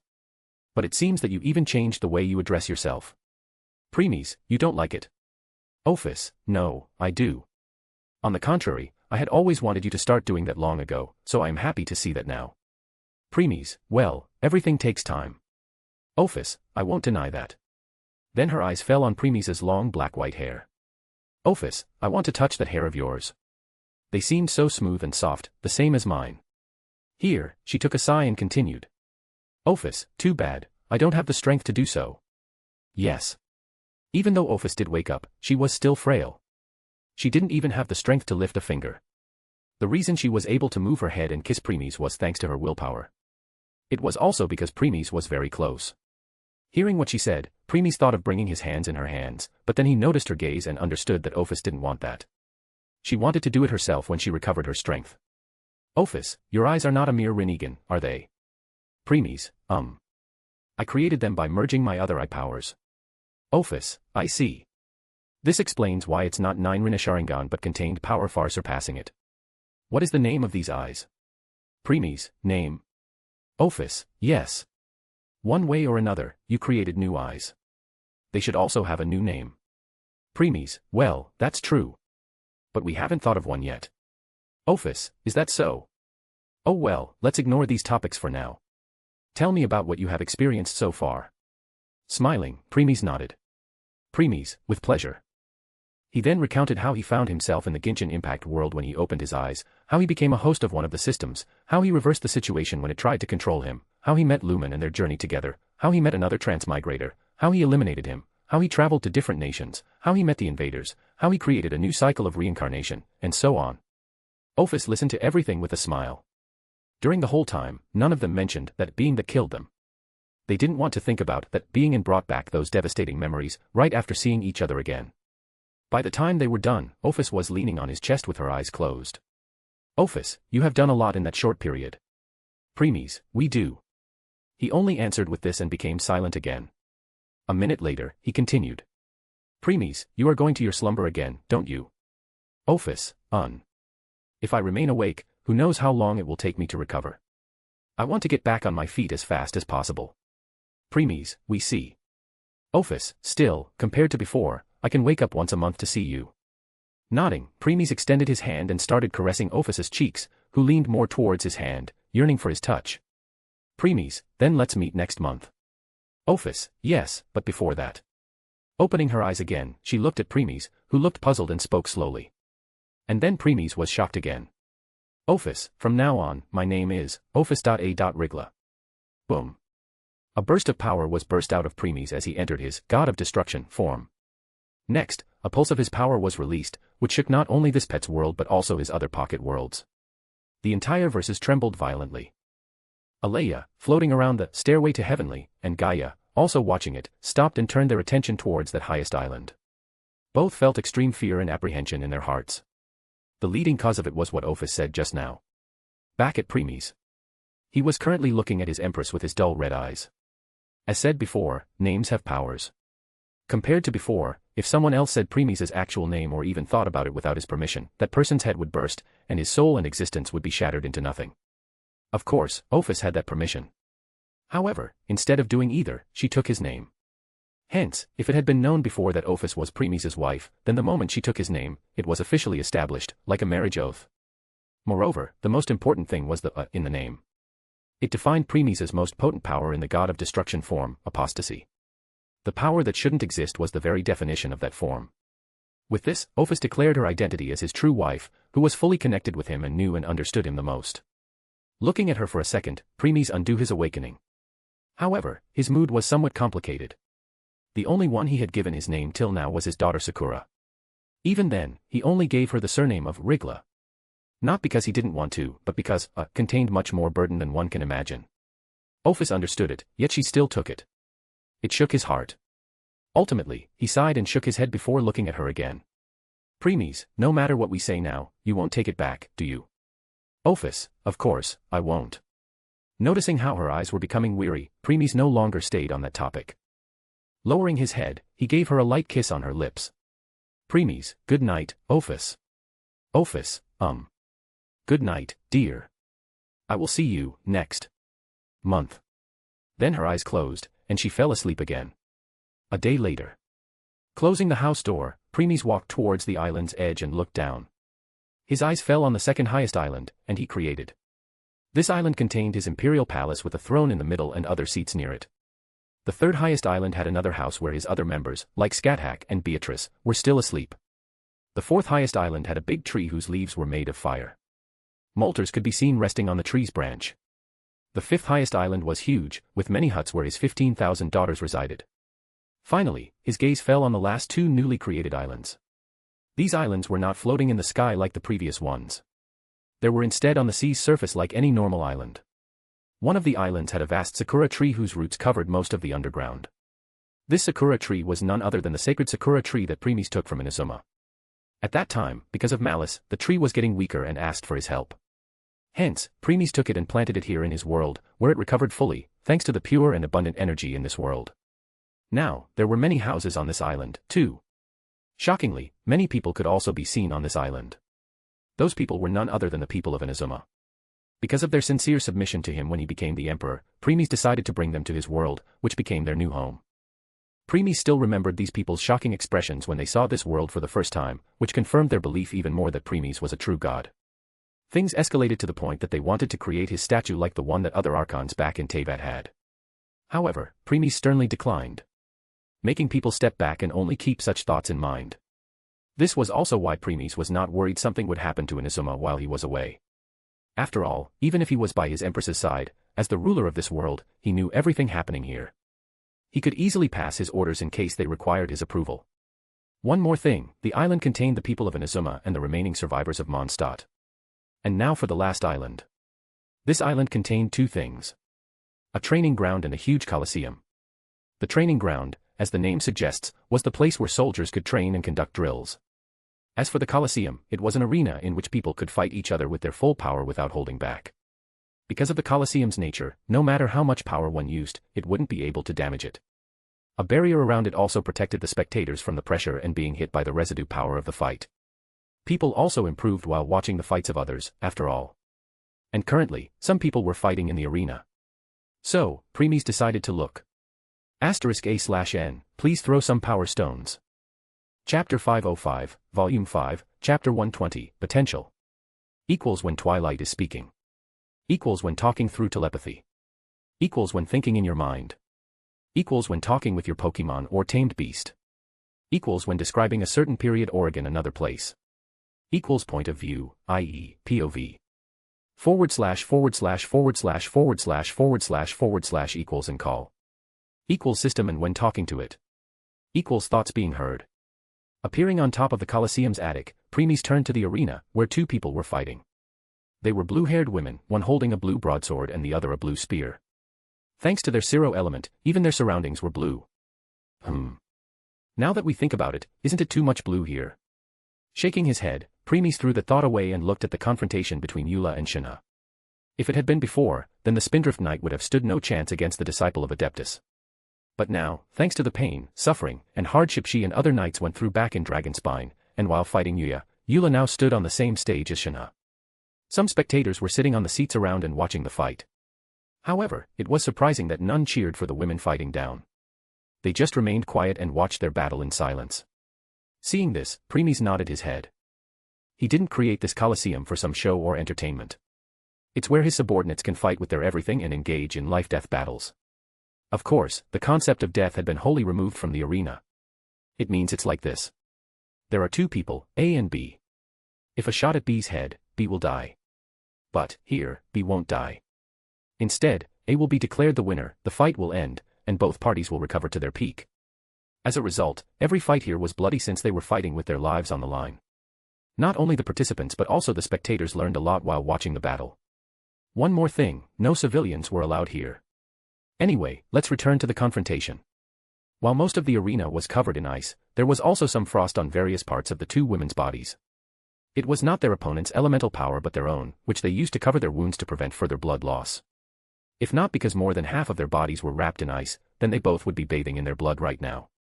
Holding her sword tightly, Eula faced the two people in front.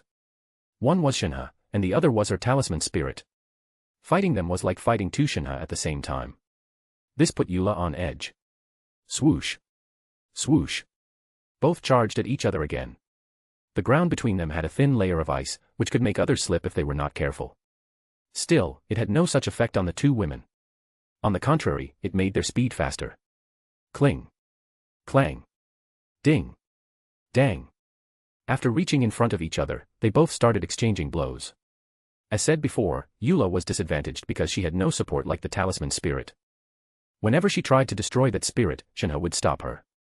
The Spindrift Knight also wanted to use her summon, Lightfall Sword.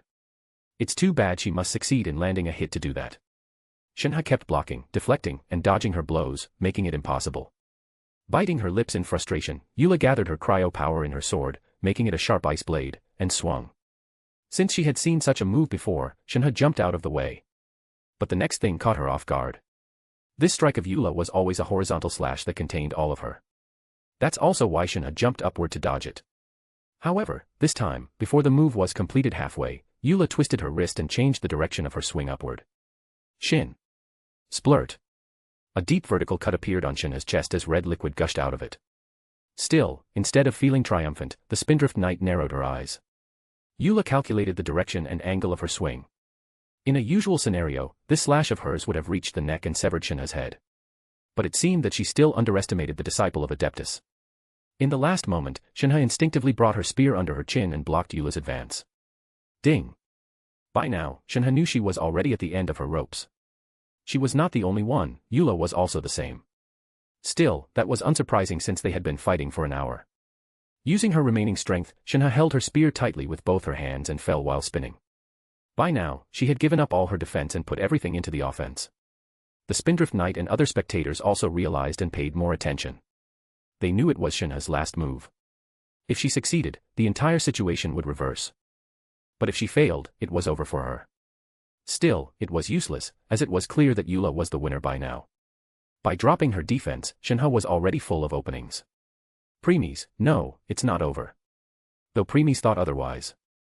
He knew Shinha wouldn't make such a rookie mistake since she knew this move would bring more harm than good.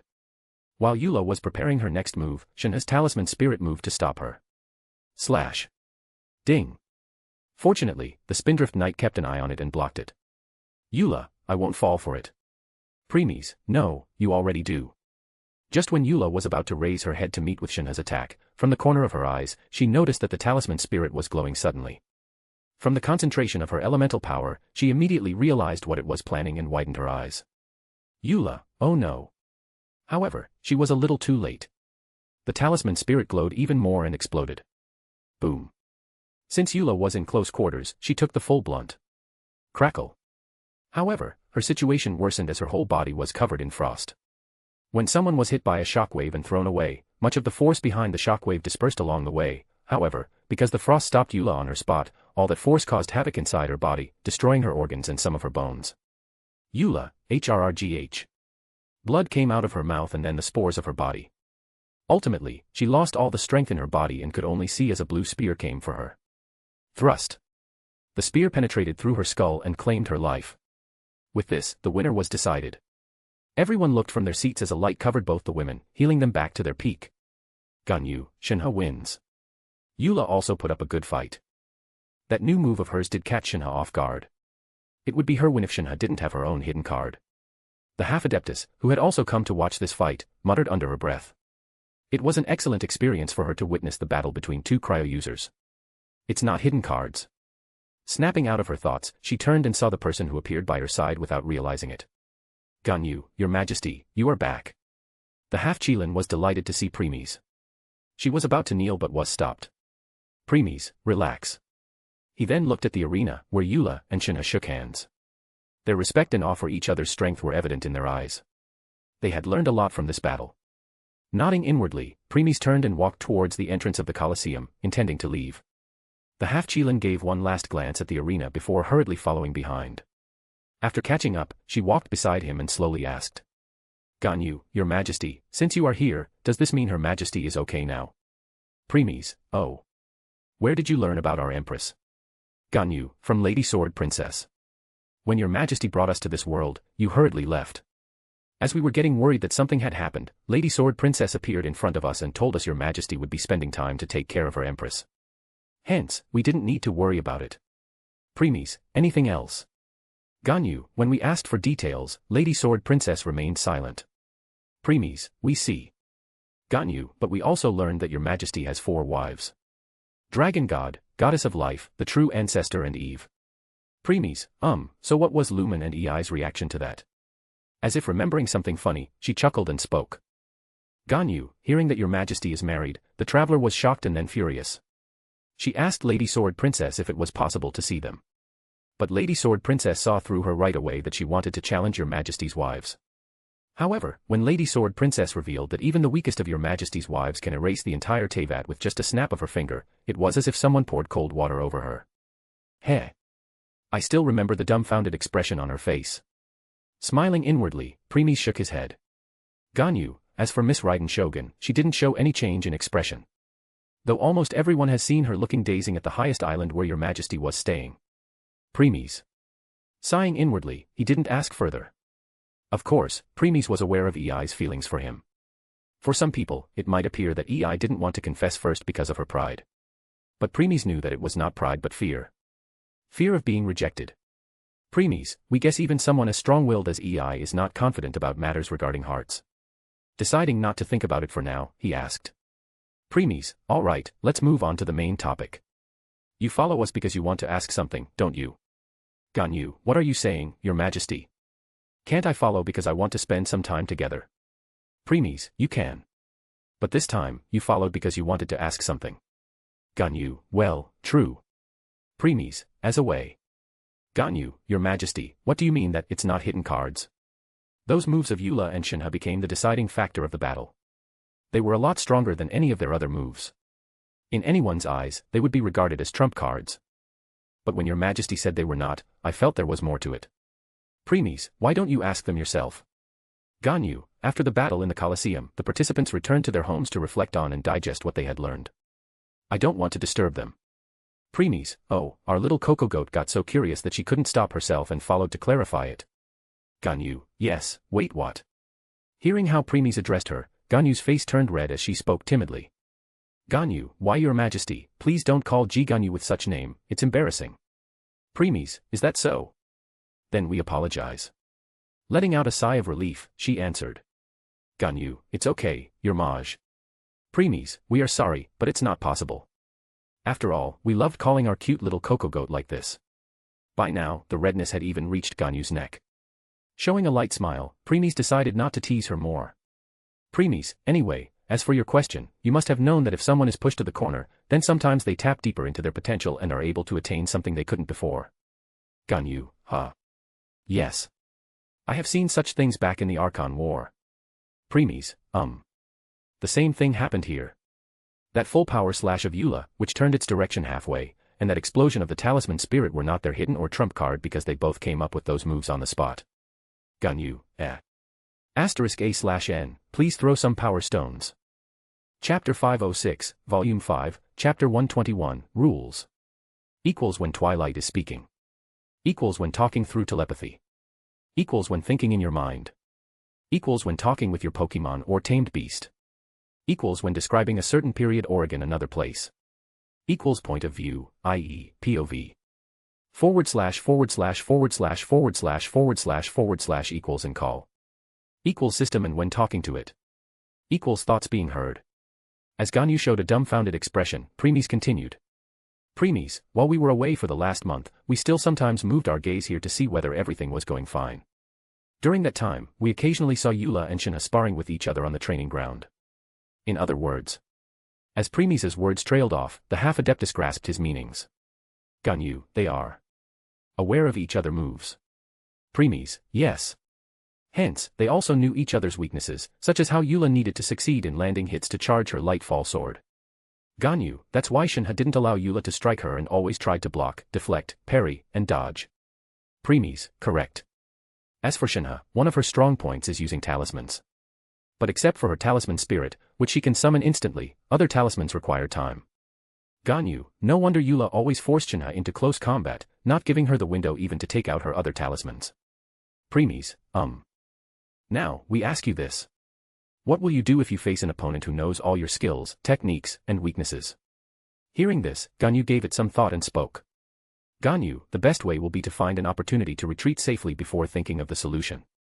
However, if escape is not an option, then I will try to delay the battle, hoping for someone to come for help. Premies, yes, that's a good approach. Delighted at the praise, the half-adeptus pondered deeper and answered. Ganyu, but if fighting is the only option, instead of facing the opponent head-on, I will play safe and use low-cost moves to save as much of my strength as possible. I will also try to find the enemy's weakness during that time. And then. Pausing here, he looked at Premies and spoke. Ganyu, after finding an opening, I will attack with something completely unexpected. Like, using a new move. Premies, that's the exact approach Eula and Shinha took. Ganyu, but Your Majesty, creating a new move out of nowhere is difficult. Not only must the move be strong enough to defeat the enemy, but one must also be extremely careful because even a minor mistake can backfire, injuring the wielder. Premies, true. But why did you conclude that it should be an attack move? Can't it be for defending, hiding, or escaping? Ganyu, huh? That can work, too. At this, Half-Jilin went deep into her thoughts. After all, just like Premies said, it didn't need to be offensive. Premies, there are more examples, like creating something that can help you contact your allies or something that will teleport your enemy away. Ganyu, yeah. There are many options. Seeing her making such a serious face while in thought, a light smile appeared on Premies' face. He then started patting her head. Premies, all right, our little cocoa goat. Don't go too deep. What we were trying to say is that, unlike Eula and Shina, offensive is not the only answer, and you already understand that. Ganyu, The Half-Jilin nodded absent-mindedly as her attention was on the hand placed on her head. But then it was as if Premies knew all her pressure points there. He pressed them, which made her feel good, and she relaxed even more. Before long, she melted, thanks to the caressing she was receiving. She closed her eyes contentedly before subconsciously letting out a cute purr. Ganyu, msrrr. Hearing that, Premies removed his hand, making Half-Adeptus return to herself. Once she did, she recalled what she had done, and her face turned beet red as she looked around to see if someone else heard her. Noticing that no one was near, she glared at Premies with puffed cheeks. Ganyu, your majesty. Premies, what is it, our little cocoa goat? Ganyu, please don't do that again.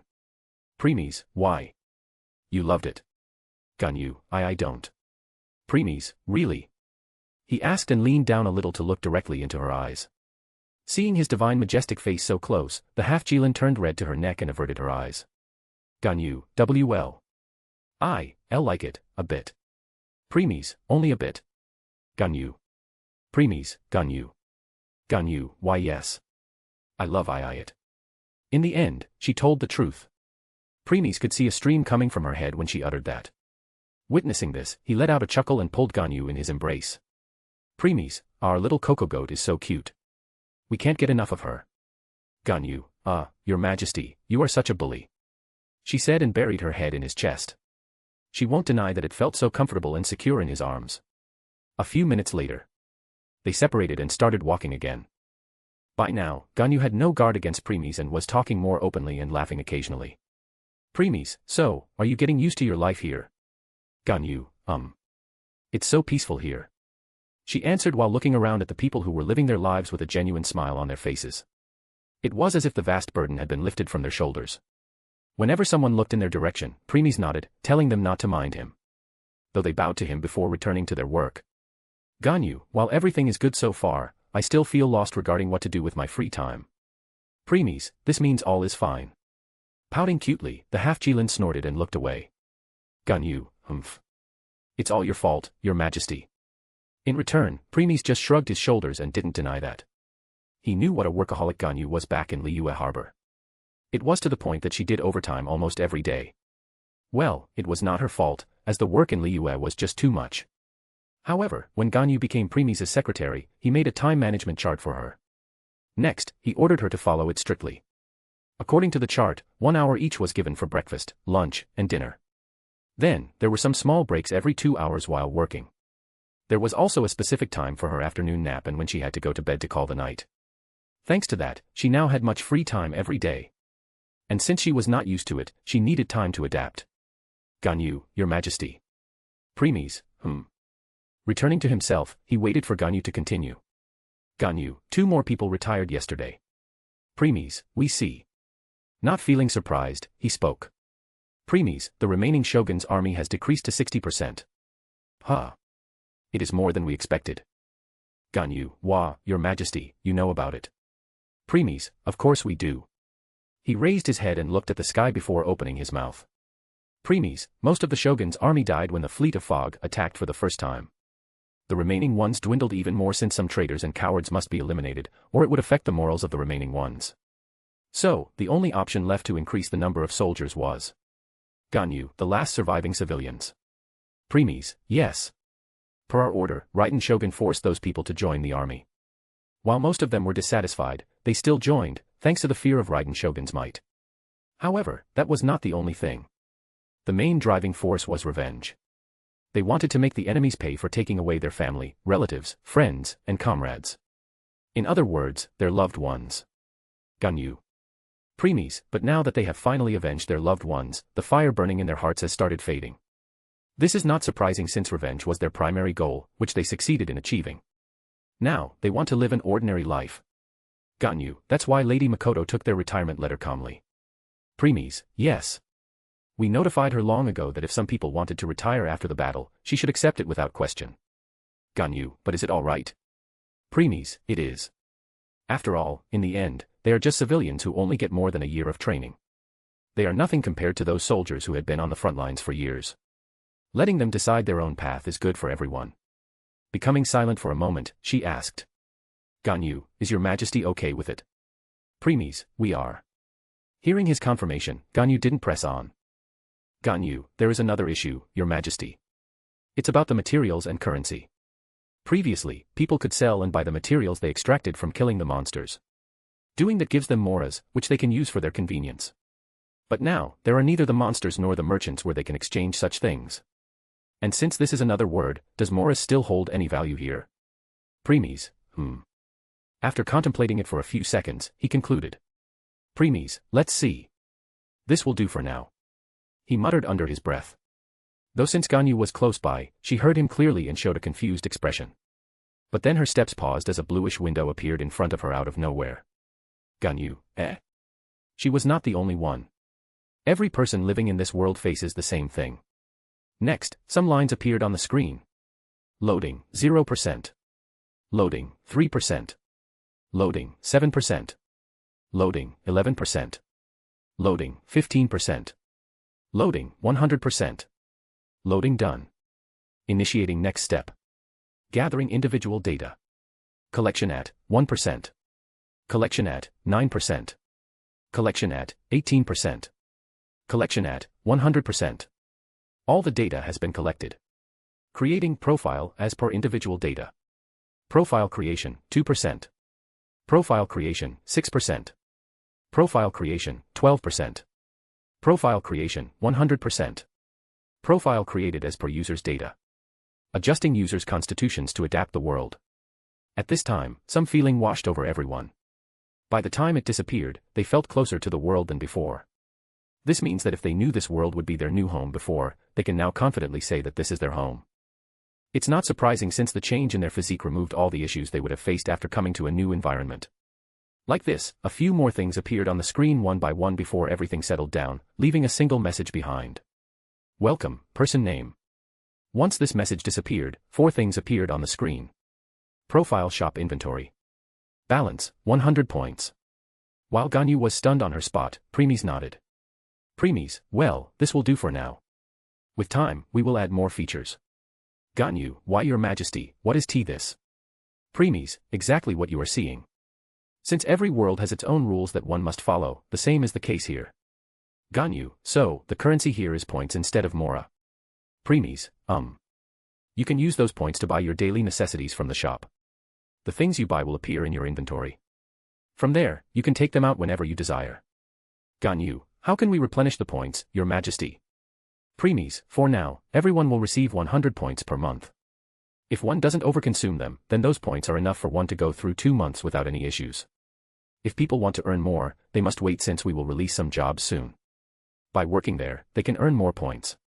Nodding her head, Ganyu clicked the shop and saw many things there, like rare things that one must spend a lot to find back in Teyvat. She even saw things that went extinct after the war. Gasping, she spoke. Ganyu, it's amazing. Premies, right. So, is there something that our little Coco Goat is interested in?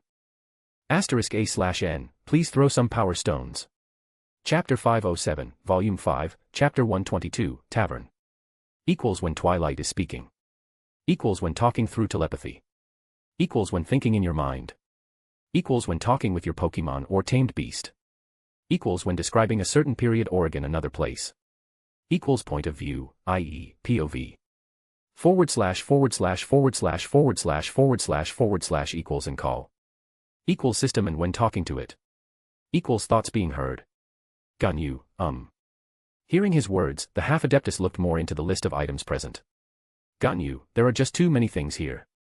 I am sure if Ningguang sees this, she will definitely use the opportunity to buy rare kinds of stuff from here and sell them outside at a very high price. People will be happy to buy them too. Here, she paused and looked back at Premies. Ganyu, well, I actually didn't mean that she should sell the Premies, it's okay. And yes, you can sell them in your previous world. Seeing that he was not angry, the half-Jilin sighed in relief. Premies, though we don't think anyone will do so. Ganyu, of course, no one will sell the things your majesty gave them to others. Premies, that's not what we mean. Ganyu, huh? Then what? Premies, everything here is top-notch. Even the cheapest thing in your previous world is very high quality here. So, will the people living here be interested in low-quality things again once they get used to them here? Ganyu, that's true. It will be like someone who had lived a life of luxury all of a sudden started living the life of poor, they wouldn't accept it. Premies, yes. On top of that, the currency they will earn in the other world will be useless here. So, why will they do so? Ganyu, you're right, your majesty. I didn't think so far. Premies, don't worry. Now that you are a secretary, you will learn many things and even start thinking outside the box. Ganyu, Then they both started walking again. Ganyu was still looking at the screen and checking the shop while talking with Premies. Though as they were enjoying their time together, a voice interrupted them. Your Majesty. Hearing this, Premies turned and saw a red-haired man whose breathing was a little heavy. Clearly indicating that he must be running around looking for Premies. And now that he found him, he relaxed. Premies, good to see that you are doing fine, Dilek. Dilek, I should be the one to say that, Your Majesty. Even if we knew you were okay and were just by Her Majesty's side and caring for her, we were still worried about you. Premies.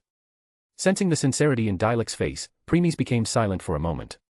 He also sensed Ganyu, who was looking at him with the same expression. In the end, he could sigh inwardly before nodding. Premies, we will see what we can do to make you all less worried next time. Dilek, thank you, Your Majesty. Premies, Hearing this, even Ganyu showed a sweet smile on her face. Dilek, let's return to the topic again. Your Majesty, Lady Makoto, Lady Amiko, Lady Kokomi, and Lord Ayato are looking for you. They hope to meet you as soon as possible so that they can discuss some things. Premies, they want to talk about this. He glanced at the screen in front of Ganyu. The screen had a feature that made it visible only to the individual. However, no one was aware of it. Hence, everyone could see each other's screens. In other words, the red-haired also saw it and nodded. Dilek, well, I won't deny that. Big things happen whenever Your Majesty makes his move. The same is the case here. Shrugging his shoulder, Premies glanced towards the direction of the main building before returning to them. Premies, forget it. There is no need to rush. We will meet them later. Dilek, but... Premies, by the way, Dilek, are you interested in opening a tavern here like the one you opened back in Mondstadt? Dilek, huh? Well, I thought about that. But currently, we don't have that much manpower. Ganyu, that's true. The last time I checked people's occupations, I found that we barely have any architects, civil engineers, structural engineers, mechanical engineers, master plumbers, interior designers, or contractors to find laborers.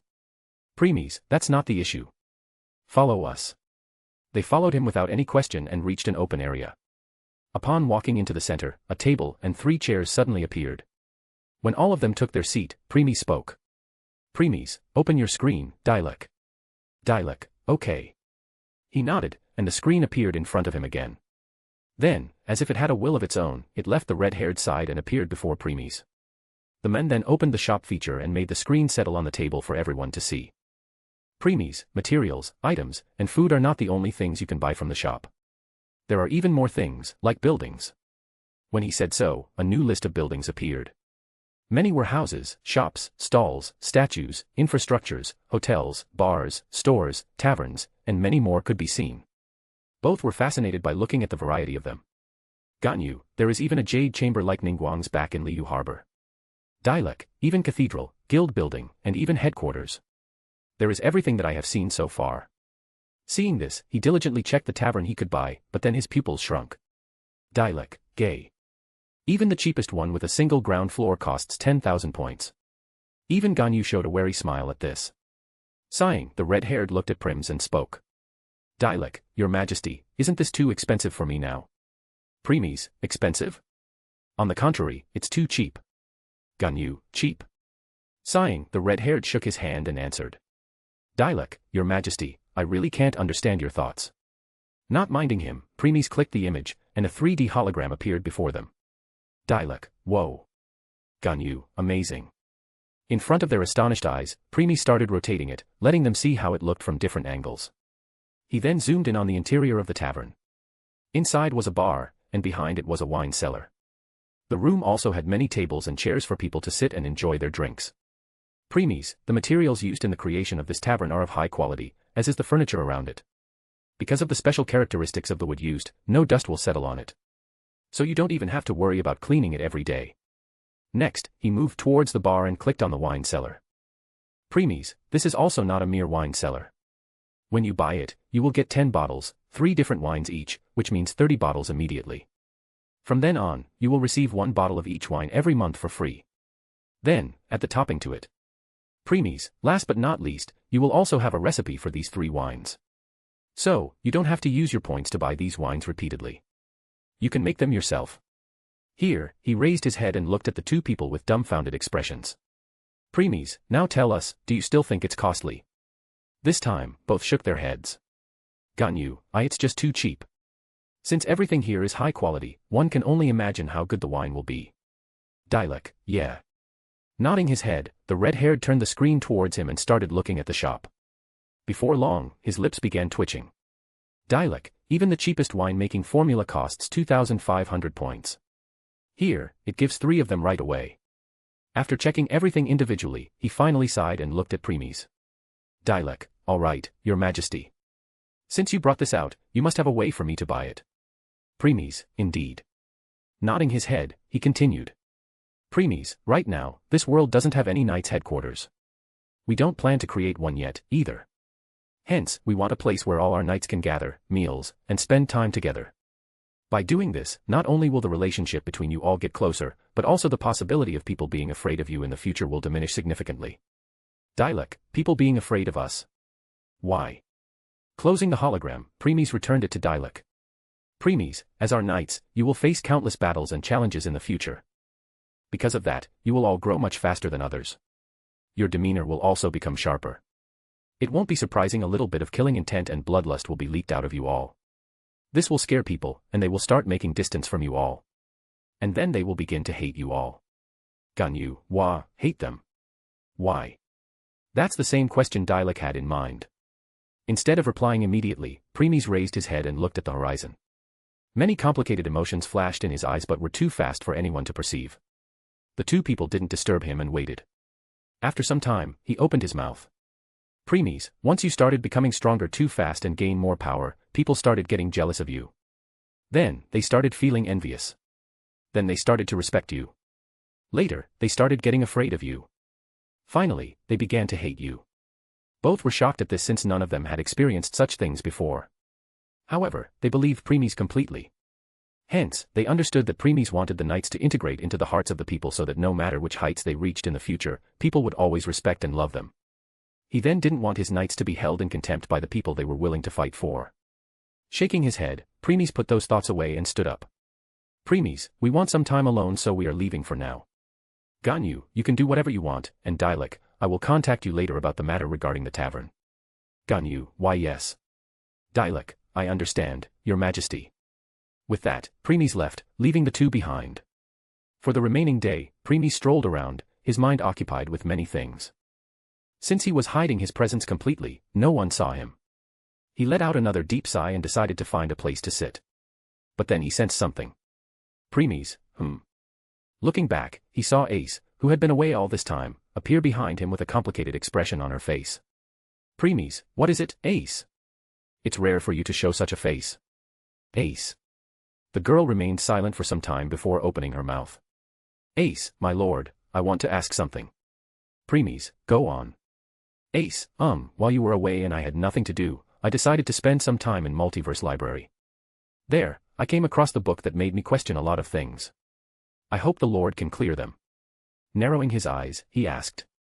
Premies, what was the name of the book?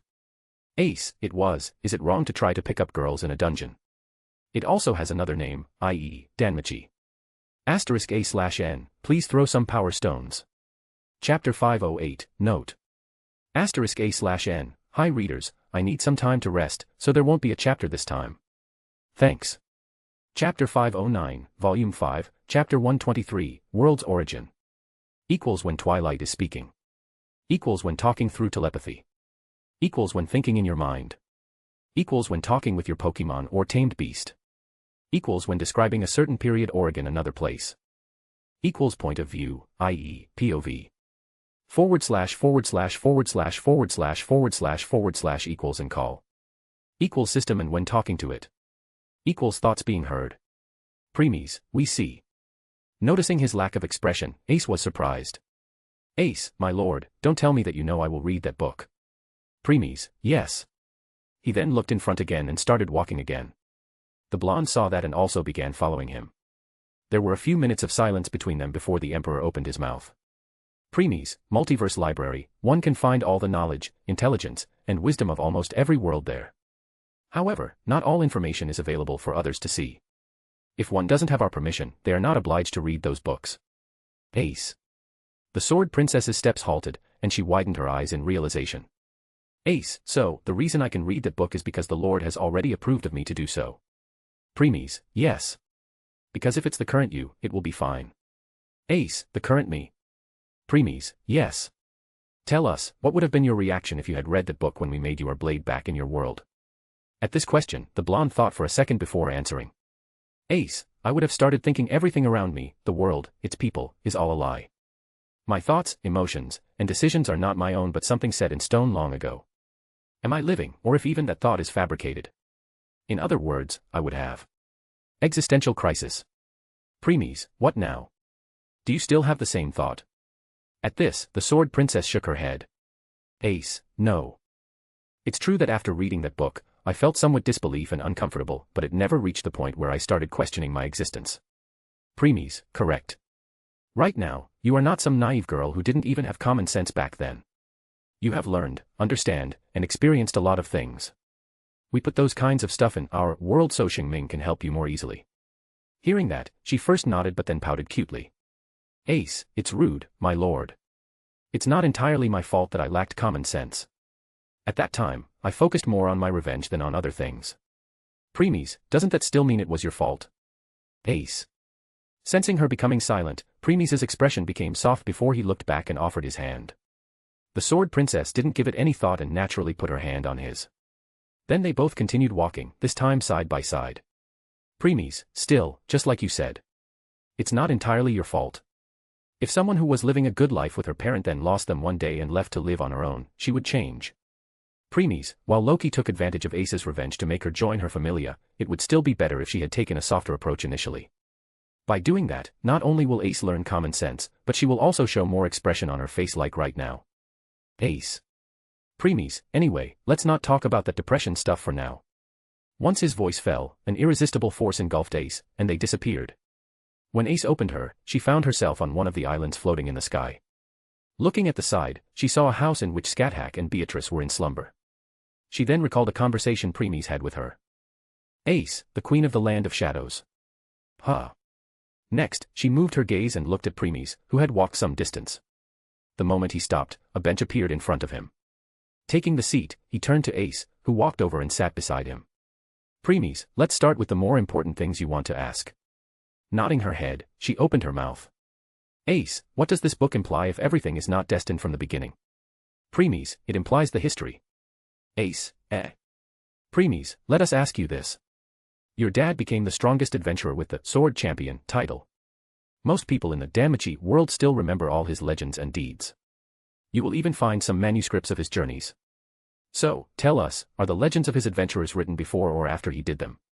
Ace, well, of course, it's aft. Her words trailed off as she finally understood what was going on.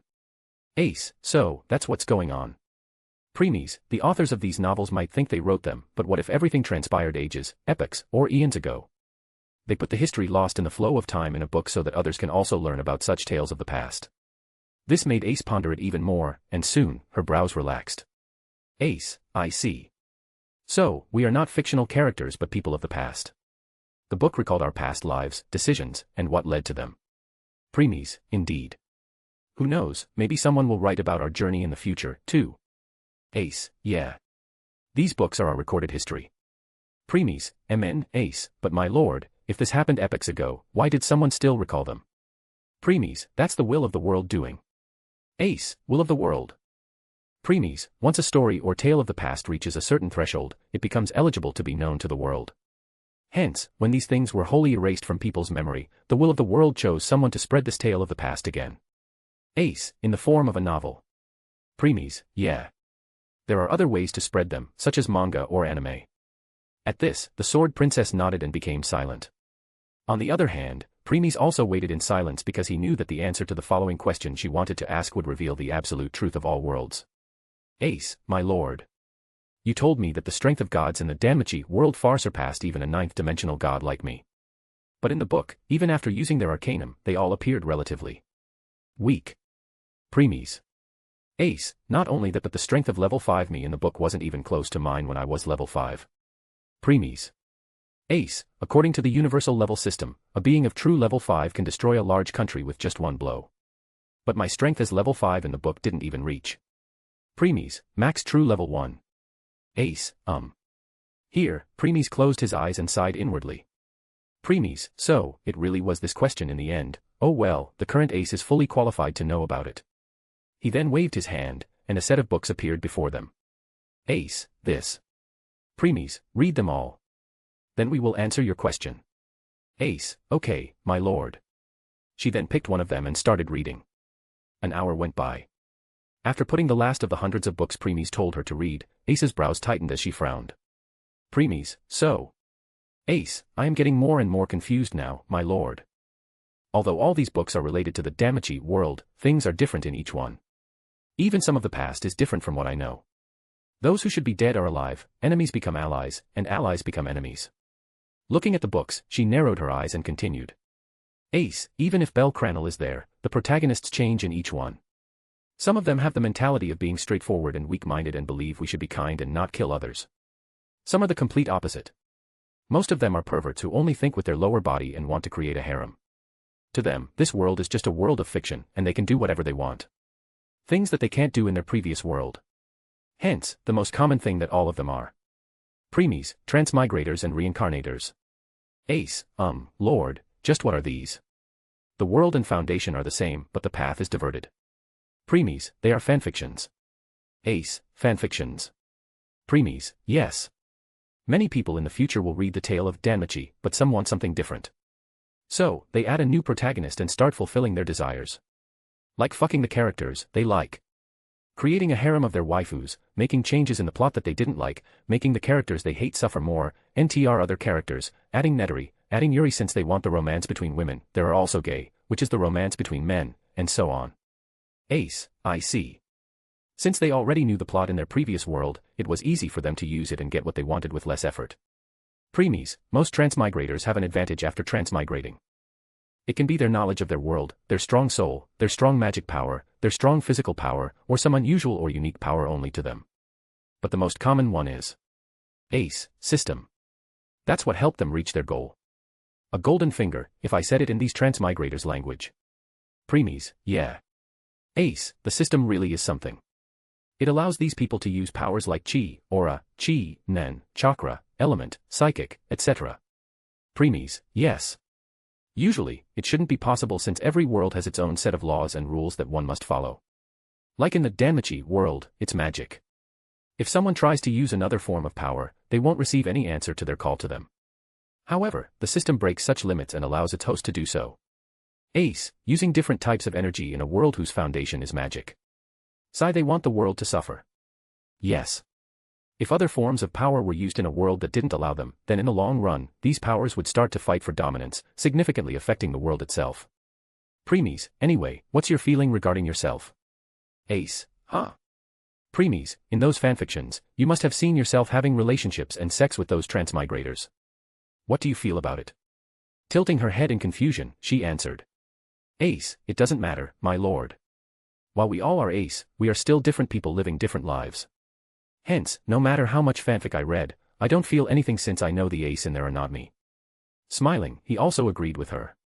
Preemies, true. The Sword Princess by our side is our one and only Ace. Ace, of course. Preemies, good. Now, let's get back to the topic. Ace, okay. Nodding, she questioned. Ace, so, Lord, should I conclude that these fanfics are also parallel worlds? Preemies, yes. They are. Ace, this brings us to the most crucial question, the power disparity. While they all are Danmachi fanfics, the power scaling is different in each one. Some show the Danmachi power system as strong, while others show it as mediocre. Preemies, that's because the power in every parallel world is also different. They are never equal. Here, he waved his hand, and an illusion of a tree appeared in front of them. Preemies, this tree is a world. Its branches are its parallel worlds. If you look carefully, you will realize that every branch is different. Some are thick, some are thin, and some are longer. However, no matter how much you try, you will never find two branches that are the same. Ace, should I take it as the thick branches are stronger worlds? Preemies, yes. Take two Ace, one from the thicker and one from the thinner branches. While their level is the same in the respective world, the Ace, which comes from the thicker branch, can easily overpower the one from the thinner one. Ace. Preemies, let us give you another example. You have seen the strength of Archons and Hersherzes. So, tell us, do you think Archons stood any chance against Hershers? Ace, they won't. Even if Archons use the full power of Gnosis, they can, at most, reach true level 7. In front of Hersherzes, which are fifth-dimensional gods, these Archons are worth nothing. Preemies, indeed. However, did you know there are some parallel worlds in which a person transmigrator in the world of Honkai Impact, with the power of Archons? Using it, he easily defeated the Hersherzes. At this, Ace narrowed her eyes. Preemies, there are also some parallel worlds in which a person is transmigrated in the world of Genshin Impact, with the power of Hersherzes. Yet, his Hersher's power barely reaches that of Archons. Seeing how Ace was giving it deep thought, Preemies waited. A while later, she spoke. Ace, the Honkai Impact world, where he transmigrated, must be a thin, parallel branch world. Since it was a weak, Honkai Impact world, their Hersherzes must also be weak and can be defeated using Archon's power. Preemies, Ace, as for the other one. While the transmigrator got the power of Hersherzes in the Genshin Impact world, he must have received that power from another thin branch. In other words, he received the power from the weak, Honkai Impact world. Hence, his power barely reached the Archon level. Preemies, correct. Taking a deep sigh, Ace started rubbing her forehead. Ace, this is too much. You are breaking the power scales of fan fiction here, my lord. You clearly state that the fanfics that showed the Danmachi power system as mediocre took place in a weak parallel world, while the one that showed this power system as stronger took place in the thicker branch. And Danmachi is not the only one. You are saying that this concept is applied to other fanfics, too. Preemies, yes, that's precisely what we intended. Ace. After collecting herself, she spoke. Ace, this also means that the tale of Danmachi took place in one of the parallel worlds. Preemies, yes. Ace, so, from which parallel world we come from, my lord? Preemies, it was not a parallel world. But the very core and source of the Danmachi world from where other parallel worlds originated. The origin of the world where no one else is allowed to enter. Preemies, if not for the origin force, then we won't even be able to enter it either. Then, the illusion of the tree in front of them expanded, and Preemies touched the tree trunk. Preemies, here. The thickest part of the tree and from where the energy is given to other parallel worlds so they can keep going. *A/N, please throw some power stones. Chapter 510, Volume 5, Chapter 124, The Ruler and His Princess. Equals when Twilight is speaking. Equals when talking through telepathy. Equals when thinking in your mind. Equals when talking with your Pokemon or tamed beast. Equals when describing a certain period or in another place. Equals point of view, i.e., POV. // equals and call. Equals system and when talking to it. Equals thoughts being heard. Preemies, the world's origin or the origin of the world is the very starting point of the world when it came into being. That's the true world that contained its original power. Ace, so, I am from, true, Danmachi, world. Preemies, yeah. The world where the real gods exist. Ace, real gods. Huh. If they are the real gods, why do we refer to ourselves as one too? Preemies, let me clarify for you, beings like us can be referred to as mortal gods. Putting her hand on her chin, Ace thought of something before opening her mouth. Ace, mortal gods. Means while we break our limits and obtain godlike powers, our existence still remains that of mortal. Preemies, correct. The Sword Princess really wanted to ask how they could become real gods then. However, she had a feeling Preemies would not answer. Shaking her head, she put those thoughts away and looked at the tree again. Ace, my lord, if the bark of the declared the beginning of the world, then what about its roots? Preemies. Here, the man became quiet and also moved his gaze there. Suddenly, Ace widened her eyes as her face turned pale. Her body started trembling as boundless horror and raw, primal fear engulfed her. It's not because Premies did something. Seeing his silent face, Ace started speculating about what the roots signify. But the moment she did, dread gripped her. On the other hand, deep in thought, the Emperor sensed Ace's fear thanks to their connection and snapped out of it. He then hurriedly put his hand on her shoulder and sent his power inside her. Soon, color returned to her face, and she finally calmed down. Though she was still breathing heavily. Ace, my lord, what was that? Premies, the beginning of the time. That's what the roots of the tree are. As for what is there, you don't need to know because this is one of the biggest taboo. Hearing that, Ace's body shivered as her hair stood on the end. Ace, taboo. Premies, even thinking about it is disastrous. So, don't do so. Ace, I understand. While the blonde was calming her breath, Premies was thinking about something else. Premies, no one is allowed to enter the true world because that world is responsible for the survival of the remaining branches. However, there is one way to do so, i.e., with the help of the most prominent god. That god is only weaker than Wachter of the group. Hence, they can still open a rift for others to enter it. That's why those invaders could enter, true, Danmachi, that time. His eyes then turned to the tree again. Premies, yet even that god doesn't dare to have any thought on the beginning of the time. Leaning back on the bench, he narrowed his eyes. Premies, as for Johann, that transmigrator, he had entered the world when that god was making a rift big enough for his minions. Ace, what about that next world where we met those kids, Akame and Kirome? Premies, the only true worlds we have entered are, true, Danmachi, and, true, Nasuverse. The remaining are all branch worlds. Ace, Nasuverse. Oh, where the Lord's consort and, the Queen of the Land of Shadows, come from. Premies, yes. Nodding, he moved the conversation back to the topic. Premies, the power released from the true worlds then splits and becomes its branches. With time, these energies split even more, leading to the creation of more branches. However, here, he stopped and zoomed in on one of the branches. Premies, the energy used to create a branch won't increase. And it declined with the increase in the number of worlds. Frowning, the Sword Princess concluded. Ace, means that if 100 ounces of energy are used to create the main branch, this energy will be further divided as it sprouts more branches with time. 100 will turn to 98, then 91, then 90, and so on, but it will never even recover to 100, let alone increase further. Premies, exactly. The division of energy is also not equal. Some branches will get more power, some less. Ace, the ones that will receive more energy will be thicker than those that don't. Premies, yes. Ace, the truth of the worlds is too heavy. Premies, we won't deny that. With that, Premies waved his hand, and the illusion of the tree disappeared.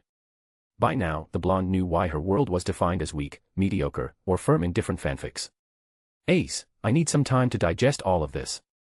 Premies, indeed. But for now, it is stored in your memory. You can go through it later. Once he was done speaking, his hand moved behind Ace's back and held her waist. Next, he pulled her and made her sit on his lap. The girl didn't resist and just blushed a little. After all, now she was no longer someone who couldn't express her emotions. Ace, and my lord. Premies, it's been a long time since we've seen you more attentively. When you returned to our side more than a year ago, we failed to give you much time because of the work.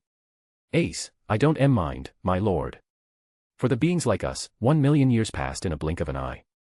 A year is nothing is equal to an instant. Premies, certainly. But we do mind. With one hand hugging her waist, he used his other to tug hair behind her ears before leaning down. Before Ace could do anything, Premies put his lips on hers. The blonde flinched a little but didn't resist. On the contrary, she raised her head and reciprocated back. Ace, MMPH. It's really been a long time since their parting, and she missed Premies more than anything else. *A/N, R, 18 scene ahead.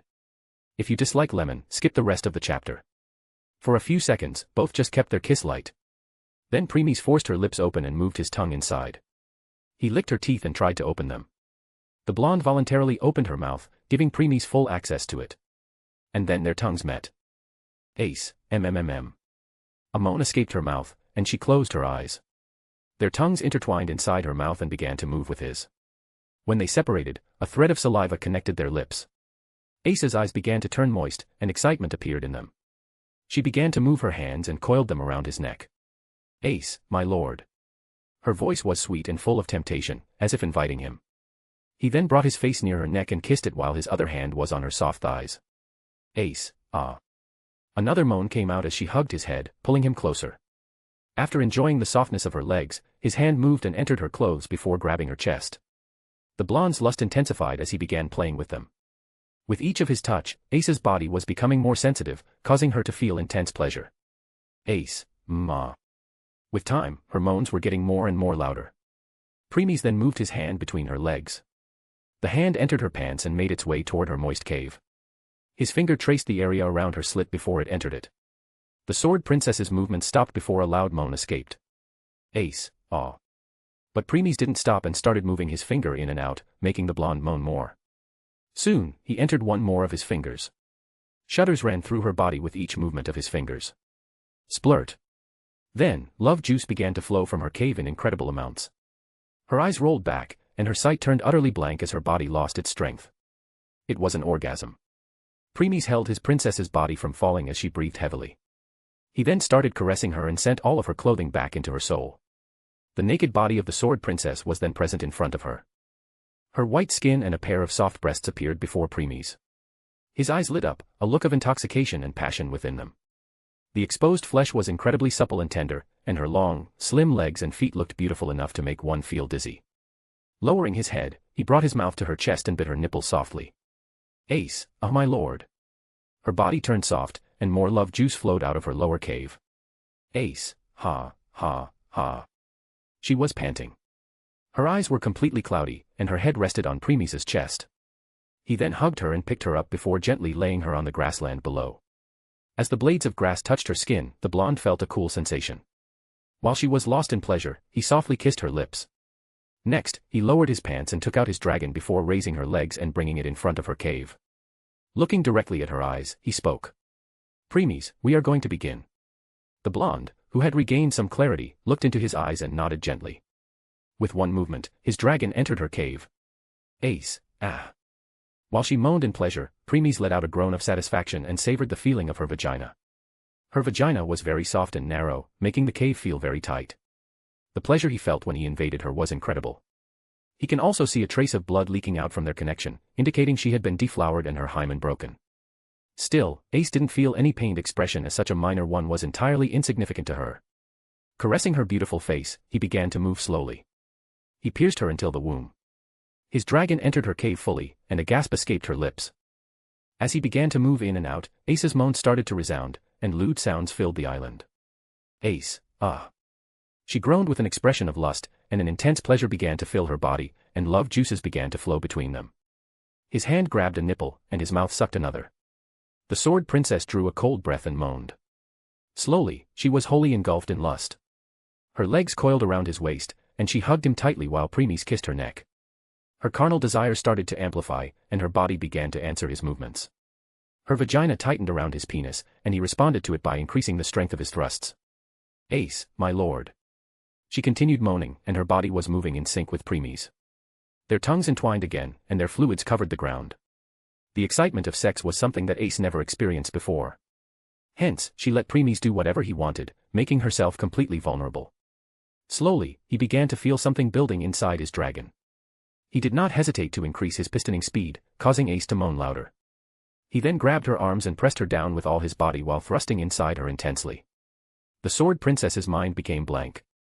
The intense joy of sex filled her as she enjoyed the lovemaking session to her heart's content. Ace, ah, so deep. She moved her mouth to find Premies while his dragon moved repeatedly inside her and reached the deepest part of her cave.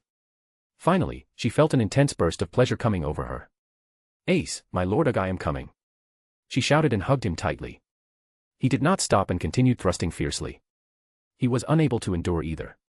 Premies, we too. He said and began the last sprint. And finally, he thrust one last time. His dragon invaded her womb, and pain mixed with pleasure attacked her. Ace, ah. She moaned and cummed. Premies' dragon also twitched once, twice, thrice, and finally, his semen filled her womb. Splurt. Ace, hot. She spoke while letting out a sigh of satisfaction. A few seconds later, when she returned to herself, she looked at Premies lovingly. She also felt his dragon still inside her, as hard as before. Smiling, she touched his face and spoke. Ace, my lord, I want more.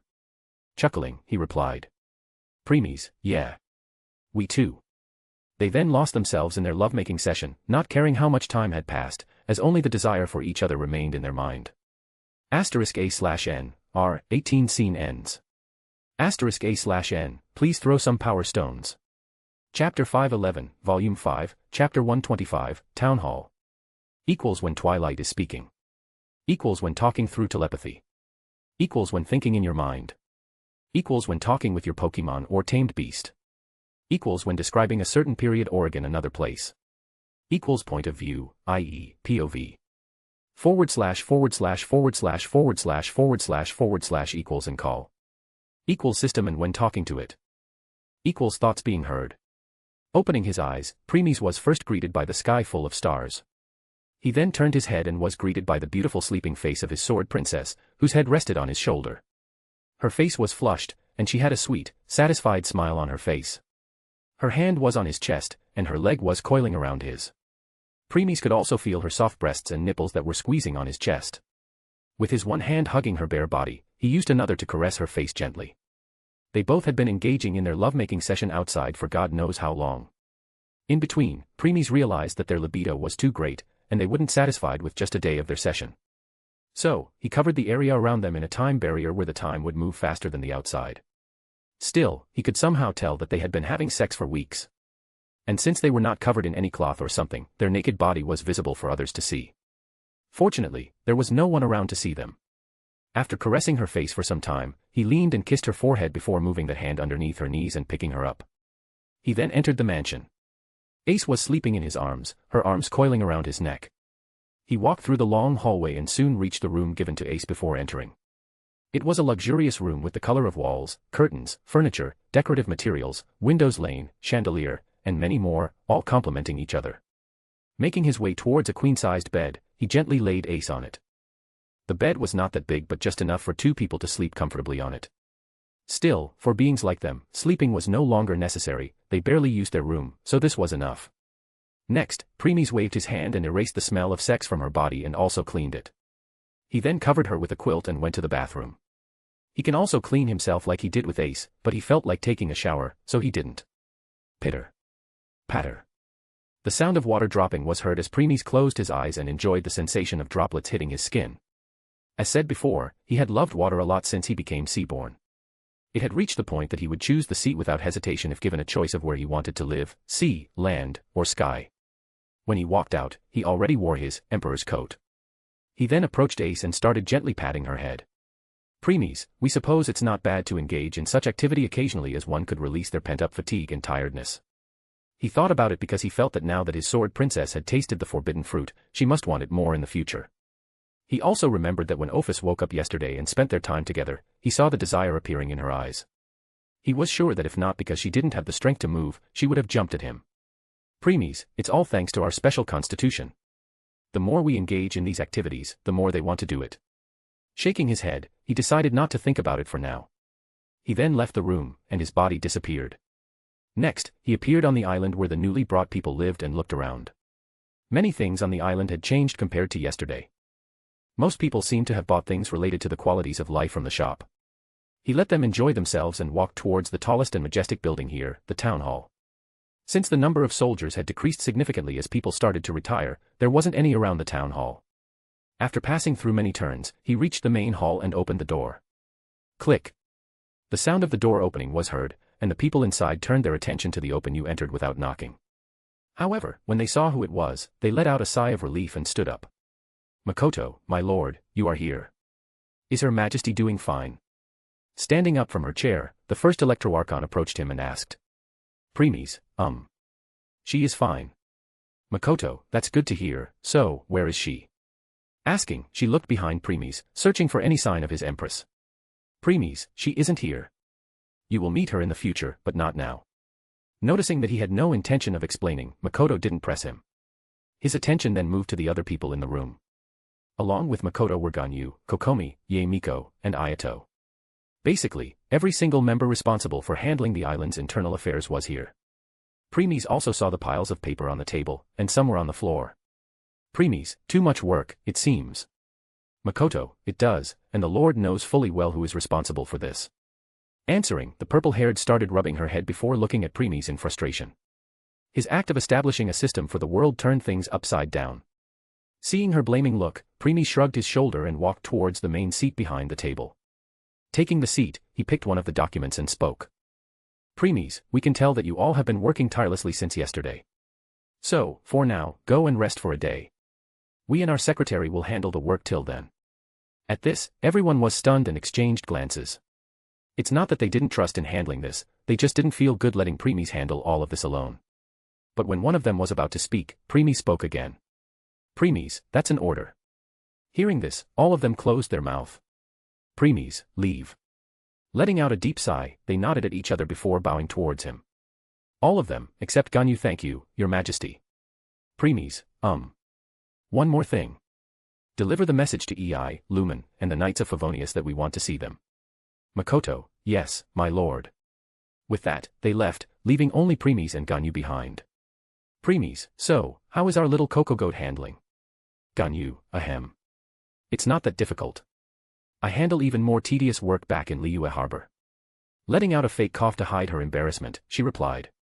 Though Preemies can tell that she was getting used to being called like this by him. They both then concentrated on their work. Just like Preemies expected, most were due to the things people bought in the fit of excitement. Now, they wanted more things, but too bad they used up most of their points and were now trying to borrow from others. Unfortunately, Preemies didn't add the transfer feature, so they failed no matter their approach. Hence, in the end, they turned to a place where they could find hope. The council. Their request was if Your Majesty could add such a feature or increase the number of points they would receive every month, or if they could take a loan. Preemies, are most of the requests like this? Ganyu, huh? Let me take a look. Taking the document from Preemies's hand, the half-adeptus went through it and nodded. Ganyu, yes, Your Majesty. 70 to 80% of the requests are like this. Preemies, how did you all tackle this? Ganyu, we didn't do anything and waited for you.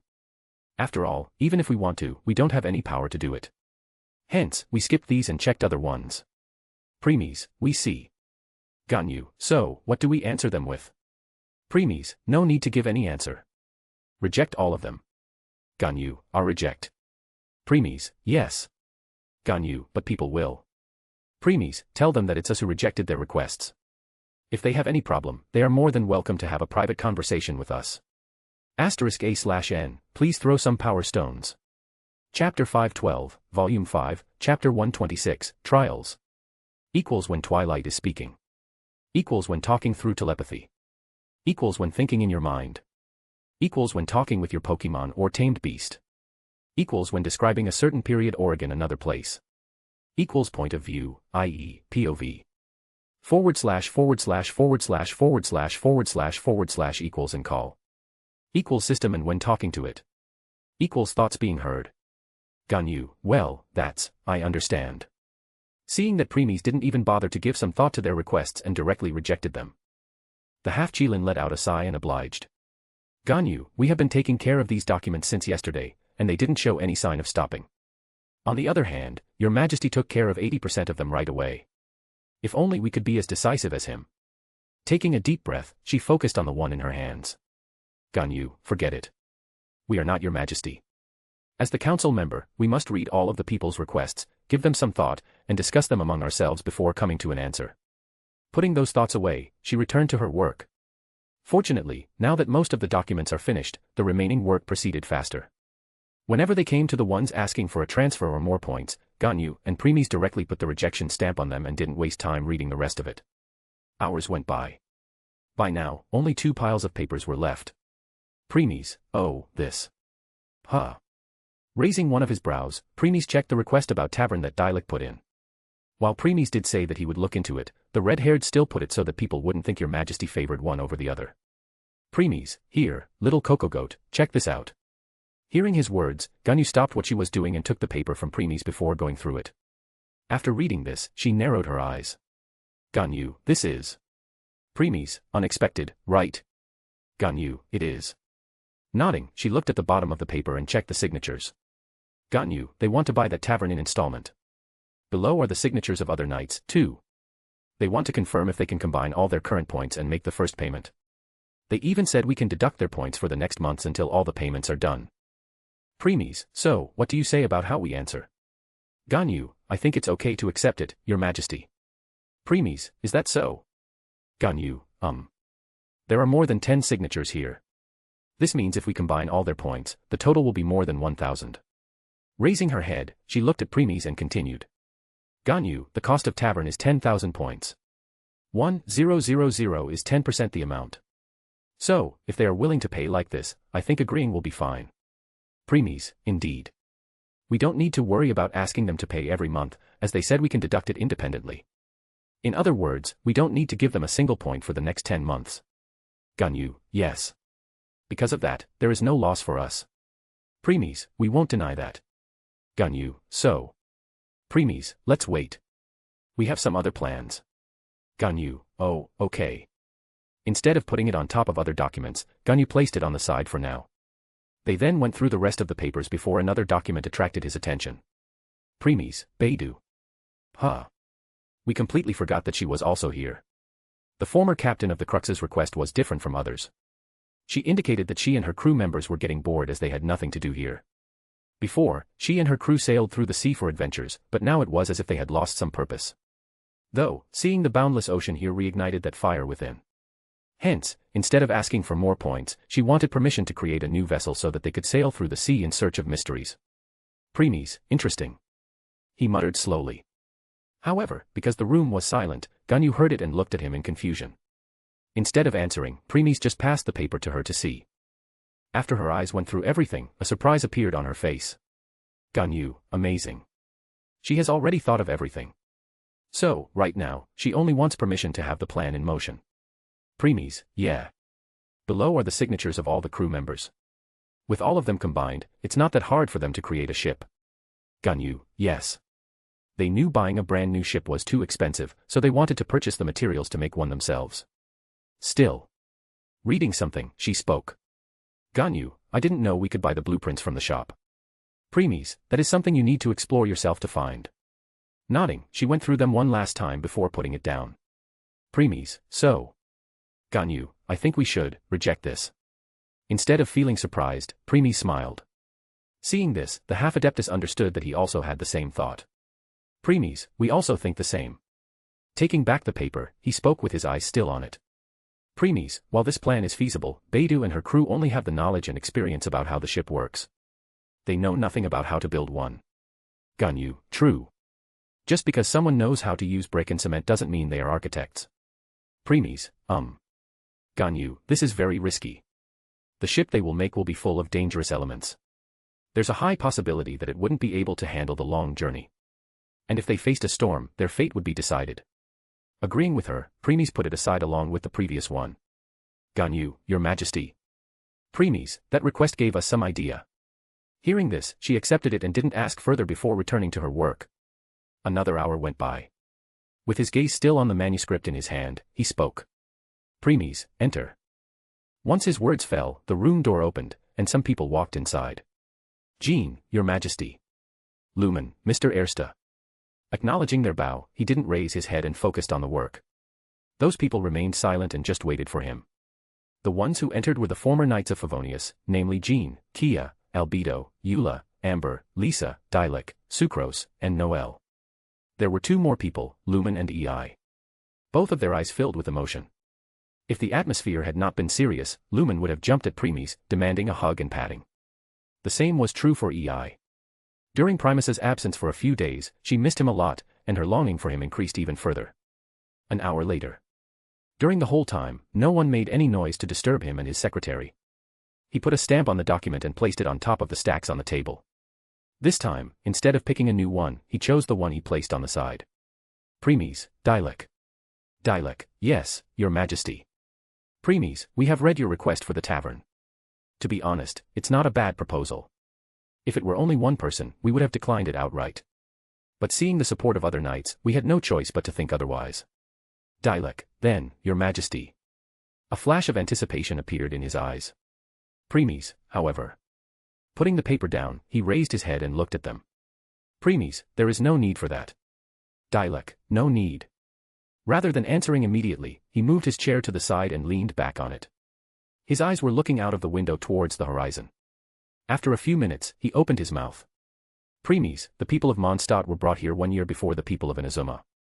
So, by now, you all have accepted your new life, right? This time, this question was directed not only to Dialek but also to other knights. Amber, yes, I love moving around, gliding, and enjoying the wind. Jean, me, too. Seeing the smiles on the faces of the people and my sister really warms my heart. Eula, because of my background, everyone looks at me with contempt and hatred. But now, no one feels repulsive. They even approached me themselves for help. I am glad to find my place among the people. Dialek, even if I left the Knights of Favonius back then, Mondstadt was still my home. Hence, I always try to keep it safe from shadows from those with bad intentions. But now, I don't need to worry about it because I know everyone is safe. Kia, I like seeing the soldiers practice in the training ground. Watching their spirit, will, determination, hard work, and enthusiasm reminds me of those knights who once worked under me. One by one, they spoke their mind while Premies listened in silence. Once they were done, Premies spoke. Premies, it's good to hear that you all now consider this world your home. All of them smiled and nodded. Premies, but the time of rest is over. At this, all their smile vanished, and a serious expression appeared on their faces. Premies, since we were going to become emperor, we needed knights loyal to us. That's why we took you under us. But the plans have changed now. Moving his head, he looked at them and continued. Premies, in the future, we will have even more knights. However, as the first knights who swore their allegiance to us, you all must be the one who stands above them. Guide them, teach them, show them your power, and become their goals. So now, it's time for you all to take the position that is rightfully yours. When he was done speaking, their system window automatically opened in front of them. Their attention was attracted to the new option that had appeared. Profile Shop Inventory Stairway to Heavens, new. Balance, 100 points. Everyone in the room was surprised to see that. They all knew what Stairway to Heavens was, that tower that stood in the very middle of this world. They still remembered how fascinated they were when they saw it for the first time after arriving in this world. By the way, everyone can see the windows of the knights as they still didn't know how to hide it from others. They then clicked this new feature. Stairway to Heavens. Trails of the Royal Knights. Trails of the Royal Knights. Trail of Might. Trail of Authority. Trail of Perspective. Premies, once you complete all 4 trails, you will officially become our Royal Knights. All Knights, 4 trails. Huh. Sucrose, what about the last one, Your Majesty? Why is it showing? Premies, by the time you finish the first 3, the last one will reveal itself. Sucrose, okay. He then looked at all the knights and spoke. Premies, you all will start the trail in 24 hours. So, take a rest and prepare yourself. Assemble here 4 hours before the trails begin. We will brief you about your goals. Dismiss. They had some questions, but still, they bowed their head to him and left. They all had a feeling that these trails wouldn't be easy. Only 4 people were left in the room, Premies, Ganyu, Lumen, and Ei. His gaze now fell on the traveler. Premies, Lumen, compared to others, you adapted to this world faster. The main reason is that you are used to traveling to different worlds before. Lumen, of course. Hearing the praise, the blonde put her fists on her waist and raised her chest in pride. Premies, who was watching this, had his expression softened, and he nodded. Premies, you have also mastered your current level of strength. We are very proud of you for this. Lumen, hee. A light blush appeared on her face as she scratched her cheeks. He let her enjoy herself for a minute before his expression turned serious. Premies, however, there is a limit to how much one's strength can reach. This is especially true for you who we have thought of many plans for in the future. Putting her smile away, she asked. Lumen, what is Mr. Ersta implying? Premies, it's time for you to make a team. Lumen, This answer from Premies caught her off guard. She never expected him to tell her to form a team. She wanted to disagree but remembered Premies said there was a limit to one's strength a second ago. If it was anyone else, then she might think that person was looking down on her, but Premies was different as he was fully aware of her true power. And since he said such words, this means that in the future, her power alone won't be able to complete the task he would assign. After becoming quiet for a moment, she opened her mouth. Lumen, then who should be worthy of joining my team? It's not that I am saying others here are weak, but the person who joins my team must not only be at least my level, but his or her growth should also match mine, otherwise, a power disparity will occur in the future. Premies, we know. We also know who will meet all criteria. He then looked outside again. Premies, let us tell you something. We also added something else to the Stairway to Heavens when we created it. Lumen, and that is. Premies, destroyed worlds, the worlds you have met their ends long ago. Lumen. Ganyu. Ei. Premies, while these worlds are dead, they had some things that can still be useful. And in one of these worlds, you will find your team. When he stopped, Lumen's window appeared before her, and the Stairway to Heavens feature was unlocked. Premies, your team will consist of 15 people, including you. The remaining 14 members will be Blood Maidens. Blood Maidens. Mary Skelter, Nightmares. Mary Skelter. Mary Skelter Finale. *A/N, please throw some power stones.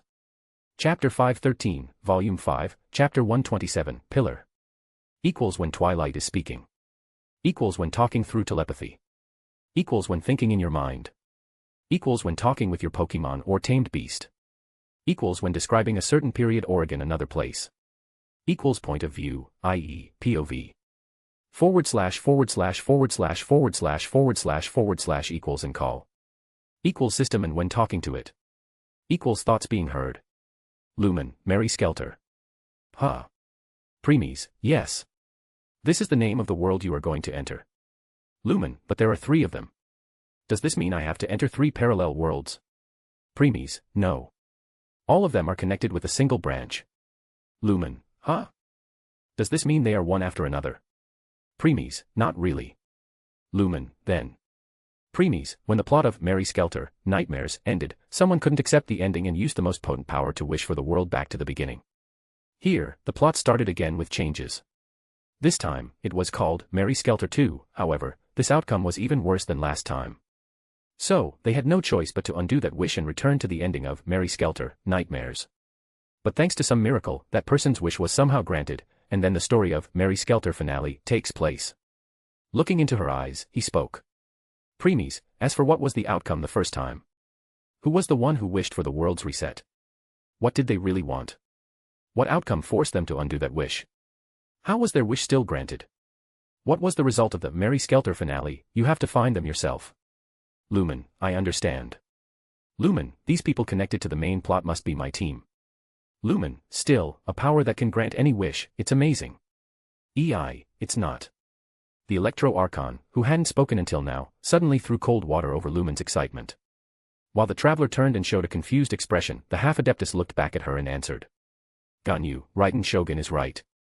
It might feel pleasing to the ears that there's a thing that can grant any wish, but you have no idea how big of a price you must pay. Lumen, price. The purple-haired pondered about something before looking at Premies. If I am not wrong, this wish-granting tool must be the cause of leading the world to its doom. The blonde and the half-Qilin also turned to Premies at this to hear his confirmation. And just like expected, Premies nodded and confirmed her words. Premies, indeed. Though he didn't elaborate further, indicating the rest, Lumen had to find rest herself. Premies, in any case, let us tell you about the basic gist of the world, as that is the only thing you will remember when you enter. Lumen, okay, wait, what? Getting shocked, she asked. Lumen, Mr. Ersta, what do you mean that will be the only thing I will remember? Premies, exactly what we say. When you enter that world, all your memories will be sealed except for the knowledge of the world you will learn now. Lumen, but that's. Premies, believe us, it will be better for you that way. Otherwise, it will affect your decision-making. Lumen, how? Premies, if you know that you are only there for the Blood Maidens, you won't care for others, thinking, what's the point as they are already dead? While it's true, such actions of yours will put you in a bad spot in the eyes of those maidens, making them think you are cold-hearted. Hence, it will make it difficult for you to gather your team. And even if they agree, they would still keep some distance from you. Lumen. Looking directly into her eyes, he spoke. Premies, remember this, Lumen, the one who will complete this journey is not the current you who has seen and experienced the dark side of the world, but the one who came to Teyvat for the first time and was still naive. Taking some time to think about it, she nodded. Lumen, okay. Leaning back on his chair, she spoke. Premies, don't worry. You will enjoy being in the company of those Blood Maidens. After all, you all are similar in a way. Lumen, how so? Premies, you will know.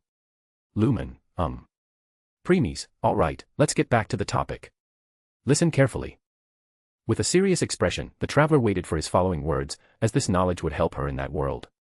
Premies, due to some unknown cause, a thriving city in the country disappeared from the surface of the earth. With only a vast crater said to be as deep and dark as the abyss as evidence of its existence, creatures known as Merkins have emerged and begun torturing the city's residents. With its name long forgotten, the city is known to its residents as the inescapable prison, jail. Lumen, jail. Preemies, the jail's main ability is mimicry, or the ability to take in any material or life form and replicate its properties.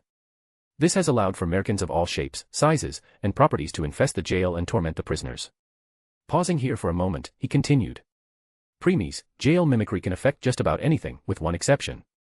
Should the jail consume and alter a pregnant woman, it cannot directly affect the child within. The merkin, still bearing the child, will nurture it inside its altered body until it comes to term. The child will tear apart the merkin inside out, and a blood maiden will be born. Lumen. The blonde couldn't help but widen her eyes at that. From the name, she had already guessed that they had the power related to blood, but even she never expected them to be born like this. Preemies, blood maidens are unique individuals born in jail and are primarily young women. As merkins' anatomy is much different from that of humans, blood maidens could be born as regular infants, toddlers, or older. In terms of abilities, the blood maidens are the only individuals capable of fighting against the merkins, as they possess exceptional physical prowess and unique abilities. Lumen, what kind of abilities? Preemies, let's say, like you, they can use different element powers but without obtaining any Archon's blessings. Lumen, that's Preemies, of course, since they didn't receive the proper blessing and guidance, their elemental power is much weaker than yours. They can barely reach the level of a vision holder. Lumen, okay. Preemies, next is the Liberated District. It is a safe haven for humanity, built by people who escaped the jail's torture. It houses Dawn's HQ and the majority of its membership. And finally, Dawn. Dawn, also known as the Dawn Liberation Force, is a group of humans and blood maidens who have banded together to break out from the jail. Lumen, in that case, I must definitely be affiliated with this Dawn.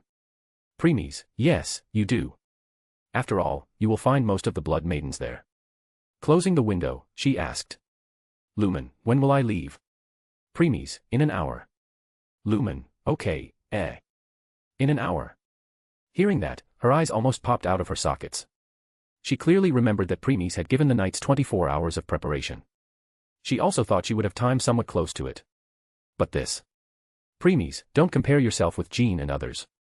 Their situation is somewhat different, so they must prepare and stabilize their mind for a day. Letting out a deep sigh, she complied. Lumen, all right, I will do so. Preemies, good. By the way, Paimon won't be going with you. Lumen, humph. I can handle myself on my own. Seeing this, the corner of his lips rose a little before he stood up and walked over to the blonde. Crouching down to her eye level, he extended his hands, lightly combed her hair, and caressed her cheeks. He then spoke softly.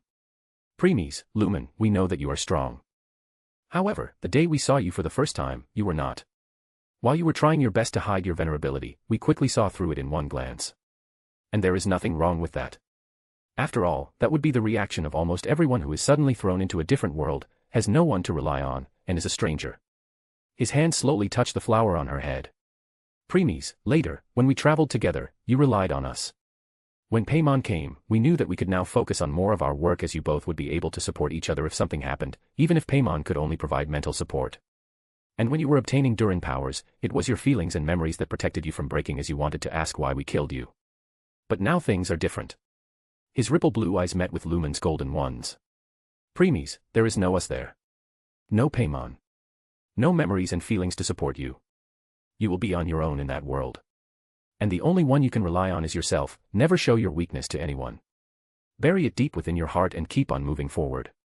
Waiting for a while to let her digest the information, he opened his mouth again. Preemies, those blood maidens are even more innocent and naive. They haven't seen how a normal world works, let alone its dark side. Hence, they can only be shaped by the ideals and wishes of others there. Lumen, if you really want to become their leader, you need to be the one to guide them. Just like in your heart, we have become your pillar of support, this time, you have to become their pillar of support. Only then will they follow you. Understand? The traveler remained silent for quite a while and then nodded her head. Her eyes were now full of determination. Smiling a little, he leaned and kissed her forehead. Preemies, go then and use the remaining time to rest. Once the hour passes, you will automatically teleport to your destination. The blonde didn't reply and kept on looking at him. She wanted to say many things but decided not to because she was pressing for time. Ultimately, she gave him a little peck on the lips and hurriedly ran. Click. Seeing the closed door, Preemies could only shake his head while remembering her action.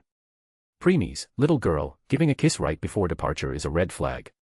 Even while he said so, the smile never left his face. He then turned and returned to his seat. So, it's my turn. Which world am I going to? Premies, none. None. Then why did you call me? Premies, we just missed you and want you by our side. Is there anything wrong with that? The purple-haired woman looked surprised before her eyes turned gentle, and a beautiful smile appeared. No. There is nothing wrong with it. Saying, she walked over and stood behind him. Next, she placed her hands on his shoulders and started massaging them. If someone back in Teyvat would say that the Raiden Shogun was massaging someone's shoulder on her own accord, everyone would think that this person had lost his mind. Premies then closed his eyes in contentment while his mind got preoccupied with things. A month went by. During this time, under Premies' orders, things started to calm down. People adapted to this new point system in their daily lives. No one was greedy for more points, as Premies had already sent a notice that jobs would be released after 1 year. By doing them, people could earn more points. Hence, people decided to wait. Premies could be found in his office in the town hall, as always. For the past month, he spent most of his time here handling the affairs. One must say that he was more of a workaholic than anyone else. Still, he didn't mind because he knew that as the ruler, it was his responsibility, and he wouldn't run away from all the work. Fortunately, he was not alone. Ganyu and Ei were always by his side. Thanks to her expertise, Ganyu took over half of his work. During this time, even if Premies had made a time management chart for her, she didn't follow it and only rested when Premies did. At first, Premies thought of ordering her to follow the chart, but then he thought that even if he forced her to take a break, her mind would still be filled with work, so he let her be. It worked well as Premies had no choice but to put his work away when it was time so that Ganyu could rest. As for Ei, she became responsible for caring for Premies' basic needs. Like making tea, providing food, reminding him he should rest, taking him out for a walk to keep his mind away from work, and many more. So, by now, both his shogun and little Coco Goat had become an important part of his life. Sighing, he put his pen down and stood before walking before the window. His eyes were looking at the stairway to heaven in the distance. Premies, it will still take a lot of time before they return. While he was thinking about Lumen and his knights, Ei walked over and started correcting his emperor's attire. Only once she was sure that everything was at its place with any creases or something, she nodded and stepped back, showing a triumphant smile. Ace, would you look at that? You both look like husband and wife, my lord. The man didn't reply as he was thinking about something else. Premies, now that things have settled down here, it's time to return and make our way to Liyue Harbor.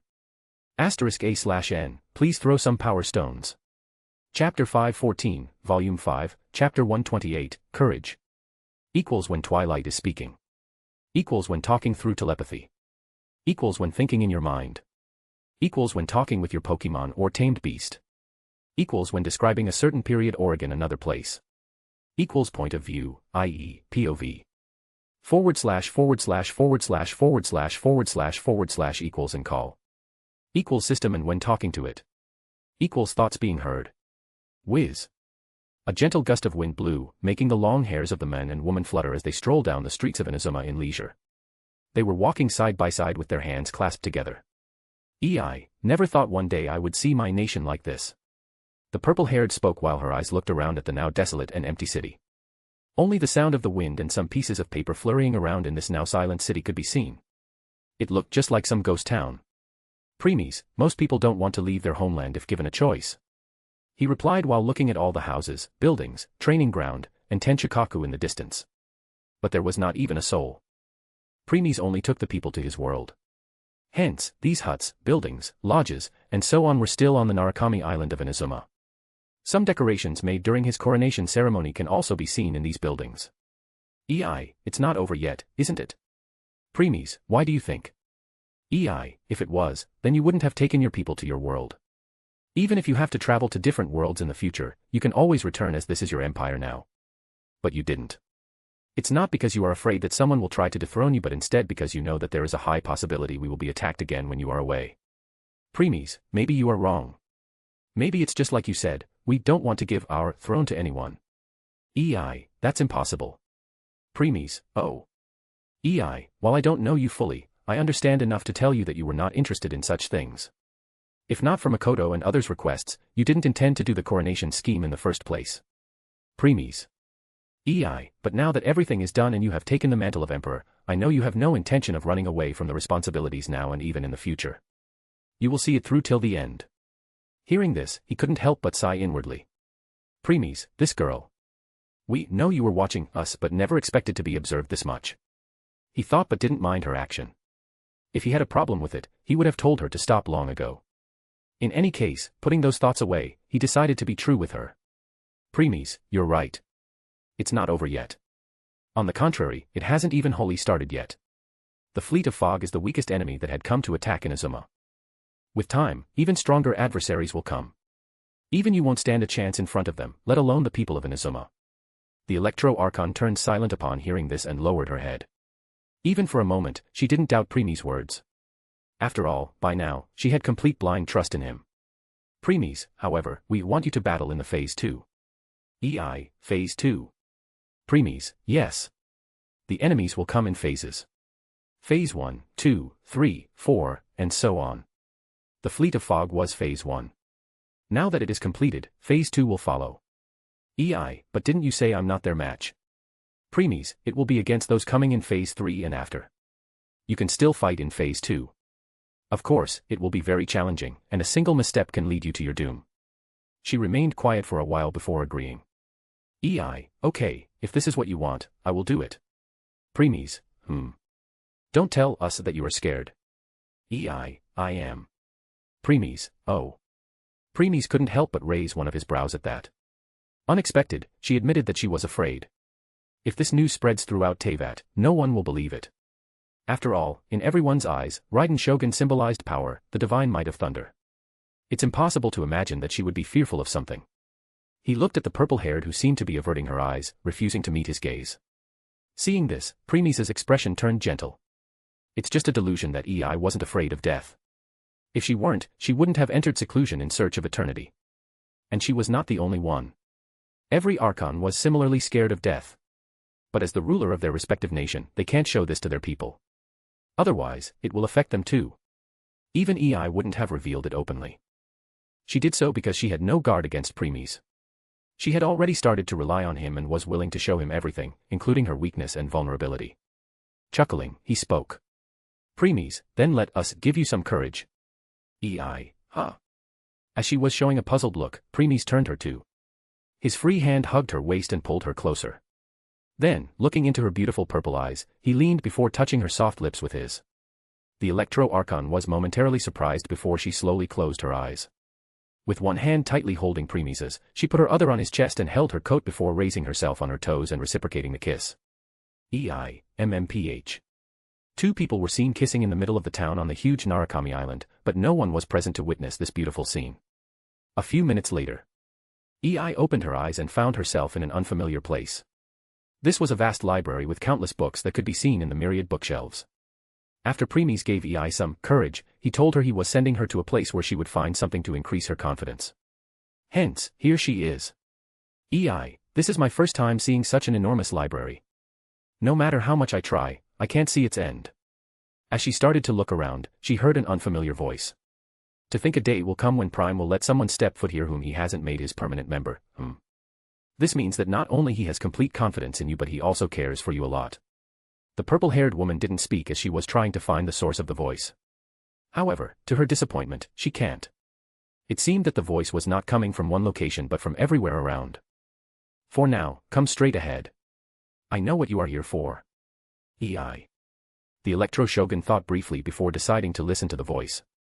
She was not worried that something would happen to her because if it could, then Premies would have warned her earlier. Step. Step. Step. She kept on walking while looking at books on the shelves. She loved reading books, so she already liked this place. After walking for who knows how long, she stopped and looked back. When she did, the entire library disappeared and became an infinite grass field. I am sorry, but a library should be a quiet place. I don't want to disturb its tranquility with our talk. This place is much more beautiful and full of life, Raiden Ei.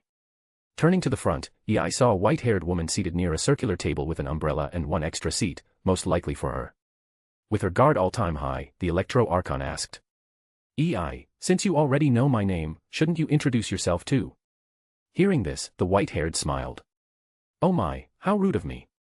Let me introduce myself. I am one of the guardians of this multiverse library, the Witch of Greed. At this, Ei frowned. Ei, Witch of Greed is your alias. Can't you tell your real name? Well, if it were before, I would have. But not anymore, as I have already reached a point where my name can't be revealed casually. Why, I am sure you heard of the saying, names have power. While she didn't reply, she completely agreed with the Witch of Greed. Why don't you take a seat? I am sure you have many questions. I will answer all of them except the ones you are not eligible to learn yet. For example. Showing an amused smile, she continued. Why is your nation and the whole Teyvat currently being attacked? What kind of war is your world forced to participate in? This caught EI's attention as she walked over and took the seat. I am listening. Of course. But before that, here. Prime told me to give this to you. EI picked up the thin book that the Witch of Greed gave her. There was no name on its cover. Getting curious, she opened the first page. Arg. In the next moment, she grabbed her head in pain and hurriedly closed it. Take it easy. It's not something you can understand right away. Just, what is it? Law. While the Witch of Greed and EI started their conversation, Lumen, on the other hand, also woke up to start her new journey in the world of Mary Skelter. *A/N, please throw some power stones. Chapter 515, Volume 5, Chapter 129, Mary Skelter, Nightmares, Part 1. Equals when Twilight is speaking. Equals when talking through telepathy. Equals when thinking in your mind. Equals when talking with your Pokemon or tamed beast. Equals when describing a certain period or again another place. Equals point of view, i.e., POV. // equals and call. Equals system and when talking to it. Equals thoughts being heard. What used to be one of Japan's busiest cities has disappeared from the surface of the earth. Asterisk.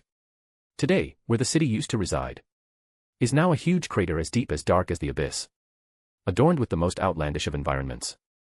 Asterisk. Among them is an unusual tower, so to speak, that points towards the white moon above the skies. Asterisk. The people that thrived in that city are now monitored by creatures known as Merkins, who unduly tortures the people day in and day out. Asterisk. Time has passed to where the name of the city is lost. Now people there refer to this living hell as, asterisk, the unscapable living prison, jail. A girl could be seen lying on the dirty ground, completely unconscious. Her hair was pale blonde and chin-length, with 2 locks of shoulder-length hair framing her face. He also had 2 light blue intivat flowers pinned on the right of her head and 2 pale blue feathers tucked at the left. That girl was none other than the traveler, Lumen. She came to this world a year ago but remained comatose. At first, Merkins thought she was dead and planned to leave her be, but then they sensed light breathing from her, so they captured her. But because she remained unconscious, Merkins couldn't torture her as jail loved to hear its victims' screams. Still, if someone like Lumen had remained unresponsive for this long, the Merkins would have already given it to jail to feast on them. However, they didn't, not because they didn't want to, but because they sensed something from Lumen that disgusted them. Yes, it was not fear or her strength but something inside her that made Merkins keep their distance. In the end, they left her as it is. And finally, after a year, the girl woke. The corner of her eyelids twitched, and she opened her fiery gold eyes. The first thing she saw was the iron bars a few steps away. Trying to adjust her eyesight according to the dim light coming from outside, she checked herself. She was lying on the ground with her stomach, and dirt had already made her way to her exposed skin and clothes. Putting her hands on the floor, she raised her body to stand up. Lumen, coo.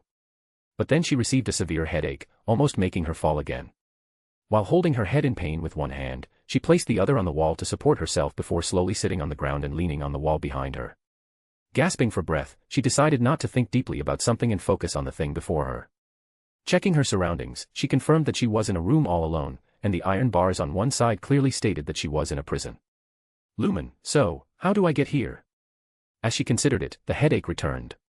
But this time, she was prepared for it and tried to look past the pain. When she was done, a shocked expression appeared on her face. Lumen, except by name, I don't remember anything. She tried again, but it was to no avail. Lumen, just what is going on? What am I doing here? What crime have I committed to be imprisoned? Who brought me here? And what is this place? As she was having a panic attack, the answer to her last question appeared in her mind on its own. Lumen, the unscapable living prison. Jail. With this, she slowly started recalling the information about jail. Taking some time to digest all of this, she sighed. Lumen, even if I don't have any memories of the past, the knowledge I have obtained before is still present. This calmed her down somewhat. Lumen, I better investigate before deciding my next action. Standing up, she walked towards the bars. Though they were made of steel, she could tell that with her strength, breaking them wouldn't be an issue. But then she felt something uncomfortable pocking at her neck and stopped. Frowning, she removed her long, two-tailed scarf and found two things.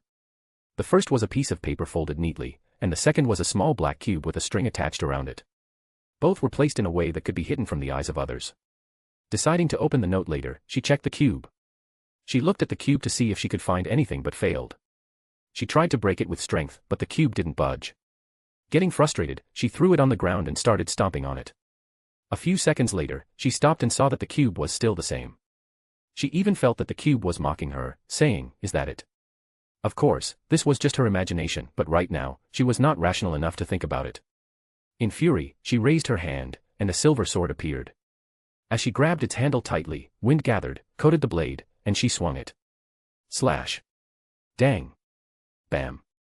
There was a sound of metal colliding before the cube smashed into the wall. While the cube remained unscathed, it helped to release the blonde's pent-up frustration, which had accumulated since she had woken up in this unfamiliar situation with no clue what to do. Showing a triumphant smile, she put her sword away but stopped halfway.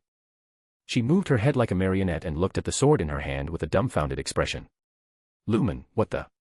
She shouted in shock because she hadn't realized when a sword had appeared in her hand out of nowhere. Fortunately, Merkins had already taken the prisoners away for today's torture and weren't near, or they would have come to check. Taking a deep breath, she composed herself and looked at the sword. She touched the sword to confirm whether it was a real sword or some dream. Feeling the cold touch and hardness of the metal, her doubts were clear. "Lumen, how the hell did I make it appear?" She thought of putting it away but did not remember how. Hence, she followed her instinct, and the sword disappeared. Lumen, whoa. She did it a few more times and unsummoned it in the end. Next, she checked something else. Bringing her hand in front, she followed her instinct again. Whiz. Wail. Suddenly, wind gathered in her hand. Lumen, amazing. She thought while looking at the air in her hand in fascination. She can tell that she had complete control of this force. Lumen, just what am I? I can't be human since they can't do what I am doing. I can't be a blood maiden either, as even blood maidens can't summon their weapons out of nowhere. And I even feel my wind is not as normal as I think. Dispersing the wind, she checked the paper, which she hadn't yet. Slowly, she unfolded the note and saw what was written on it. Do not leave your cell until you filled the cube to 1%, or you will die. Always keep the cube close to you. Never stop practicing your martial arts, weapons, and elemental power. Start practicing your new power because only that power can fill the cube. Soon, instructions on how to harness it will appear. Never trust anyone immediately. Jail and Merkins are not your only enemies. Build your team with those who can fight alongside you, and you can entrust your back to them. Train them, guide them, and become their pillar of support. Even if you cannot save everyone in your expedition, you should always stand in front of everyone and take on everything. In that way, not only will you have no regrets, but others will also follow behind. And climb the tower and break away from this prison called jail. Asterisk. We await you and your team once everything is over. That was the end of the message. Lumen. The blonde turned silent after reading it. She didn't know who wrote it, but she felt that that person was very important to her, more than anyone else. Hence, she spoke subconsciously. Lumen, I understand. But then her eyes opened wide as the text on the note started disappearing. Lumen, wah. Before she could do anything, the paper turned blank. While she was still baffled at this, new text appeared on it. Lumen, this. Returning to herself, she started reading it and realized it was the method for harnessing the power the note had mentioned before. She kicked the thought of leaving the prison into the curb and walked back before sitting down and leaning on the wall. She was entirely focused on remembering everything written as she feared these texts would disappear, too, like the previous ones. And she was not wrong. After an hour of reading and ensuring she remembered everything to the last dot, she stopped. When she did, the text disappeared in the next second. Seeing this, the traveler let out a sigh of relief. She then checked again and found nothing else written on it. Still, instead of throwing it away, she kept it with her. Next, she walked to the black cube still stuck in the wall and pulled it out. Lumen, the message said I shouldn't leave until I fill it to 1%. But how do I know how much it's filled? She thought and started poking it. And when she touched one of its sides, numbers appeared, 0%. Lumen, okay, this helps. Saying she wore it again and hid it under her scarf. This time, she placed it so it wouldn't irritate her like before. Lumen, still, now I know that the wind I can use is an elemental power. Alright, let's focus on learning this new power. Next, she closed her eyes and started practicing according to her memorized method. Like this, time went by. When she woke up after sleeping the next day, Lumen practiced her martial arts for 3 hours. Then, she took a half-hour break and practiced her swordsmanship for another 3 hours. After another half-hour break came 3 hours of elemental training. Next, she took an hour's break before spending 5 hours learning the new power. That's how the 16 hours of her day passed. As for the remaining 8 hours, she used it to get a good sleep. Because Lumen had been unconscious for a year and her cell was at the end of the corridor, no Merkins bothered to see her, giving her plenty of time for herself. While training, Lumen also realized that she was proficient in martial arts, swordsmanship, and elemental power, as if she had been using them for years. Too bad she didn't have any memories of it. She learned from the knowledge she had retained that once some started practicing for the first time, there was a limit to how far they could reach. After that, one must enter a life-death struggle to improve further. And once you reach the limit in a life-death battle, the path forward depends on the person itself. Lumen could tell that she was already past the second stage as, with each passing day, the more she practiced, the more she improved, even if the improvement was slight. She often wanted to leave the cell to find something better to eat. Still, she kept the note warning in mind, suppressed it, and ate the leaves growing in the cell to fill her stomach. Of course, they tasted horrible, but they gave her enough strength to go through the day. Fortunately, she didn't have to eat them much for long. Why? Because as she trained with her new power, her body started to strengthen, decreasing the integrity of the food as this new power replenished her energy. That's how her days continued. 3 months later. After finishing all the training of the day, Lumen lay on the ground and was about to close her eyes to sleep. Before she did, she took out the cube hiding in her scarf to fill it with her power. That's her daily routine.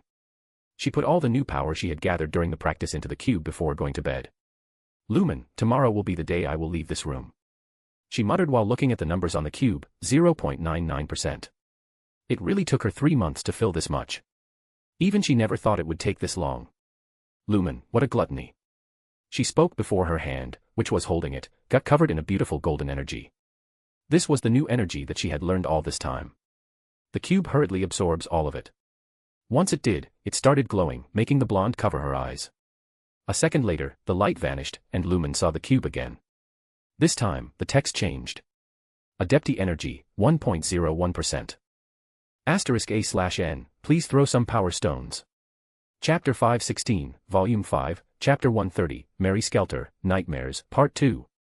Equals when Twilight is speaking. Equals when talking through telepathy. Equals when thinking in your mind. Equals when talking with your Pokemon or tamed beast. Equals when describing a certain period or again another place. Equals point of view, i.e., POV. // equals and call. Equals system and when talking to it. Equals thoughts being heard. Lumen, Adepti energy. So that's the name of this new golden power. She murmured while looking at the cube. Lumen, still, why does it feel like Adepti means something else? As she pondered it, it seemed as if Cube heard her, and in the next second, the name changed. Adeptal energy, 1.01%. This surprised her for a moment, and she nodded. Lumen, Adeptal energy sounded better than Adepti energy because Adepti feels like the name of someone or some other race. Her words trailed off at the end as she widened her eyes, surprised at her thoughts. Lumen, wait, don't tell Iku. The old familiar headache returned before she could delve deeper into it, making her stop. Lumen, huff huff huff.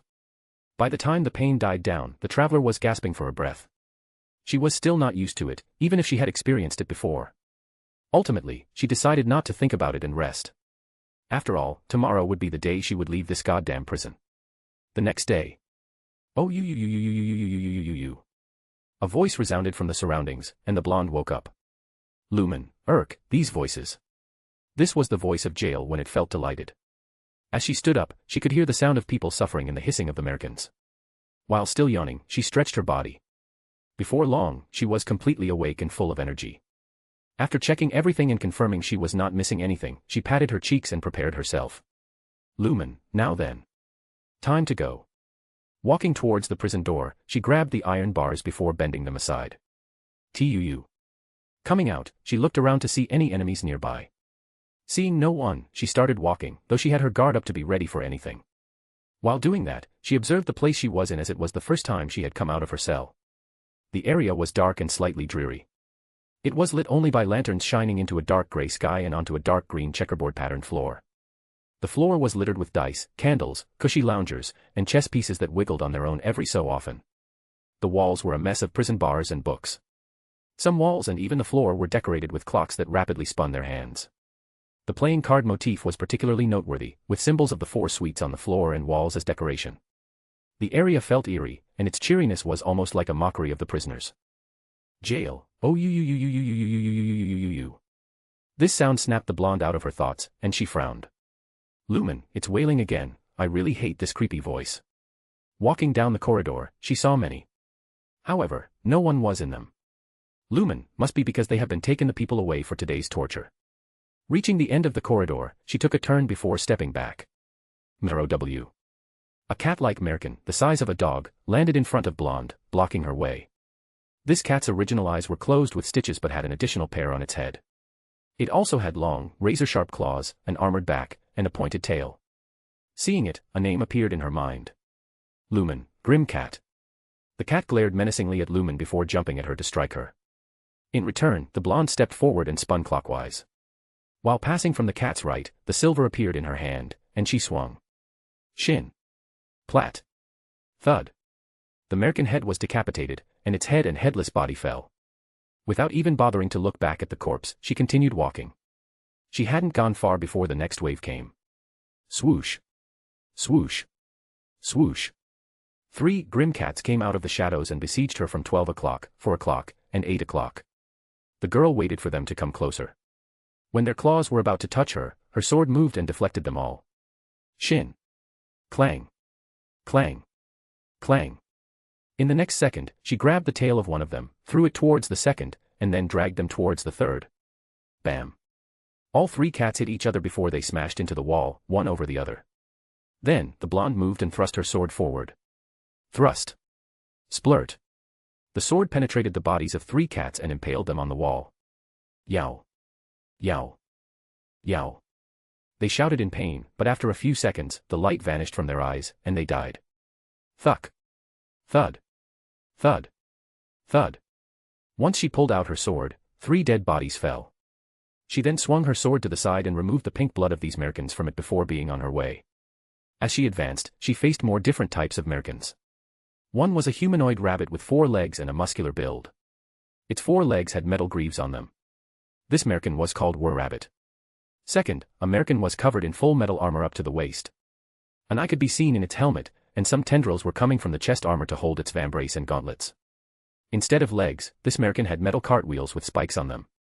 This merkin's name was Soul Keeper. Third, a merkin that looked like a ghost. It was wearing a cloth with a red bow tie. On its head was a big black hat with a skull, and 2 horns were coming out. It was also wearing white gloves with a wooden stick in one of its hands. As for its legs, it didn't have any as it was hovering in the air. This merkin was Cursed Ghost. Still, none of them possessed any challenge to the blonde. She even took care of 20 of them simultaneously without breaking a sweat. An hour went by. The traveler continued finding her way out while killing the countless merkins that stood in her way.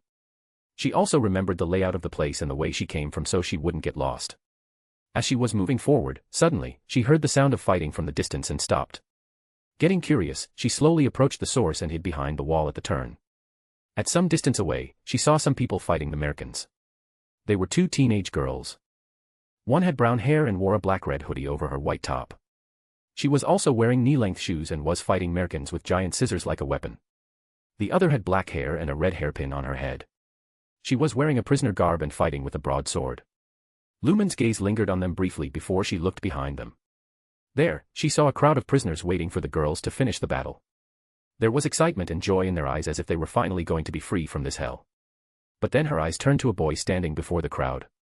He had short, light blue hair and dark blue eyes. Still, it was not his handsome looks that drew Lumen's attention. It was his agitated and anxious expression as if he wanted to join the fight with those girls. And then a shocking scene occurred. Just when that black-haired was about to get hit, the boy stepped forward and took the blow for her. Bam. Black-haired girl, Jack. Seeing that the body fell, the girl became anxious, resulting in getting hit by another merkin. Black-haired girl, Koo. Brown-haired girl, Alice. Noticing that their team had been hit, the scissors girl hurriedly took care of her enemies, rushed to their side, and helped them. After taking care of all the remaining enemies, the brown-haired girl let out a sigh of relief and approached the pair. Brown-haired girl, Jack. Alice. Are you both okay? Alice, I am, and Jack is fine, too. Thanks for helping us, Red Riding Hood. Red Riding Hood, you are welcome. But Jack, you are very brave to take that attack for Alice. I am really impressed. Jack, I just want to protect Alice. Alice, thanks, Jack. Jack, as long as you are fine, Alec. Seeing the blushing pair and the smiling hooded girl, the traveler shook her head disappointedly. Lumen, bravery. It's more like stupidity. That Merkin was already at a death door, that final attack didn't hold much strength. Hence, even if that black-haired girl, Alice, had taken it, she would be fine. On the contrary, your involvement distracted her, making her open to the attack of another Merkin, who was still fine. This also makes that scissor girl break her concentration from her fight and look for your well-being. As a veteran, Lumen already saw the whole fight in an instant. Lumen, you know what, Jack, you are the very example of a pig-like teammate who brought more damage to the team than the enemies themselves. She then decided to go another way as she didn't want to get involved with them.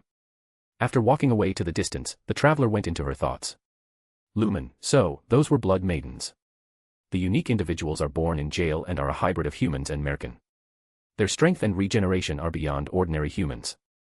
For now, only they met the criteria for joining my team. Should I have approached them? As such a thought crossed her mind, the image of that blue-haired boy, Jack, appeared in her mind. This made her flinch, and she hurriedly shook her head. Lumen, no. Absolutely not. I don't wish to have any affiliation with that boy. I have a feeling that wherever he goes, the trouble follows. Having someone like him near is like carrying a time bomb around. And now that those two blood maidens are connected to him somehow, I will stay far away from them. I am not going to let them join my team either. After concluding, the traveler nodded and picked up the pace. But then the surroundings started to turn darker. Lumen, this. What now? Noticing this, the blonde frowned. Then she heard the sound of rushed footsteps behind. Turning, she saw 3 people running in her direction, only 10 meters away. Seeing them, her eyes couldn't have but widened as she screamed inwardly. Lumen, are you kidding me? *A/N, please throw some power stones. Chapter 517, Volume 5, Chapter 131 Mary Skelter, Nightmares, Part 3. Equals when Twilight is speaking. Equals when talking through telepathy. Equals when thinking in your mind. Equals when talking with your Pokemon or tamed beast. Equals when describing a certain period or again another place. Equals point of view, i.e., POV. // equals and call. Equals system and when talking to it. Equals thoughts being heard. Seeing Red Riding Hood, Alice, and Jack running towards her, the corner of Lumen's lip started twitching. Lumen, should I blow them, or should I blow them? As the thought went through her mind, the 3 noticed her standing at her spot and looking at them. Red Riding Hood, hey, you there. Don't just stand there. Run. Do you want to die? Still, the blonde ignored her and looked behind them. She saw a grotesque or demonic-like entity following them in some distance. The creature was wearing a small circus tent over its head, which covered it to its chest. Below, it was wearing a clown-like outfit and a red-purple stars-filled cape behind. Its hands and feet looked like that of ducks. At that tent's top end was its face where its 2 blood eyes and bloody mouth could be seen. And at the tent's tip was a golden emblem shaped like a pointed eye inside of a crescent moon. Lumen, okay, now what's that? She questioned herself and waited. A second later, a surprised expression appeared on her face. If it was another time, whenever she thought about something like jail, Merkins, or blood maidens, the information appeared in her mind on its own. It was like she had that information but was recalling it. But this time, there was nothing. Yes. She was not remembering anything, as if she was seeing it for the first time. Red Riding Hood, hey. Are you too afraid to even move? Run already. By now, the 3 people had reached Lumen and shouted at her before running past her. The sound of their footsteps behind was getting further and further. Yet the blonde didn't look back as her attention was now on the creature that was right in front of her. The creature was at least 15 feet tall and looked down at the traveler menacingly. Too bad. While others might have been intimidated by it, Lumen was not one of them. She even dared to look directly into the eyes, meeting its gaze head-on. Aya. Though it seemed that the creature didn't like it, it swung its claw with the full intention of killing the blonde in one go. Scath. Ducking, the traveler dodged it. But the creature was not done. Noticing its attack missed, it used its other claw. Scath. Bam. The claw smashed into the ground, creating a crack on the floor. However, Lumen was no longer on her spot. She jumped towards the left side of the wall and used her foot to touch it, supporting her to jump higher. She reached the creature's head before punching it right in the face. Bam. Ga. The force behind that punch turned the creature's head sideways. Still, the blonde had no intention of stopping there. She used the wind to prevent herself from falling and twisted her body before giving a hard kick on its face again. Bam. Go. The kick turned its head in the opposite direction this time. Then, the silver sword appeared in the blonde's hand, and she did a back somersault while slashing at the creature's head. Slash. Splurt. A vertical cut appeared in the middle of the creature's face, and blood started gushing out of it. Thud. Landing on her feet, Lumen knew it was not over and continued. But the creature had no intention of letting her do so. Its claws came again, to which the traveler responded by rolling to the side, dodging it before slashing at the creature's leg. Slash. Splurt. Its leg bent to the side, making it fall to the left.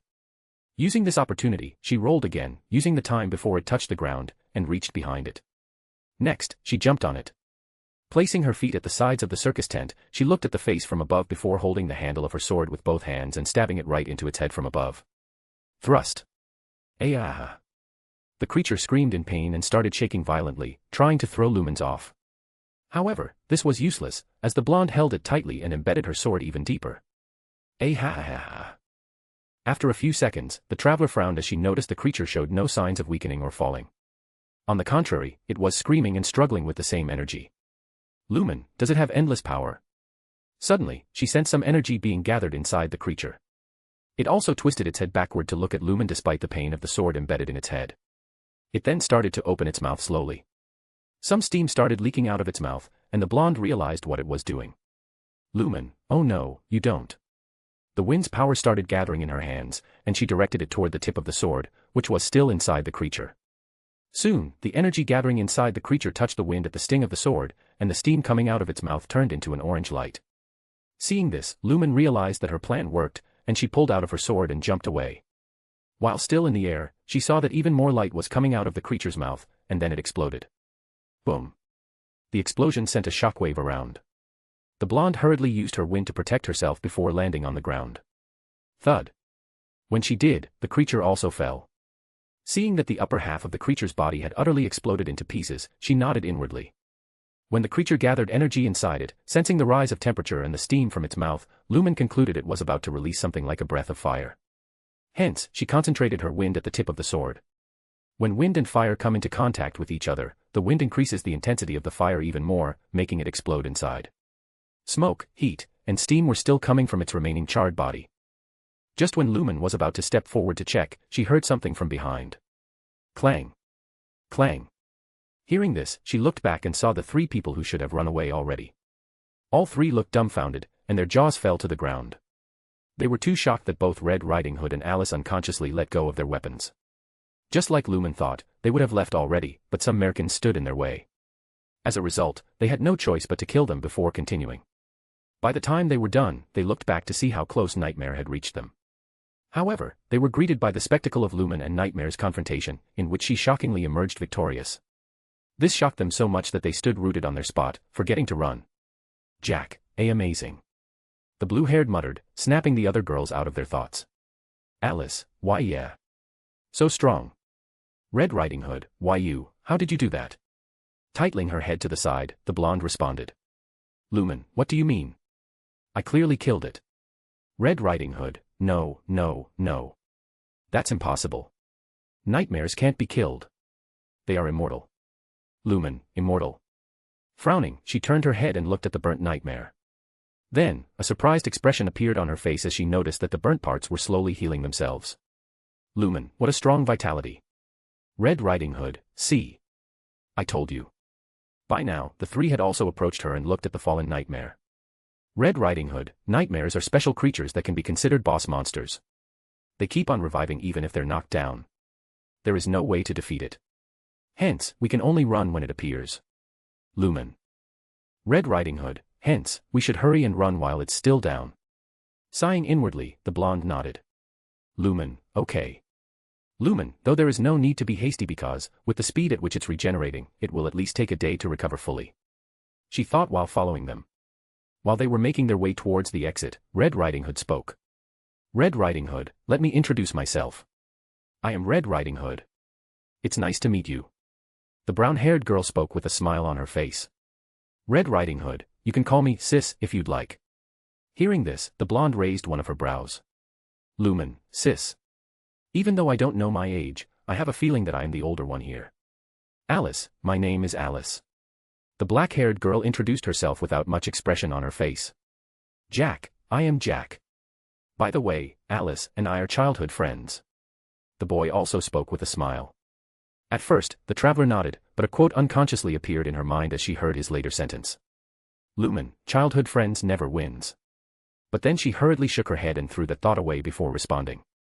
Lumen, I am Lumen. Pleased to meet you all too. Red Riding Hood, So, Lumen, where are you from? Lumen, I don't know. Red Riding Hood, Alice, huh? Jack, wah. As they looked at her with a surprised expression, she continued. Lumen, the moment I opened my eyes, I found myself in the prison. Then, I broke through it and escaped. As for why I am here or who put me there, I have no memories. Jack, is it amnesia? Alice, then how can you fight so well? Lumen, while I don't have memories, the knowledge and experience of the fighting have been engraved into my body. Like I have fought a lot before. Red Riding Hood, Maybe Dad will be able to help you if you tell him. Lumen, I don't know who this dad of hers is, but I have a feeling that even he can't help me. Jack, it must be hard on you, Lumen. Lumen, huh? Well, you are right. Lumen, not really. Red Riding Hood, today really is my lucky day. I come to save one blood maiden but to think I will find another one. And this one is so strong that she can take on a nightmare alone. Everyone in Dawn will be elated. Alice, yeah. Some like you will really help us a lot in escaping the jail. Jack, Glad to have you, Lumen. While the three were showing happy expressions, Lumen startled and spoke. Lumen, sorry, you are mistaken. I am not. However, at this moment, Alice paused and widened her eyes. Jack, Alice. Alice, ah. Suddenly, a burst of power erupted from Alice before Merkin's blood started surrounding her. Jack, Alice. Alice, ah. Others stepped back and kept some distance from her. Red Riding Hood, shoot. She entered blood skelter. Let's get out of here, Lumen, Jack. The brown-haired shouted. Lumen, when Blood Maiden is exposed to a great deal of mental stress combined with being covered in Merkin blood, it causes her to enter a berserker state. That state is called blood skelter. She thought while recalling her memories. Lumen, a Blood Maiden in blood skelter gains an even greater power boost than their other state, but because they are berserker, they recklessly attack friend and foe alike without any restraint, and their vitality will sharply drop every passing second until they succumb to their death. Jack, but Alice. She looks like she is in pain. I need to help her. Lumen, of course, she is in pain because, in this state, Blood Maidens are almost close to becoming Merkin themselves. However, their human body can't handle such a significant boost in strength, putting too many stains on them. Red Riding Hood, not now. Alice isn't her usual self anymore. Stay here any longer, and it'll be a good night for you. Jack, what's happening to her? Alice. Alice, ha ha. Red Riding Hood, she's not going to snap out of it. She'll attack everything until she dies, even you. Jack, it can't be. Alice. Lumen, stay back, Jack. Right now, she was very dangerous to both of you. Red Riding Hood, I was hoping she won't end up like this so soon. Alice, ah. Red Riding Hood, there's nothing we can do for her. This isn't the Alice you knew before. Jack, no. I must help her somehow. Lumen, and how are you going to do it? By giving her a deep wet kiss to wake her. Jack. Red Riding Hood. Both of them stumped hearing this and looked at Lumen with a baffled expression. None of them expected that the blonde would answer like that. Before long, a blush crept on both of their faces. Jack, and no. That was not what I was thinking. Lumen, good, because you will die before reaching her lips. Jack, I said that's not my plan. Red Riding Hood, ahem. Doing a fake cough, Red Riding Hood collected herself, but a red tint was still on her face. Red Riding Hood, Anway, the only thing we can do is end her right here and now. Jack, I won't let you. Alice. Shouting, the boy ran towards Alice, but he couldn't go more than 2 steps as his shoulder was grabbed. Lumen, what are you doing? Jack, going to help her. Lumen, and I am asking again, how? Do you even have a plan? Jack, I will think of something. Lumen, that's suicide. Jack, but I must be by Alice's side. Let go of me. Veins appeared on the blonde's forehead, and a furious expression appeared on her face. In the next moment, she raised her hand and... pat. The sound of a slap resounded as Jack came to a standstill. Too shocked at what just transpired. Even Red Riding Hood was surprised but didn't say anything as she also thought Lumen did the right thing. Lumen, why are you such an idiot? Alice has been fighting non-stop to protect you. So that you can escape this place. But if you die because of your stupidity, all her efforts till now will turn in vain. And do you really think she will be able to forgive herself for that ever again? Jack, that's... Lumen, don't insult the sacrifice she is making for you. Her words really hit the boy's chord as he trembled and lowered his head. Jack, but... I don't want her to die. Red Riding Hood, Jack. The brown-haired was looking at the boy with sadness. She also knew what he was going through as she had experienced the same before. Lumen, who said she is going to die? Jack, huh? Red Riding Hood, eh. Lumen, stay here and stay put. I will bring her back. Jack, really? Red Riding Hood, that's impossible. Once Blood Maiden enters the blood skelter, there is no turning back. The blonde didn't reply. Looking at Alice, who was laughing hysterically, she took a deep breath and dashed towards her. Red Riding Hood, wait. What are you doing?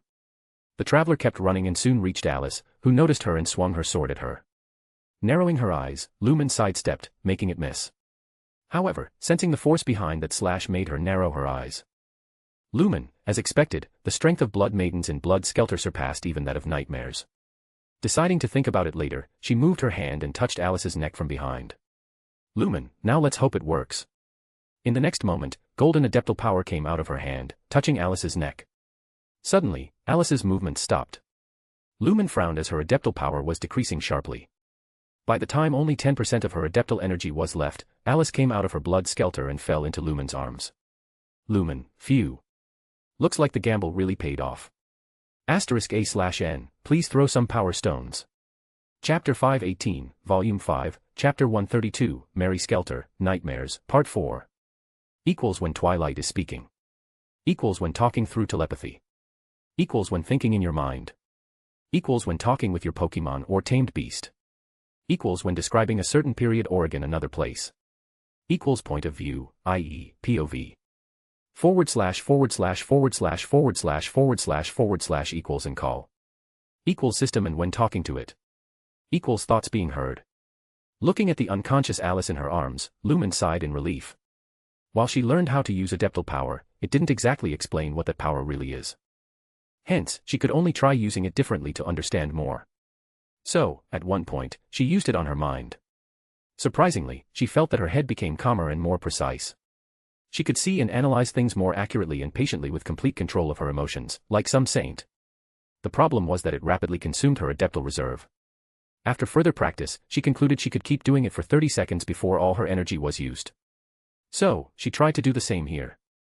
Since adeptal power can refresh one's mind and calm them, Lumen considered using it on Alice. As in Blood Skelter state, Blood Maiden would lose their reasoning and be consumed by the violence growing inside them. And lo and behold, it worked. Adeptal power really cleared her mind and brought her back. Lumen, still, the consumption was way too much. In over a second, 90% of the adeptal energy was depleted. In other words, if I have less, it would be futile. Sighing inwardly, she decided to train her adeptal power more to increase her reserve and control. Red Riding Hood, I don't believe it. She's back. The Scissors Girl's shocked voice was heard from behind, bringing the blonde back to herself. Jack, Alice. She was really back to normal. He then looked at the traveler's back. Gratitude was visible in his eyes. Jack, thank you for saving Alice, Lumen. Lumen, Lumen, adeptal energy not only cleared her corruption but also made her mind relax. So, all her pent-up fatigue and exhaustion came rushing in, making her fall asleep. Red Riding Hood, she actually came out of Blood Skelter state. I need to report this to Dad. But before that. Still murmuring under her breath, the brown-haired girl slowly approached the two and asked. Red Riding Hood, Lumen, how did you do that? She asked with curiosity and anticipation. If Lumen had a method to bring Blood Maidens out of their Blood Skelter state, they wouldn't need to fear it again. This would even hasten their goal of leaving jail. Too bad, the blonde dashed hope in the next second. Lumen, I don't know. I just thought of saving her and my body on its own. Red Riding Hood, eh? Jack, didn't this mean you also rushed forward without thinking of any plan? Lumen, indeed. Though unlike you, I have full confidence in retreating in one piece if things don't go as planned. Jack, well, that's true. When the Traveler saved Alice, she made sure that Jack and Red Riding Hood won't see the golden energy. First, because she didn't trust them. She might have if it had been before, but that note warned her not to trust someone immediately. Second, she felt there was more to adeptal energy than she thought. This power can let her do something that she can't imagine. That's why she had no intention of revealing it right now. Jack, Lumen. Is Alice going to be okay? Lumen, from what I can see, she is. Jack, thank goodness. The Traveler then picked Alice and put her on the back before addressing them again. Lumen, the exit is right ahead. Let's go. Jack, but are you okay with holding Alice? Lumen, I am fine. She is pretty light. Jack, I see. Thanks for the help. Lumen, you're welcome. Red Riding Hood, you just focus on taking care of Alice, Lumen. I will get rid of any merkin that will stop us. And you also stay close, Jack. Jack, I will. Thanks. Then they all started walking to the Humanity Safe Heaven in Jail, Liberated District. Pets. Creak. The giant door of one of the towers of Stairway to Heavens opened. One by one, 9 people walked out. When they did, the door behind them closed. Bang. These people were none other than the former Knights of Favonius, namely Jean, Kia, Albedo, Eula, Amber, Lisa, Dilek, Sucrose, and Noelle. It's been almost 2 months since they entered the Stairway to Heaven to complete their trails of royal knights. While there wasn't much change in their appearance, their gaze and aura were sharper and more dangerous than ever. There was also a heavy scent of blood coming from them. It's like they bathed in a whole pool of blood. Congratulations on clearing the Trail of Might. This voice attracted their attention as they looked in front. The space wrapped, and Premies appeared. Seeing him, all of them kneeled simultaneously. All, it's an honor to see you again, Your Majesty. Accepting their gesture, he nodded. Premies, rise. At this command, they all stood up again. The sharpness in their gaze also reduced somewhat. Still, Premies could see something else deep within their eyes, weariness. Premies, you all really went through a lot. Jean, no, there is no such thing, Your Majesty. We are. Premies, Jean. Jean. When he spoke, the blonde stopped. Next, Premies' gaze went over them one by one. When it did, they put away their bravado as their defense crumbled. They really can't hide anything from him. Premies, you all have been fighting non-stop for 60 years in Trail of Might. So, rest for a few months before proceeding with the next one. Yes, you heard it right. While only 2 months had passed outside the tower, inside, it took them 60 years to complete the trail. Eula, but. Premies, don't forget. Resting is also part of training. He then stepped forward and appeared in front of Eula before his head fell on their head. The woman was surprised but didn't say anything and lowered her head. While he was patting her, the thick scent of the blood emitting from her started dispersing. When it disappeared, he removed his hand and appeared before the other. One by one, Premies appeared in front of each of them, patted their head, and erased all the smell of blood from them. By the time he was done, Premies stepped back and spoke. Premies, by the way, do you all still remember the request you put in before leaving? Dilek, is Your Majesty talking about the tavern? The cost of which we are willing to pay in installments. Premies, correct. That time, we rejected it and told you that you all won't need it. Dilek, yes. Premies, completing the trails also gives you points. Kia, as seriously. All the knights were surprised at this. They also wanted to check right away but decided against it as they were still in Premies' presence. Premies, don't mind us. Go on. After getting his approval, they hesitated a bit before opening their windows. And in the next second, they all widened their eyes in shock. Profile shop inventory Stairway to Heavens. Balance, 500,100 points. Sucrose, F 500,000. Albedo, interesting. I can buy many things for my alchemy with this many points. Dilek, I can buy even more high-level tavern now. As they were murmuring about what they would do with their points, Premies walked away. Premies, relax for the next few months, no need to force yourself to train. We did say that there will be more knights in the future for whom you all had to guide and become their role model. However, it's still somewhat far. Hence, take your time and take slow, steady steps. They looked at Premies, whose back was becoming smaller and smaller. Premies, oh, one more thing. Pausing his steps, he glanced back at them. Then, the corner of his lips rose a little, and a small smile appeared. Preemies, we are proud of you. And then he disappeared again. Still, the knights kept on looking at the place he once was, and his words kept on resonating in their heads. A few seconds later, their eyes turned moist, and they bowed in that direction. Their heart was filled with warmth, and they smiled. Hearing those words made them feel that everything they went through in the Trail of Might was worth it. Though some were not. Multiverse library. Bang. No. It's impossible, I refuse to believe it. The Electro Archon abruptly rose from her chair, causing it to fall behind, and slammed her hands on the table. 2 books were placed in front. One was given to her at the beginning and contained law. The other one was called Planar War. That book explained what a planar war was and why it was conducted between the worlds. Her outburst was triggered by the outcome of her world, which the Witch of Greed spoke of. That dreadful and despair future. *A/N, please throw some power stones. Chapter 519, Volume 5, Chapter 133, Mary Skelter, Nightmares, Part 5. Equals when Twilight is speaking. Equals when talking through telepathy. Equals when thinking in your mind. Equals when talking with your Pokemon or tamed beast. Equals when describing a certain period or again another place.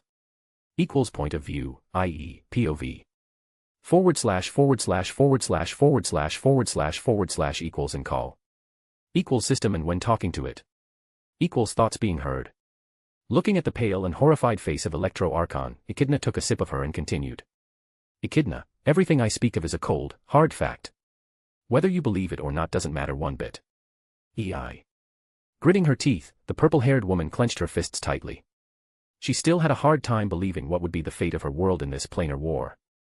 Seeing her conflicted emotions, the white-haired woman didn't speak and gave her some time to gather herself. Echidna, while Prime forbade me from disclosing the secrets and truth of her world, he didn't say anything about revealing the outcome her war will face in this war. So, I am sure it should be fine. But then she sighed inwardly. Echidna, though knowing that man, I am sure he would have already expected that I would do so. Echidna, I also know the adventure and journey of the children you gave birth to after being captured. Those sons and daughters of yours did make a name for themselves. Well, you can't expect anything less from the children of Electro Archon, Raiden Shogun. Want to hear about their life? Quiet. Rumble. Thunder started coming out of as she glared daggers at the Witch of Greed, who was pouring salt on her wounds again and again. Still, Echidna can tell that she was using rage to hide her fear, anxiety, horror, uneasiness, and worry. Shrugging her shoulders, Witch of Greed decided not to press EI's buttons anymore. Noticing that the white-haired woman was no longer continuing with the topic, the Electro Archon tried to stabilize her breathing. Echidna, too bad the fate of your world can't be changed even if you return in time.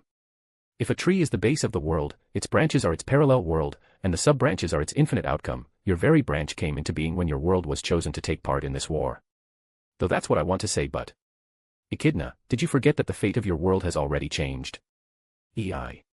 Realization struck as she opened her eyes wide. Because of all the revelations of the hopeless future, she completely forgot that everything had shifted from its predestined path. All, because of one man. Echidna, to be honest, even I was surprised by this. Prime had decided that he would no longer interfere with the lives of mortals. In the beginning, he had no intentions of helping your world either. But later, he had a change of heart, for the 2 people.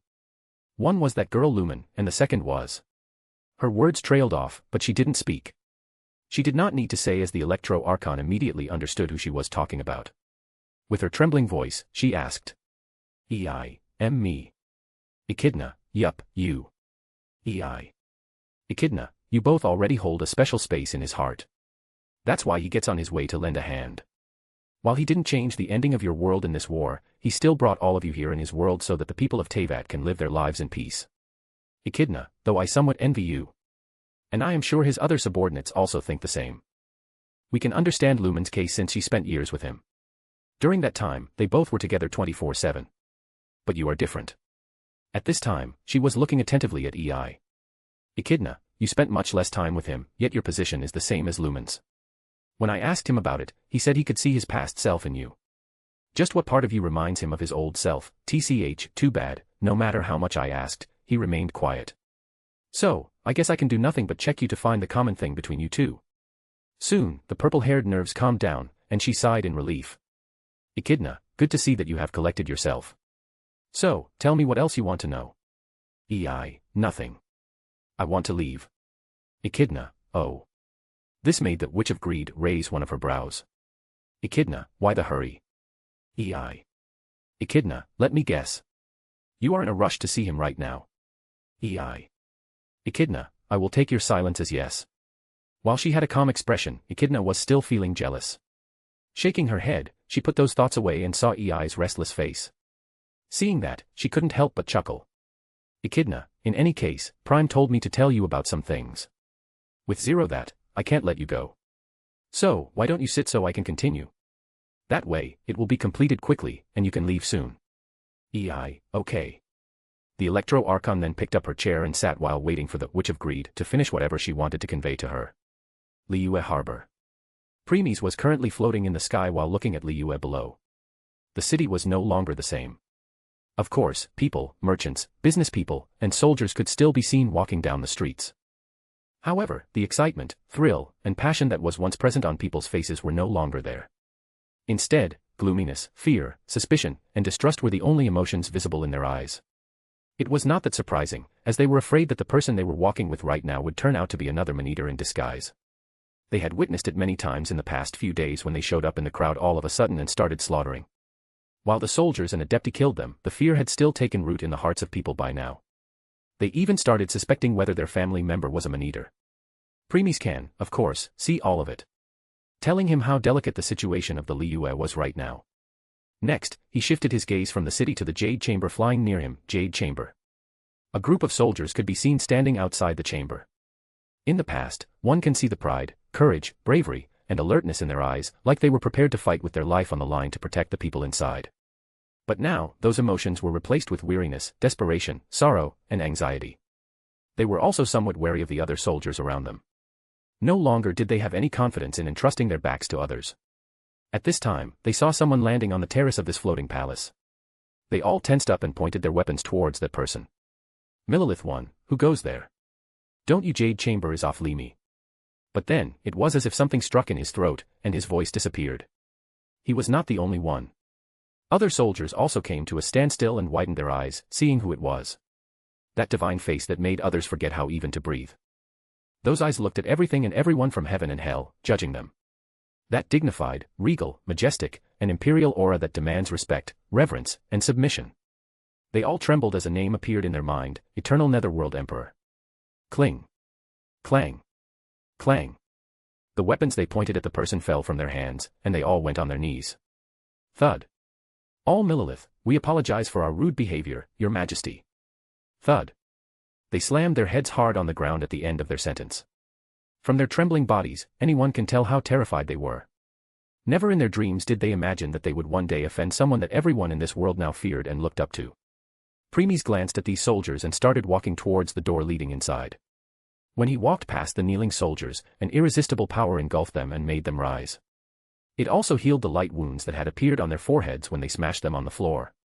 At first, they were surprised, but then they realized who was responsible for it and looked back. Only to see Premies opening the door and entering. Even when he was no longer in front of them, the soldiers still bowed in his direction. All Millilith, thank you for your forgiveness, Your Majesty. Jail. Lumen stopped at the path leading to the liberated district right before her. She had a feeling that her life here wouldn't be as simple as she thought. Red Riding Hood, hey, Lumen. Is something wrong? Jack, if you have been tired of carrying Alice for a long time, give her to me. Snapping out of her thoughts, the blonde shook her head and responded. Lumen, it's nothing. I was just lost in my thoughts, that's all. Jack, okay. But please let me know if you need a hand. Lumen, I will. Thanks. They then continued walking and reached the entrance of the district. Red Riding Hood, ahem. I know you all want to rest, but I still want to say it. Stepping forward, she turned and looked at them. Red Riding Hood, welcome to the liberated district. Jack, liberated district. Red Riding Hood, yup. We regained control of it from the Merkins so that people could live the way they should. While Jack was surprised to hear that, Lumen narrowed her eyes. Lumen, I don't think it's that simple. If this whole place is part of jail and that very jail can control and order Merkins and nightmares however it desires, doesn't this mean that people can live here because jail lets them? Red Riding Hood, this place is for those who escape prison cells so they can live a normal life again. With a bright smile on her face, she continued. Red Riding Hood, we Blood Maidens and the Dawn protect the district in hopes of escaping the jail one day. Jack, Dawn. Red Riding Hood, you will learn more about it later. Jack, okay. Red Riding Hood, you're free to roam this district however you like. Jack, thank you. Red Riding Hood, take a look over there. That's the entrance to the liberated district. Darling, you are back. Suddenly, an unfamiliar voice attracted their attention. Moving their head, they saw a tall, muscular man standing on the other side of the entrance. Lumen turned her gaze to his side and saw a pole with debris and spikes attached to one end. Lumen, a weapon. Red Riding Hood, yup, just done with things I have gone to do. After saying that, the smile disappeared from her face, and she spoke in a tired voice as if what she was about to say was something she had said many times before. Red Riding Hood, also, quit calling me darling. Stop giving people weird names to everyone, Tawa. Ha ha ha. Same to you. I'd appreciate it if you would call me by my last name. Red Riding Hood, Tawa is Tawa. Why do you have to be ashamed of being called by your first name? Jack, you both sound like brother and sister. Red Riding Hood, he's not my brother, she's not my sister. Jack, oh, sorry, ha ha ha. That was a bit embarrassing. The name's Katawaki. I'm the gatekeeper here. Jack, Mr. Katawaki. Red Riding Hood, come on, you have to say his whole name. He's embarrassed for having a cute-sounding first name. Tawa, stop it already. Red Riding Hood, hey. You're getting all red. Jack, they really seem to get along well together. Tawa, and you are? Jack, my name is Jack. Nice to meet you. Tawa, you must be very special since Darling escorted you here herself. Jack, huh? No, it's not like that. We were just left behind, that's all. Tawa, we. Jack, yeah. Me, Alice, and Lumen. Tawa, I am sorry, but who are you talking about? Red Riding Hood, oh, come on, Tawa. Jack is talking about the other two girls. Tawa, which girls? Red Riding Hood, of course, those two. In the end, her words trailed off, and a dumbfounded expression appeared on her face when she saw Jack standing on his spot, all alone. There was no sign of Lumen and Alice around. Even the boy had the same expression. Well, it can't be helped. Lumen was getting bored of their bickering. Hence, she let them be and entered the district with Alice on her back. *A/N, please throw some power stones. Chapter 520, Volume 5, Chapter 133, Mary Skelter, Nightmares, Part 6. Equals when Twilight is speaking. Equals when talking through telepathy. Equals when thinking in your mind. Equals when talking with your Pokemon or tamed beast. Equals when describing a certain period or again another place. Equals point of view, i.e., POV. / / equals and call. Equals system and when talking to it. Equals thoughts being heard. Jail, liberated district. Walking down the district streets, it wouldn't be wrong to say that seeing so many people here was surprising. They were chatting, strolling, selling goods from the stall, bargaining with their customers, and so on. Raising her head, Lumen saw many old-story buildings, which looked like a stack of one house over another. Lumen, quite a place. Right, Alice. Alice. Lumen, no need to pretend I know you are already awake. Hearing that, the black-haired girl on the blonde's back slowly opened her eyes, and an embarrassed expression appeared on her face. Alice, I am sorry. It's not that I was hiding it. You all were busy talking, so I didn't want to interrupt. Lumen, it's okay. I don't mind. Alice, thanks. Lumen, you're welcome. So, how are you feeling? Alice, my head feels refreshed, and I no longer am facing any violent urges. Though my body still lacks the energy to move. Lumen, I see. Don't worry. You will be on your feet soon. Alice, that will be great, Lumen. Lumen, what is it? Alice, what happened to me? After remaining quiet momentarily, the blonde decided not to hide anything. Lumen, you entered Blood Skelter State, Alice. Alice, Blood Skelter State. Lumen, as you know by now, whenever Merkin blood falls on blood maidens for long, you can enter mass air mode. Alice, I have used it while fighting Merkins not long ago. Lumen, yeah. It's just that blood maidens cannot simply bathe in Merkin blood without consequence. Corruption will slowly build up in a blood maiden, making her agitated and gradually polluting her mentality. Alice. Lumen, a blood maiden pushed past the tipping point will enter Blood Skelter. In this dangerous state, she attains great power far surpassing their massacre mode but is unable to recognize friend or foe, becoming nothing more than a rabid berserker. The girl started shivering in fear hearing that. Alice, did I attack either Jack or Red Riding Hood or you? She asked in a trembling voice. Anyone could tell how scared she was as the very thought of hurting Jack haunted her. Lumen, no. I stopped you before you could do so. Alice, why you do? Lumen, yes. Hearing this, she let out a sigh of relief and unconsciously hugged her tightly. Alice, you have no idea how devastated I would be if I learned that I attacked Jack. So, thank you. Lumen, Alice. Alice, yes. Lumen, I know what I am about to say sounds rude, but it would be better if you told Jack that he should stay behind and not get in the way in the future. Alice, why do you say so? Alice would have been angry if someone else had said such things about Jack. But Lumen was different. Not only did she save her, but Alice knew she wouldn't say something like this without any reasoning behind it. Lumen, Jack wanted to rush to you when you entered Blood Skelter state. I understand that he was worried.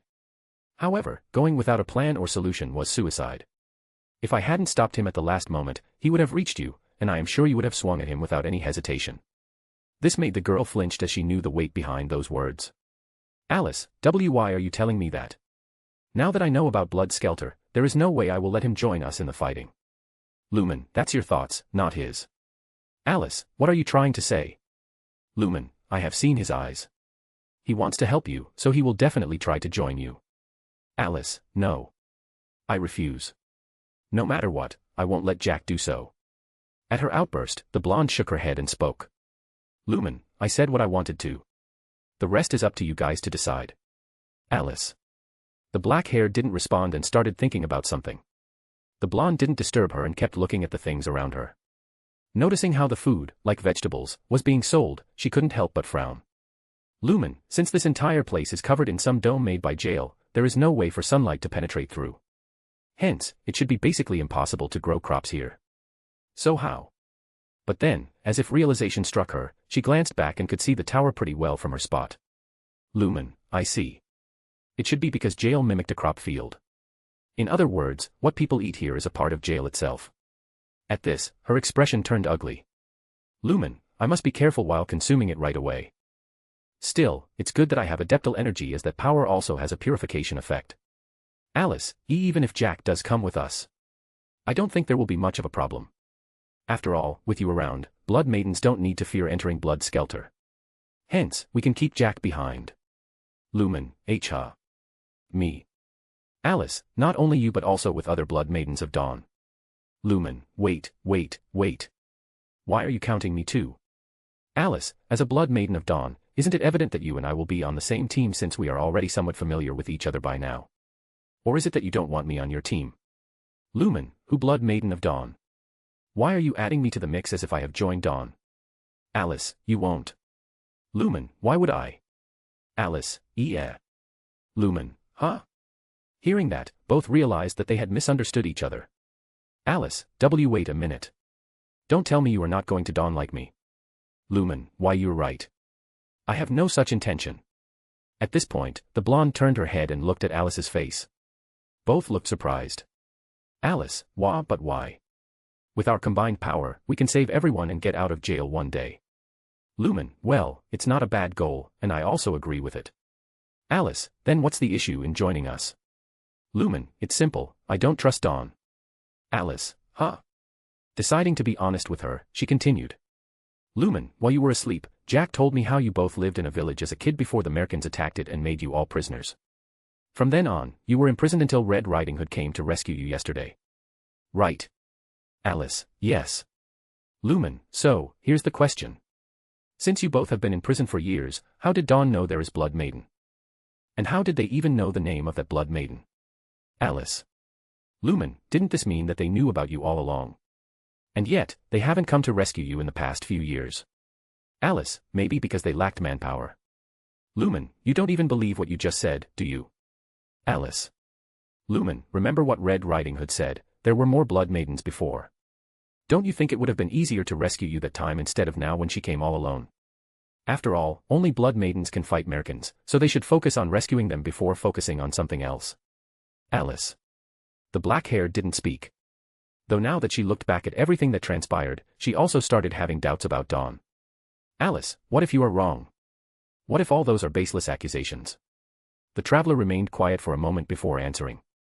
Lumen, maybe you're right. Maybe it is me being paranoid. Maybe Dawn really does have the noble goal of saving everyone, however, from what I have seen, I am sure Dawn is hiding something. And I feel they won't clear it even if I join them. Hence, it would be better if we go our separate ways since I can't trust them yet. Lumen, and with the knowledge of jail I am recalling time by time, I think it won't be long before I know the way out too. Alice, I see. None of them brought up any such topic for the rest of the way and started talking casually. As a result, they got closer mainly because they didn't let their emotions control them and took a logical approach.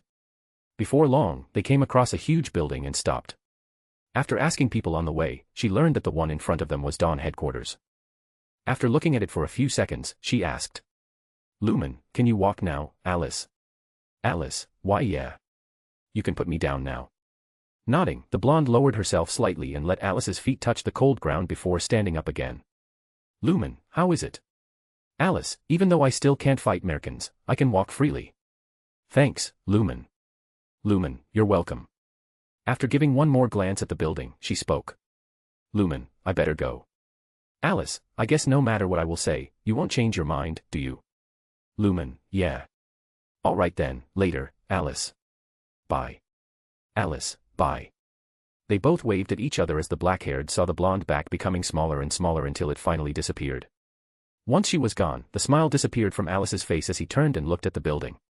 The seed of doubt had already been planted in her heart. Hence, she won't believe Dawn's words as blindly as she does in the plot. Jack, Alice. Suddenly, a voice snapped the girl out of her thoughts as she turned and saw the boy running in her direction. Seeing him, her stoic expression softened. Alice, Jack. The boy sighed in relief, noticing that the girl looked fine. Jack, I am sorry I failed to stay by your side. I was caught up in a talk with Mr. Katawaki. Alice, it's okay. Since our destination was Dawn HQ, we asked the people on the way to get there without getting lost. Jack, that's good. Red Riding Hood, please don't do something like that next time. As we were looking for you all around. Alice, I'm sorry. The girl apologized and lowered her head. The brown-haired laughed and spoke. Red Riding Hood, it's fine. Then she looked around Alice before asking in a confused expression. Red Riding Hood, so, where is Lumen? Don't tell me that she already went inside. Alice, well. She left. Red Riding Hood, so, she really does go inside. Shaking her head in denial, the black-haired corrected. Alice, no. I mean, she went her own way. Jack, her own way. As the boy showed a confused expression, the scissor girl understood what Alice was implying and widened her eyes. Red Riding Hood, don't tell me, you mean. Alice, yes. She said she had no intention of joining Dawn and left. Jack, but why? Alice, well. I don't know. There was no way she could say that Lumen was suspicious of Dawn and hence refused. While the boy became sad at this news, Red Riding Hood started panicking. Red Riding Hood, no, no, no. We can't let Lumen go. She can become the lifeline of us, Blood Maiden. She is now our ticket to leave jail. The black-haired was surprised by Red Riding Hood's reaction. Alice, what do you mean by lifeline? Red Riding Hood, well. Did she tell you about Blood Skelter? Alice, yes. Lumen told me. I also know she was the one who saved me that time. Red Riding Hood, that's exactly it. It has never occurred before. Blood Maidens who entered Blood Skelter were considered already dead and were either put down or left in the area, where they would rampage before burning out. There are no records of Blood Maidens returning to normal ever. Alice. This shocked the black-haired girl. She opened her eyes wide in shock. Alice, what? Lumen didn't tell me that. She only said that Blood Maidens in Blood Skelter turned berserkers and attacked friend and foe alike. She never told me that they would burn away their life. She abruptly turned her head towards where Lumen disappeared too. Alice, this means that she saved not only Jack and Red Riding Hood but also my life. Genshin Impact, Liyue Harbor, Jade Chamber. Entering, preemies noticed how silent the place was. Before, many maids could be seen here and they're busy with their stuff, but now there was none. The whole place was empty. The flowers in the pots had started to dry because no one had watered them for a long time. Of the many lanterns around, only 1 and 2 were lit up, making the place darker. The place also required cleaning as the dust had started accumulating on the floor and furniture. Preemies then made his way to the stairs leading to the lower floor and descended. After reaching down, he noticed that this floor was also dark, with light coming from one room. That was Ningguang's main room inside this jade chamber. Once he reached the front of the room, he stopped seeing how the whole floor was covered with the documents. There was barely a spot to step a foot. Because of that, many of those papers had the footprints on them. He saw Ningguang sleeping while sitting on the chair and her head resting on the table in front. He also saw Keqing sleeping at the side, sitting on the floor while leaning on the wall. They didn't fine at all. There were many tears in their clothes, and injuries could be seen on their exposed skin. There were also some spots of blood on their skin and clothes. Premies also noticed their weak, haggard breathing and the dark circles under their closed eyes, indicating that they had been fighting all this time and just now got some time to rest. Sighing inwardly, he thought, Premies, looks like we have no choice but to take the helm here too, or they would burn themselves from the overwork before getting rid of the enemies. A/N. Hi readers, authors here. I know most of you have realized it, but I still want to point it out. While this is a harem novel, no, huge harem, the girls won't fall in love with Premies right off the bat. It will be a slow romance where their feelings will slowly accumulate as they spend more time with him. Hence, while Premies had many female subordinates by now, not all of them, no, let me rephrase. More than 90% of them don't hold such feelings for him. In the case of Witches of Sins, only Satella loved him. As for his contracted spirit, Beatrice. To her, Premies is a big brother-like figure. And finally, this Genshin Impact world.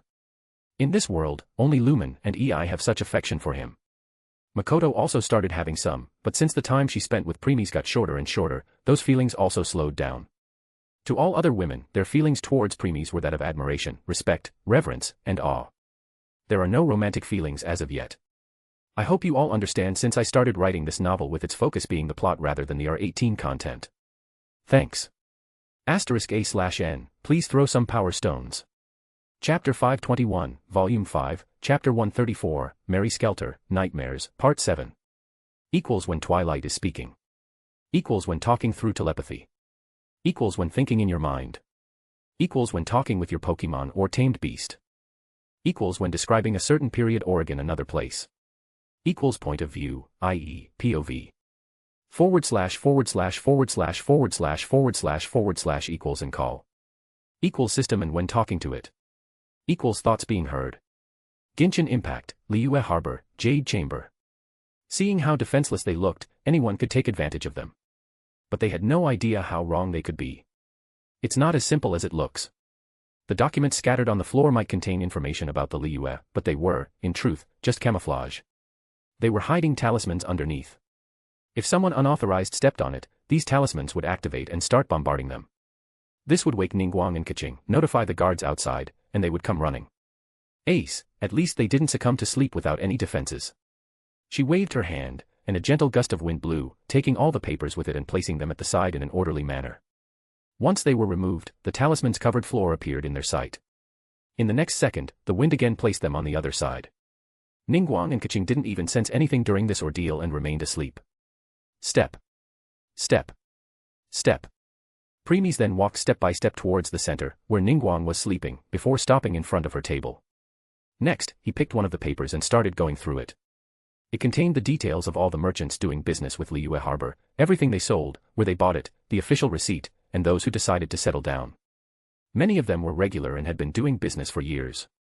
These people were less suspicious than those who appeared out of nowhere and just started. Yet, even if they just started, their business was blooming rapidly. And that was not simple. Unless they sold something that made people start getting addicted to it, like drugs or human meat. Ningguang and Keqing also noticed and decided to take them in custody to investigate. But like they expected, these people really turned out to be man-eaters as they started attacking them. After what happened, they decided to investigate further and started researching other people who came to visit and stayed. Lo and behold, their scalp numbed as they confirmed that the number of inhabitants for the 3 years had increased by more than 10 times. Such a thing never occurred in decades, yet it happened in 3 years. Because they were not aware of man-eaters until recently, they thought their nation was prospering and didn't give it much thought. But now they realized that was their biggest mistake. Their hair stood in the end, thinking how many of their people would have been killed and eaten by these man-eaters in those past years. That's where the paper ends, and Premies put it down. Ace, these creatures have already become part of society and must have a decent status by now. Premies, yeah. He replied, started pondering. Liyue's situation was different from Mondstadt and Inazuma's. In Mondstadt, everyone was influenced by Yuya and started trusting him completely, which led to their downfall. In Inazuma, the fleet of fog started bombarding them before the people realized what was happening. But things were different here in Liyue. They needed to protect themselves from both the inside and the outside enemy. Preemies, man-eaters are inside enemies, and the outside enemy is. Turning his head, he looked in a particular direction. His gaze passed through all the obstacles, penetrated the sea below, and stopped at someone. Preemies, Ojel's seal is weakening, and the way things are going, we won't be surprised if even his wife Bisht also joined. The Sword Princess, who was also looking at the same, asked. Ace, are you going to make your move, my lord? Shaking his head, he answered. Preemies, no, we have already decided that phase 1 of the war will be left to its people. Hence, the only thing we will do is guide them. The rest is up to them. Ace, I see. Preemies, in any case, I have a work for you. Hearing this, Ace narrowed her eyes. A work that required a 9th-dimensional god like her wouldn't be so simple. Ace, please order, my lord. Preemies, When he nodded, some information suddenly appeared in the blonde's mind. Preemies, these are the coordinates of the world. We want you to go and retrieve 3 things for us. She squinted her eyes after checking it because that world was not part of this planar war. Preemies, the first one will be easy. In the case of the second one, there will be some resistance. As for the last thing, you will face the attacks of many dimensional gods. Ace, oh, should I kill those gods? Preemies, up to you. Preemies, though we are sure you will stay your hands when you will see someone there. Preemies, be careful. In order to take those things, you have to temper with the world's laws. Ace, I will. Preemies, good. Now the things are. He then explained what he wanted and gave her details on how to do it without damaging them. Preemies, go. You have 1 day. Ace, I will be back soon. Next, the space wrapped around her before she bathed in light and entered a spacetime tunnel. Preemies then turned and walked towards the wall where Ningguang put the most important notes. It was said that just a single fragment of one of these notes could change the fate of merchants. However, these notes no longer contained the business intel as before. There were many red circles on them. Preemies, it seems you are barely keeping the situation at bay. An hour went by as he slowly read through everything one by one. Bang. At this time, the door of the jade chamber on the above floor opened, and someone walked inside. If someone looked outside, they would see all the soldiers guarding were lying on the ground unconscious. The person walked inside in an imposing manner as if they owed this place. Its gaze moved around, and seeing no one, it descended the stairs. Tap. Tap. Tap. The sound of its footsteps resounded in the silent chamber before it reached the lower floor. Seeing the light coming from the Ningguang's room, it made its way there. Soon, it was in front of the room. It saw Ningguang and Kaching sleeping on their spot while Preemies was looking at the main wall, checking all the placed notes. Seeing him, the person didn't show any change in expression and waited. A minute later, he spoke. Preemies, you have a nag for a name. Can't you use your real one? I don't have a real name in the first place. The one I told your majesty is someone I gave to myself as I think it suits me. But I don't think others, especially mortals, need to know about it. Preemies, In that case, we will also go with the one you are using right now. I would prefer it if you could call me my real name, though. The person muttered under their breath, but Preemies was too focused on his thoughts to hear that.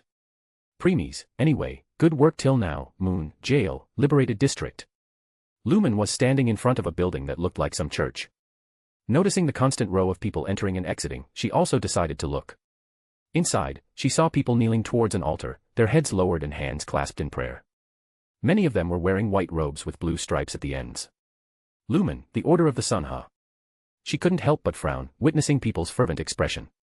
Lumen, a religion that worships the sun as an entity, in hopes that one day, the faithful will be freed from the jail to bask in its light. What an excellent way to give people false hope. Though it's better than letting them fall into despair thinking there is no escape. Civilian 1, hey, you. If you are also here to listen to Lady Oriheim's words, then move forward and stop blocking the way for others. Lumen, ha. Ah. I am sorry. Here, you can go ahead. Snapping out of her thoughts, the traveler hurriedly apologized and moved out of the way so people could move on. They looked at her dissatisfiedly before walking past her. The girl could only show an apologetic expression upon seeing that. She then moved and made her way towards one corner where another member of this Order of Sun could be seen. That person was a woman holding a notepad in her hand. At first, she looked at the people praying in front with the same devotion, but then, seeing Lumen coming towards her, she smiled and addressed her. Welcome. Seeing your clothes, it seems that you are a new person here. Lumen, yes. I was just curious about this Order of the Sun and decided to take a look. Ah. I see. The Order is an excellent place to be. Feel free to come here if you desire help from Sun God. Lumen, okay, so, what are the teachings of the Order of the Sun? Keep faith, as the Sun God will scorch the heavens to render salvation from the jail. Lumen, a prophecy. Lumen, so, who created this Order of Sun? It is created by Our Lady Orihime. Lumen, Lady Orihime, yes. Lady Orihime is the incarnation of the Sun. As the woman spoke about Orihime, she was getting increasingly excited. Lumen, so, where is this Lady Orihime? She is away right now, spreading the words of the Sun to give people hope. Lumen, I see. The traveler's eyes then fall on the notepad in the woman's hand. Lumen, are those orders? Oh, this. You see, the people in the liberated district submit their requests to us, hoping we can fulfill them. It increases their trust in us, and we get some additional supplies. There, she stopped, and a defeated expression appeared on her face. Too bad we don't have people who can fight. Hence, we can only wait for dawn to come, take, and complete these orders. Lumen. Thinking deeply about something, she asked. Lumen, can only dawn take these orders, huh? No, others can, too. Though most people don't. After all, one needs to put life on the line for that. Lumen, can I take a look? Sure. Here. Taking the notepad in her hand, she saw the current work orders. Lumen, not enough food supplies, not enough food liquor, not enough medical supplies. Americans were spotted near the liberated district. Could you get black steel fragments from the soul keepers in the city streets? We need more meat. We are missing clothes. Lumen, my name is Lumen. Pleased to meet you. Lumen. It is a good name. I am Sukue. It's good to make your acquaintance, too. Lumen, Sukue, I want to take. Sukue, sure. Lumen, which one? Passing the notepad back, she answered. Lumen, all of them. *A/N, please throw some power stones. Chapter 522, Volume 5, Chapter 134, Mary Skelter, Nightmares, Part 8. Equals when Twilight is speaking. Equals when talking through telepathy. Equals when thinking in your mind. Equals when talking with your Pokemon or tamed beast. Equals when describing a certain period or in another place. Equals point of view, i.e., POV. / / equals and call. Equals system and when talking to it. Equals thoughts being heard. Mary Skelter, Nightmares, Jail, Liberated District. The next day. Lumen opened her tired eyes and was greeted by a worn-out ceiling. Rubbing them, she got out of bed and stretched her body before going to the kitchen. The kitchen was old, with torn wallpaper on the wall, cracked bricks, rusted appliances, and a somewhat broken window. The girl didn't mind and walked to an outdated one-door refrigerator and opened it before taking out one water bottle. She then picked up a pan whose base was bent inward and put all the water in it. Next, adeptal energy came out of her hand holding the handle and soon covered it entirely with water. SSS. SSS. The sound of sizzling was heard, and the quantity of water decreased to 1/3 RD. Seeing that, Lumen grunted in annoyance and took out 2 more water bottles before dumping them into the pan again. By the time the sizzling stopped, only 1 bottle worth of water was left. Sighing, she put the pan on the stove and let it boil. 5 minutes later. Walking from the room onto the balcony, Lumen leaned on the railing and looked down while holding a cup of hot water. As she took a sip slowly, she saw people coming out of their houses to start their day. By the way, Lumen was currently living in a 7-story building in the liberated district. There were only 3 such high buildings in the district. Surprisingly, no one lived in the whole building except Lumen. Hence, now she was the sole owner of this huge place. Well, it's not that people didn't want to live here, they just can't. Why? Because this building stood at the very far edge, close to the wall surrounding the district. As a result, this place became the first target of Americans if they succeeded in entering. Hence, in the past years, after a few days of living here, people got attacked by Americans. Either killed or taken as prisoners. This was the least safe place in the whole district. So, people gave up on living there, and this building became deserted. As a result, the traveler got this entire place for free. After entering this building yesterday, Lumen took the room on the top floor, where she slept. It's not that she didn't want to take the other floor, but this room was the least dirty compared to others, not of dust but of American blood. Yup, you heard it right. It's evident that when Americans attacked this place, Dawn dispatched their blood maidens to remove them. So, Americans' blood was spilled all over the floor, wall, and ceiling. And since no one lived here, no one cleaned them. It resulted in the blood drying up. After arriving here yesterday, Lumen took half an hour to clean her room before jumping on the bed and drifting off to sleep. Letting out a sigh, Lumen opened her mouth. Lumen, I better complete the work orders today and return the money I borrowed from Sukue. Yesterday, after taking the requests, the traveler decided to find a place to live before going out to finish the request. However, she realized she had no money to buy food and daily necessities. While she knew that the Order of the Sun would be distributing food in the evening to the new people who came, Lumen did not intend to participate because she knew people of Dawn would be there. They would definitely try to recruit her. She could refuse, but she felt that they would not stop pestering her. Hence, it's better to keep some distance from them for now. Ultimately, she could only put her pride aside and shamelessly ask Sukue for some money. After that, she spent the day buying food and water. By the time she was done, she didn't have enough money to rent a room. Asking some more, she learned about this cursed building and decided to live here from now on.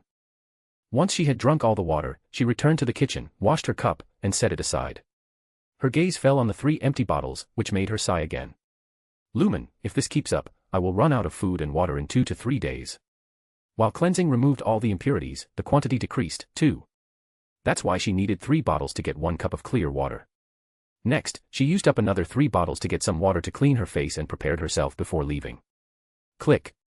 Closing the main door of the building, the blonde looked at the street, which was now bursting with people, before making her way to the entrance. Girl, where have you been all till yesterday? The moment she was about to leave the liberated district, a voice called her. Pausing, she turned and saw the gatekeeper smiling and waving at her. Lumen, good morning, Mr. Kadawaki. Tawa, good morning, Lumen. You look more refreshed and energetic than yesterday. It seems you have a good night's sleep. Lumen, I won't deny that. Sleeping on a soft bed is much more comfortable than on the floor in prison. Tawa, ha ha ha. Good to hear that. Lumen, by the way, Mr. Kadawaki, you asked where I have been since yesterday. Is there something you need? Tawa, well, Darling has been looking for you all over the district yesterday. She seemed pretty worried, so that's why I asked. Lumen, oh. I see.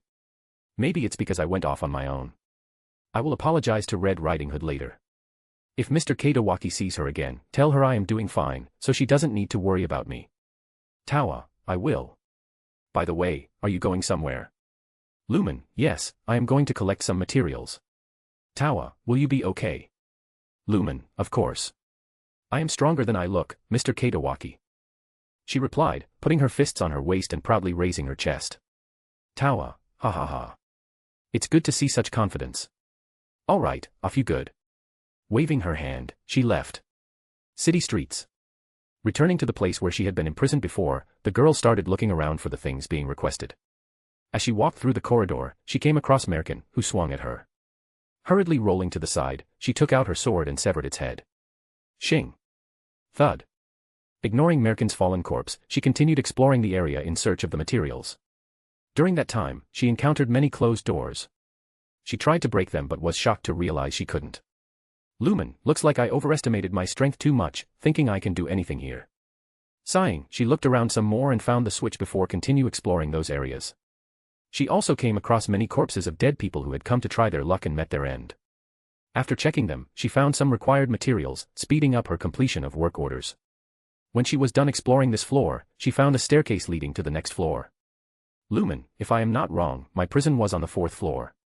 Surprisingly, she didn't encounter Nightmare during this whole time. Hence, she soon reached the 3rd floor. While Lumen was searching more, she couldn't help but frown from time to time. Lumen, why do I feel someone is looking at me? Thinking, she started looking around but failed to find the source. Lumen, is it my imagination? Her gaze soon fell on the eye on the wall. Approaching them with caution, she checked it but failed to find anything. Suddenly, she saw a movement in the eye and concluded that it was not simple. Hence, without hesitation, her sword moved and destroyed. Slash. Splurt. Some pink blood gashed out before the eye turned limp. Still, Lumen didn't look happy, as she could still sense the gaze on her. Ultimately, she decided to leave for now and think about it later. As she was making her way back, she reached a different area. The difference in this area was that there was a long, bottomless pit. Lumen would have ignored it other times, but not this time, as she saw an area on the other side. Getting curious, she stepped back and gathered an MO power around her. Next, she sprinted forward at full speed. The moment she reached the edge, she leaped. With the help of an MO, she got the boost and reached the other side. She was surprised to realize that she could no longer sense that gaze on her as before. Lumen, is this some uncharted territory? She then checked around and found some sort of entrance. But this entrance was sealed. But Lumen could tell that this seal was not that hard to break. Gathering power in her hand, she punched. Bam. Seeing that it curved inward a little, Lumen was elated and punched again. Bam. And again. Bam. And again. Bam. Bam. Bang. Finally, it crumbled, and a deep path leading underground opened. Lumen, let's see where it will take me. Thinking, she jumped inside Genshin Impact, Liyue Harbor, Jade Chamber. Sending Ningguang and Kaching to their separate room and laying them on the bed, Premies took the head seat and looked at Moon standing before him. Premies, it seems everything is working well on your end. Sighing, the crystal-haired woman stepped forward and sat on the table before replying. Moon, it is. Though it was both tedious and a hassle. If not for your orders, I did not intend to lend hands to these humans. Seeing her relaxing on his table in front, Premies didn't mind her rude behavior and leaned on his chair. Premies, you really hate humans, don't you? Moon, hate is a small word. I loathe them. And you know why. Premies, doesn't this mean you loathe us, too? Giving him a mocking look, she spoke. Moon, if it was before, I would have believed you. However, while the system can't see your real strength, it can still distinguish one's race after checking the pattern and stored information. During those last few years, I have been trying to find even little information about you, if possible. But every time, I meet a dead end. Hence, you might have been a human before, as you are saying, but you are no longer one right now. Premies. Hearing this, Premies turned quiet and didn't speak. Moon, by the way, what should I do with them? Saying, she took out a pouch and placed it in front of Premies. Thud. He didn't pick it up and only glanced at it before speaking. Premies, we never expected you to be the one to hold a grudge over simple things. Moon, humph. That brat tried to trick me. Of course, I will teach her a lesson or two. Shaking her head, Premies willed, and the pouch opened, revealing many primogem. These were the primogems that Moon had extorted from Lumen. *A/N, please throw some power stones. Chapter 523, Volume 5, Chapter 137, Mary Skelter, Nightmares, Part 9. Equals when Twilight is speaking. Equals when talking through telepathy. Equals when thinking in your mind. Equals when talking with your Pokemon or tamed beast. Equals when describing a certain period or again another place. Equals point of view, i.e., POV. / / equals and call. Equals system and when talking to it. Equals thoughts being heard. Genshin Impact, Liyue Harbor, Jade Chamber. Looking at the primogem in the pouch, Premies sighed. In the next second, the pouch and the primogem inside disintegrated into nothing. Premies, since you have trained Lumen yourself this time, what are your thoughts? Moon, seeing it from the sidelines and experiencing it firsthand are two different things. So, I can say that she is very talented. She absorbed everything I taught her like a sponge. Genius is definitely a word to define her, but Premies, she still has to learn a lot. Moon, Her experience and base in using the power of Abyss still need to be improved. Premies, true. Though now she has even more things to worry about. Moon, oh. What things? Premies, she is currently learning how to use Adeptal energy. Moon, eh? The woman was surprised at this before creases appeared on her forehead. Moon, this is too rushed. Lumen got the power of Anemo when she arrived at Mondstadt. Before that, you only made her focus on swordsmanship and exercises to strengthen her physique. Hence, her knowledge of Anemo is still too shallow. Then she got abyssal power.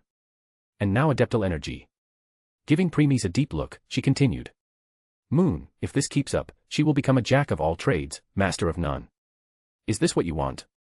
Premies, no, we want to avoid that at all costs. Moon, that's good to hear. I don't want to see her destroy her future by trying to learn different energies, either. Premies, oh. Didn't you say you loathe humans? When do you start caring for her? Moon, ahem. She is no longer human, your majesty. She is a dragon. Premies, indeed. Here, he paused, and a smile appeared on his face. Seeing that smile can instantly make others fall into a trance. However, Moon started having bad feelings about it. Premies, that's why you will be Lumen's trainer from now on. Moon, wait. What? Hearing his words, a shocked expression appeared on her face. Moon, you can't be serious. Premies, we are. And didn't you state that Lumen is now a dragon? This means you don't hate her like humans. Moon, I won't deny that, but it doesn't mean I will become her trainer. Premies, sorry, but besides us, only you are suitable for this role. Moon, you are kidding me, right? While I have only seen 2 or 3 of your subordinates, I am sure you must have many who surpass the current me. Premies, oh. When do you start looking down on yourself? Moon, I am just stating the fact. Premies, if you say something like that, then we can't step back. Yup, you are right. We have many people under us in front of whom you won't be able to hold a candle even if you recover your full strength. At this, the woman couldn't help but bite her lips in frustration. Even if she said such words, she hoped Premies would deny that. After all, even though she was not the strongest from where she came, she was still considered the one who could reach such a level if given time and some conditions were met.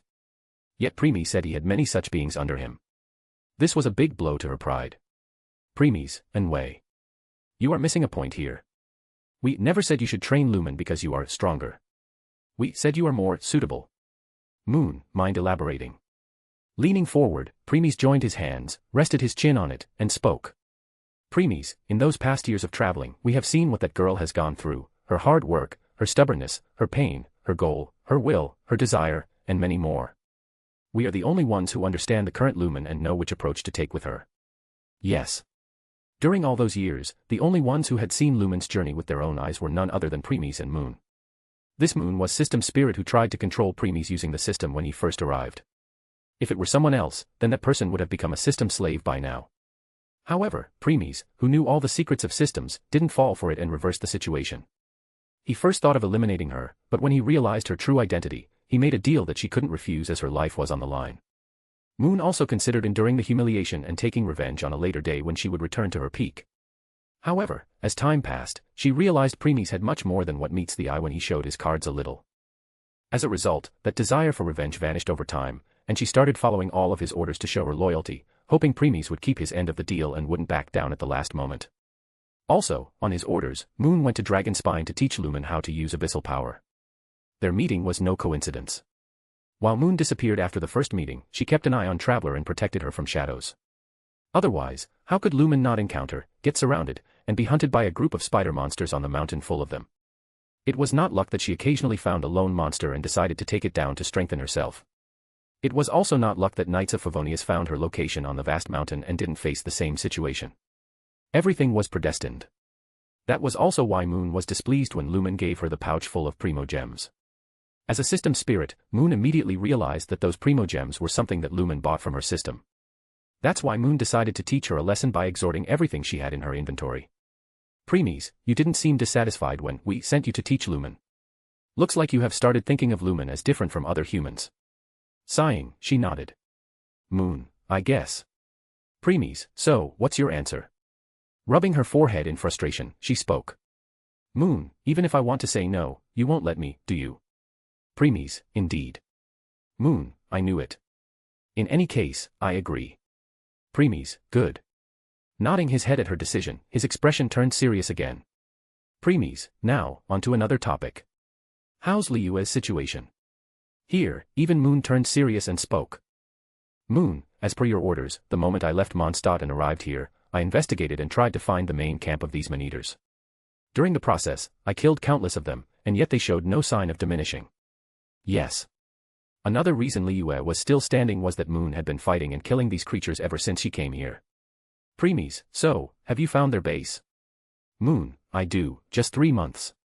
It's a big, deep underground chamber with countless tunnels used by those man-eaters to come and leave. Premies, so covering their entrance or using a pincher attack is pointless. Moon, yes. But.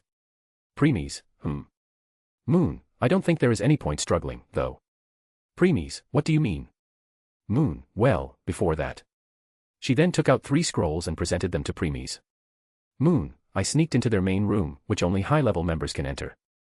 There was a huge round table with 15 empty seats. I found these 3 scrolls on the table. Seeing that, Premies raised one of his brows, and the 3 scrolls floated before him and started opening. Moon, while the seats were empty, the lingering aura made me sure those 15 creatures must be powerful, almost as strong as Adeptus. As Premies listened to her, the scrolls opened one by one. These scrolls didn't contain any information or intel about something. They were paintings. Moon, I fear these 3 people are their primary targets right now. Premies' eyes narrowed as he saw who they were. Premies, so that's why you, the will of the world, gave them to me. It's for their well-being. Moon, I am sorry to say this, your majesty. But Liyue is done for. Because in that underground chamber, more than 1 million man-eaters are living right now. Waiting for the orders to strike. Thuck. At this moment, the scrolls fell on the table, and all 3 paintings of the people were revealed. They were none other than Shinha, Ganyu, and Cloud Retainer. Shinha and Ganyu had circles on their faces, while Cloud Retainer's face had a huge red cross, Mary Skelter, Nightmares, Jail, Underground Cavern. After a few seconds of darkness, Lumen's feet finally touched the ground. She looked around and noticed how dim the light was. Hence, she waited for her eyes to adjust before deciding to move. She had just moved a few steps and saw a vast land before her. She checked the area but found nothing but plain old walls. She checked further and soon found some clues. Someone had been living here not too long ago. Yet, even if she looked everywhere, she didn't see anyone. So, she decided to go deeper and soon came across stairs leading to the next area. Knowing that there was no other way, she stepped on them. Soon, she reached a new floor, and the whole area changed. This new area was covered in mouths that moved of their own accord. Barred walls were frequently seen throughout the dungeon. The ground occasionally had mosaic-like glowing patterns. The color palette was almost entirely dark blue, with the mosaic ground having portions of yellow and green. Its track was hither and thither at the bottom, and it features exotic-sounding stringed instruments along with a flute melody. Fascinated by this new area, she decided to explore. But soon, her path was blocked by some kind of chair-like merkin, which had spikes. Seeing it, a name appeared in her mind like before. Lumen, Kilicha. Pulling out her sword, she decided to end it quickly. Swoosh. She dashed and appeared in front of it and swung her sword. The merkin also swung its chair arm to collide with the blade. Shin. Clang. Bang. Swoosh. Bam. Lumen, Ku. Shockingly, the traveler was overpowered, and she was thrown on the other side of the corridor before smashing on the wall. She pulled herself out with difficulty and looked at Merkin, who was approaching her. She was appalled seeing that her sword barely scratched Merkin's chair arm. Taking a deep breath, she gathered an ammo and surrounded herself with it before moving. Swoosh. With the boost in her speed, she appeared behind Merkin much faster than before the attack. Slash. Clang. Bang.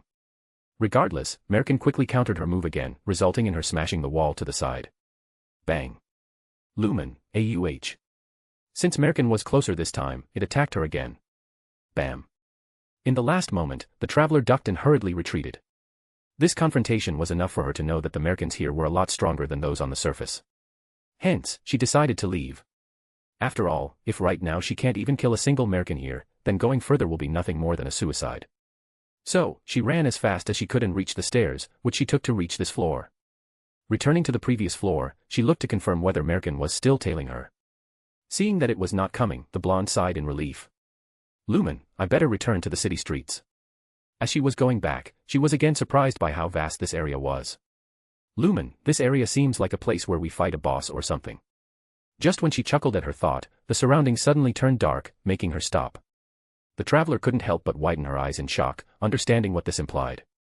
Lumen, don't tell me. She then looked in front and saw something blocking her back to the surface. Lumen. A giant mech-like creature was standing before her, looking down at her. Lumen, a nightmare. *A/N, please throw some power stones. Chapter 524, Volume 5, Chapter 138, Mary Skelter, Nightmares, Part 10. Equals when Twilight is speaking. Equals when talking through telepathy. Equals when thinking in your mind. Equals when talking with your Pokemon or tamed beast. Equals when describing a certain period or another place. Equals point of view, i.e., POV. // equals and call. Equals system and when talking to it. Equals thoughts being heard. Mary Skelter, Nightmares, Jail, Underground Cavern. Nightmare, Aiawa. Lumen flinched and took steps back as she looked at the huge armored nightmare, which was more than twice her height. The nightmare only had a big face with golden metal-rimmed eyes, a mouth, and 4 limbs. As it approached her, the sound of its metal steps resounded. Cold sweat appeared on the blonde's forehead as she tensed up. It's unsurprising because if she can't even defeat a single Merkin here, how can she coop up against Nightmare, who was regarded as the area's boss? As she moved back, her brain ran full throttle, trying to find an escape route. But no matter where she looked, she couldn't find the safest one. The only 2 paths here were the next floor and the one leading back to city streets. Later was blocked by Nightmare, and if she took the former, she would have no choice but to face those overleveled Merkins. After giving it deep thought, Lumen decided to take the latter one. Because even if she entered the next floor, there was a high possibility that the nightmare would follow. If that happened, she would have to face those Merkins and nightmare simultaneously. And if she decided to face the nightmare here, while she couldn't defeat it, she could still find some opening and make her escape back to city streets. The traveler then took her sword and gathered an ammo around her. While doing so, she also used adeptal energy to cover her brain so that her mind would calm down and she could make more rational moves. Seeing that the blonde was preparing to fight, Nightmare grew angry.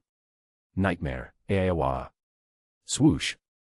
Next, it swung its fist at her. Thanks to an ammo, Lumen could see the movement in the wind and the trajectory of the coming fist. Hence, she sidestepped to the left, making it miss her. While doing so, she also twisted her body before slashing at the back of Nightmare's knee, hoping to make it lose its balance. Slash. Clang. Alas, it didn't go as she expected since Nightmare didn't even flinch at this. Seeing that, the blonde couldn't help but show a wry smile. Lumen, the gap between us is really too big. At this moment, the Nightmare turned to her again and punched. With her quick reflexes, Lumen rolled right under Nightmare's legs and came behind it. When she was thinking of trying another way to distract it, she noticed something weird that made her pause her steps. Unfortunately, by stopping like this, she allowed Nightmare to strike her. It hurriedly turned its body, making his arm hit the traveler. Bam. The force behind that swing sent Lumen to the other side of the room. However, just when it seemed that she would hit the wall, Lumen stabbed her sword into the ground. A crevice appeared in the ground for 5 meters before she stopped. Pulling out her sword, she stood up and looked at the Nightmare in surprise and confusion. Lumen, that punch of its didn't possess much strength behind it, could it be that it thinks I am not worth its efforts? But then she thought back to what she witnessed a few seconds ago. There was a deep crack behind the Nightmare's knee where she had attacked before.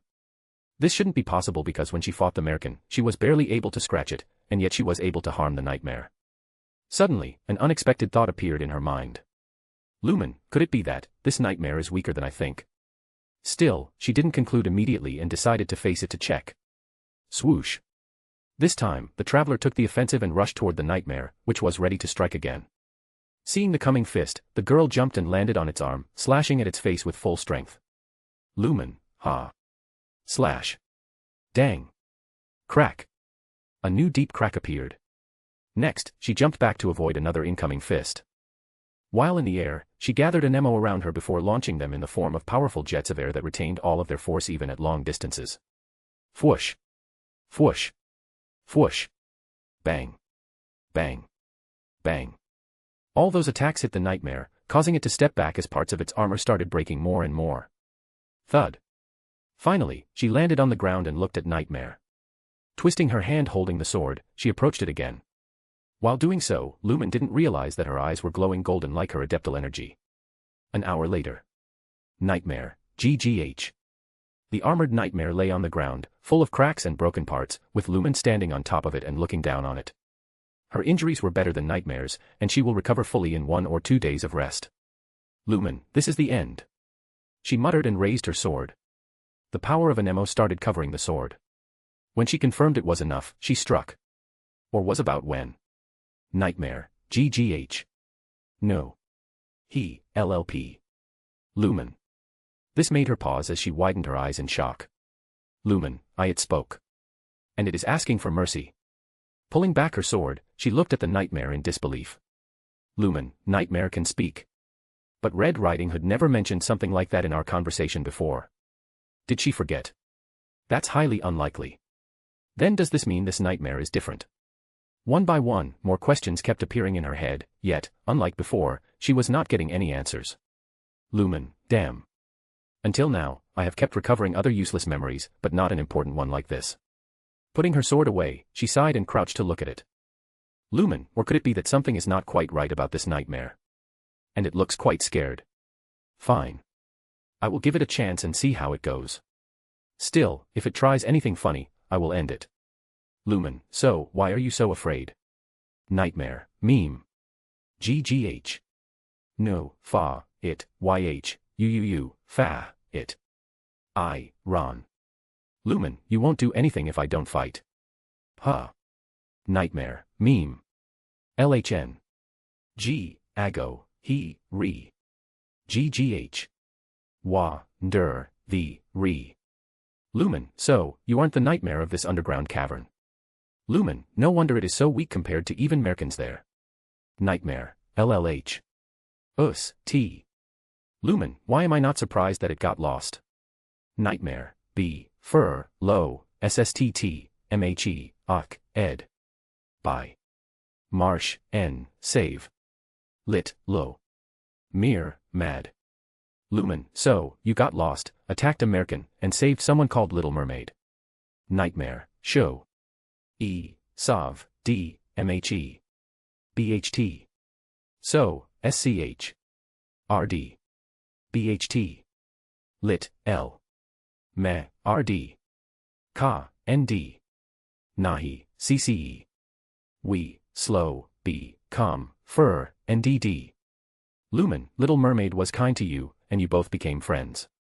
Nightmare, YH, SS. BHT. I, DDHNT, Sahi, TH. NKKS. GGH. She, Na, GH, NE. GGH. So. I, Want, SEEE, Her, Ak, NN, Sahi, the, KKSSS. Lumen, I see. You didn't thank her then, so now you want to meet her again and say thanks. Nightmare, YH, SS. WHH. RRE. Lhit, Low. Mare, Maid. Lumen, I don't know. I have never heard of or seen her before. So, I don't know where she has gone. And I'm not sure how long you meant by long ago, too. Nightmare, WHH. RRE. Lhit, Low. Mare, Maid. Lumen, like I said, I don't know. Nightmare, I, Want, SEEE. Litly. Me Maid. Lumen. Seeing how desperate this nightmare wanted to see her, the blonde turned silent for some time. Lumen, I don't know who this Little Mermaid is. Whether she is alive or dead, but, wanna come with me. Nightmare, MHE, Comb, E, Wid. You. Lumen, yeah. That way, you can have more opportunities to look for her. Nightmare, we, you, wo, NT. Hell, PE. Me. Lumen. Because I have a selfish motive. Nightmare, Cell. Fizz, MOT, Eyes. Lumen, yeah. You seem to be all alone and looking for someone who became your friend in the past. I am also all alone, without any family or friends. In a way, we are the same. So, I think it won't be bad to have each other company. Nightmare. Lumen, of course, if you don't want to, it's alright. I will still help you as promised. Nightmare, Show, You, Wo, NT. 2, Beck, Kmi, MHE, Fur, and NDD, 2. Lumen, So, what you said. The blonde turned silent and waited in anticipation for the nightmare's answer. It would be a lie to say that she was not slightly afraid that the nightmare would decline. After who knew how long, the nightmare finally spoke. Nightmare, Oak. A sweet smile appeared on the traveler's face as she jumped down and introduced herself. Lumen, I am Lumen. It's nice to meet you. What about you? Do you have a name? Dang. Ding. Thud. Before the nightmare could answer, its armor broke, and its parts fell one by one. And then, in front of the astonished eyes of the Lumen, someone came out of it. It looked somewhat like any other human but more inclined towards bamboo. It had bamboo-like arms, a torso, and a tail with leafy green hair. The starry portions of its body were segmented like bamboo as well. Nightmare, I am. Atsu Genshin Impact, Liyue Harbor, Jade Chamber. Preemies, so, the main target of these man-eaters are Shinha, Ganyu, and Cloud Retainer. We knew that Will of the World had some other motive when it pushed them towards us, but this confirmed that it was so that we could give them protection. Because of that, both Shinha and Ganyu are safe now. Moon, because Shinha and Ganyu had left the Liyue Harbor, these man-eaters have no way to capture them. Hence, they have turned their attention to this Adeptus Cloud Retainer. Preemies, it seems so. Moon, maybe. She is already dead. Preemies, she is not.